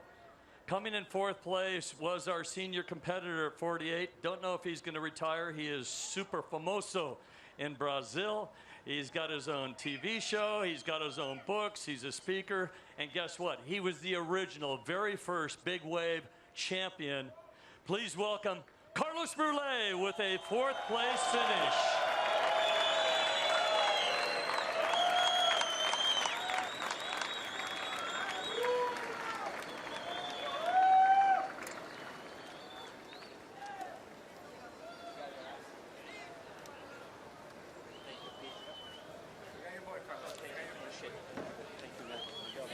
Yeah! Para ustedes, hermanos. Para ustedes, hermanos. Te gosto mucho. I'll tell you, we had surfers from the age of 19 almost up to 48. You can't believe, you can't tell the difference between these guys. Now, a surfer yesterday, last-minute heroics.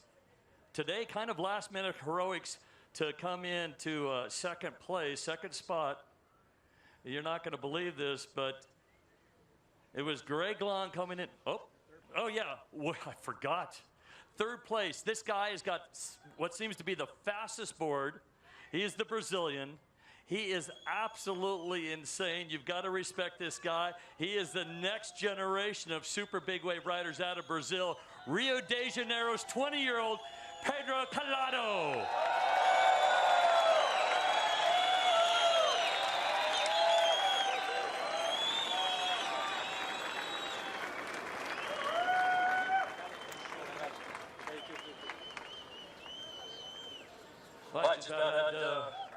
Pedro, congratulations.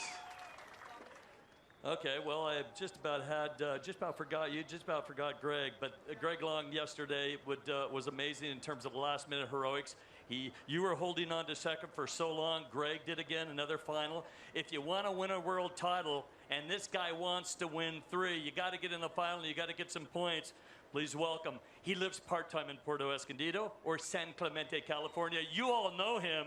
Please welcome our 2-time world champion, Greg Long, 2nd place, runner-up finish.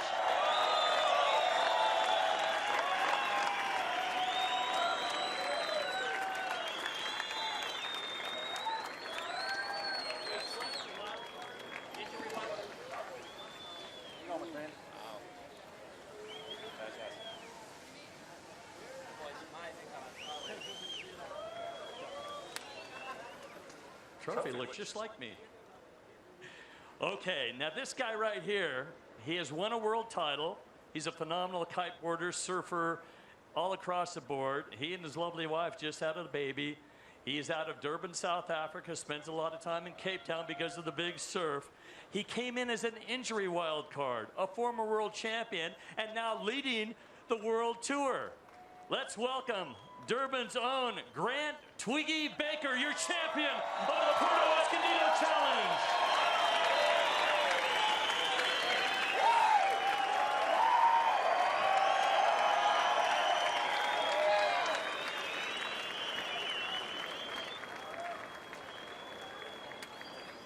Here, hold on board. I'll tell you, you got to appreciate somebody that loves. What you got for him? That'll fit perfectly on his wrist.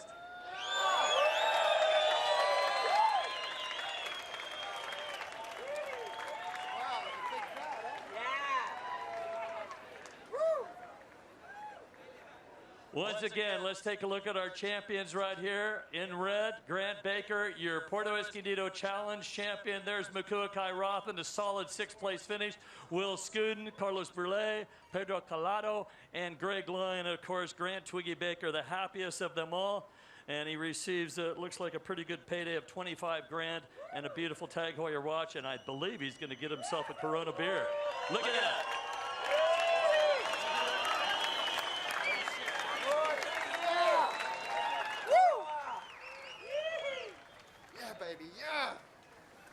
Hey, Animal. Question number 1. You look at what happened yesterday and today. Did you peak at the right time? How did you find these waves that were so perfect, including today, a perfect 10? Yesterday was pretty difficult out there. It was tough to find corners. So I didn't have a great heat yesterday, but I managed to get through. But this morning when I woke up and I saw it was, at that 12-foot mark, that's my favorite size for Porto, and especially the far bank here. I've been coming to Porto for 20 years, and, I love the people, I love the town. The waves are unbelievable, and I'd just like to thank all the locals in Puerto Escondido for being so hospitable and showing me such a good time. Thank you. And you've got a couple of girls in South Africa watching? I got my wife and baby at home. I got a little 5-month-old daughter, Billy. And yeah, girls, this one's for you, man. Congratulations to Grant Baker. And now the presentation out front. Stay there, but you can put your trophy down. The presentation for the Tag Heuer watch. And this will fit right on your wrist.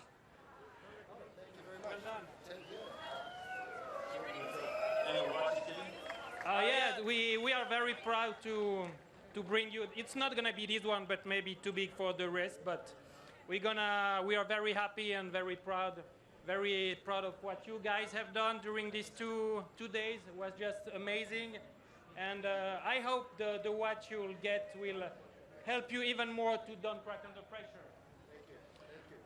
Not cracking under pressure, Grant Twiggy Baker takes the lead on the Big Wave Tour. The Puerto Escondido Challenge coming to a close. We're going to get a couple of photo shots. Guys, our champagne is none other than Corona Extra. Watch your boards. You're more than welcome to grab a beer, and all stand up front here if you can. Come on up front, you guys. All 6 finalists, please come up front and spray the champagne. Thank you very much, everybody. Muchas gracias, Puerto Escondido. And there is Twiggy Baker, the Corona shower.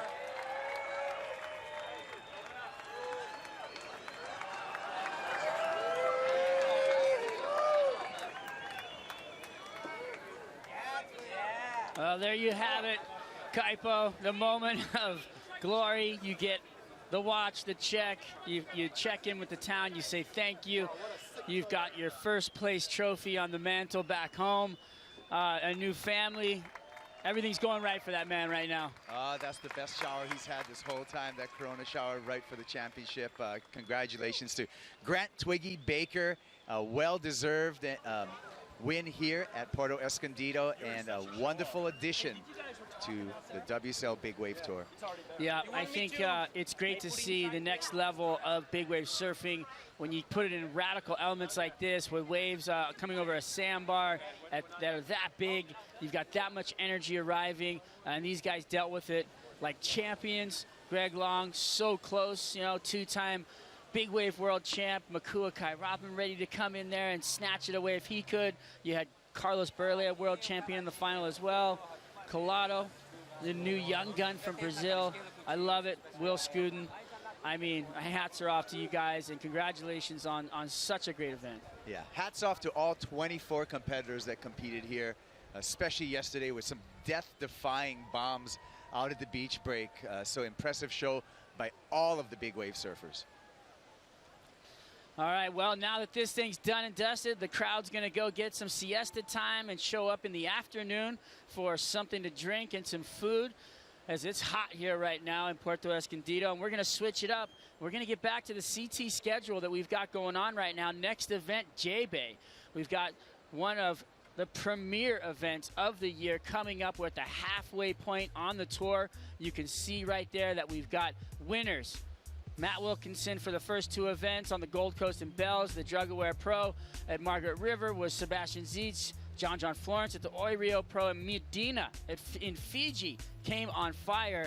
Next event, we're going to have J-Bay, baby. J-Bay, we're going to switch it up to a more temperate environment over there. Full suits are going to come into play. It's going to be colder, but one of the best point breaks in the entire world, and can't wait to see things kick off over there in Jeffreys Bay.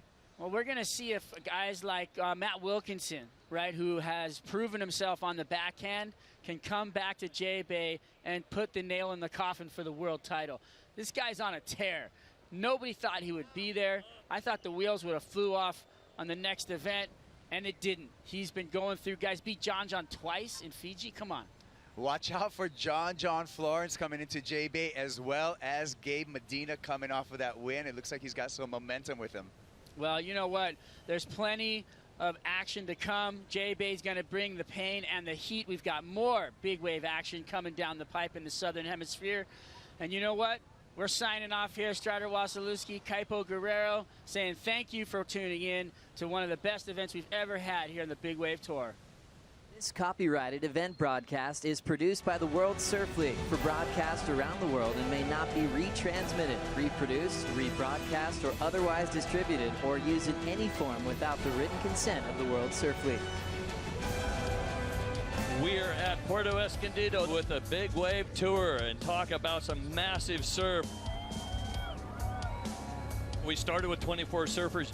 We have 12 surfers remaining, and it's nonstop. Baker, he has found a nugget and is exited. Wow, that is a massive wall of water.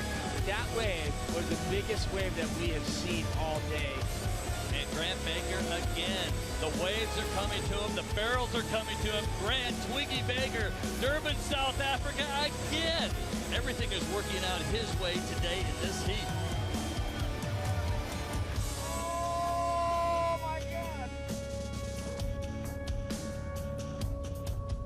Look at this monster, and it is Makua Kairapan in the pit.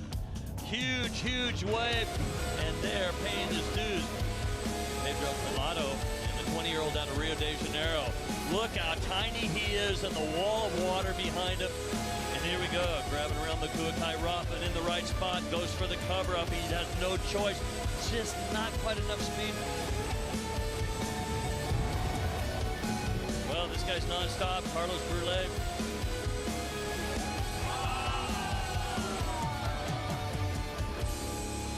When we come back from the end of the finals, Grant Baker, as we come back live action, and Grant grabs rail and goes for a nice cover-up.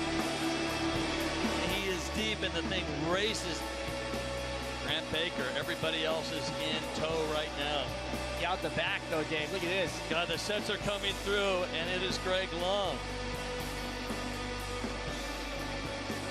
Colado, God, just a fearless competitor. This wave is a bomb. He's going to disappear, and he's gone. Baker again drops in, pulls in. Baker just focused. There's an opening.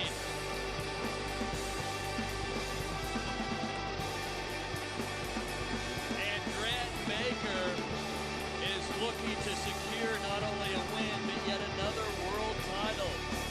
Well, pretty amazing. Baker does hold on, and there's your champion, 43 years of age, out of Durban, South Africa.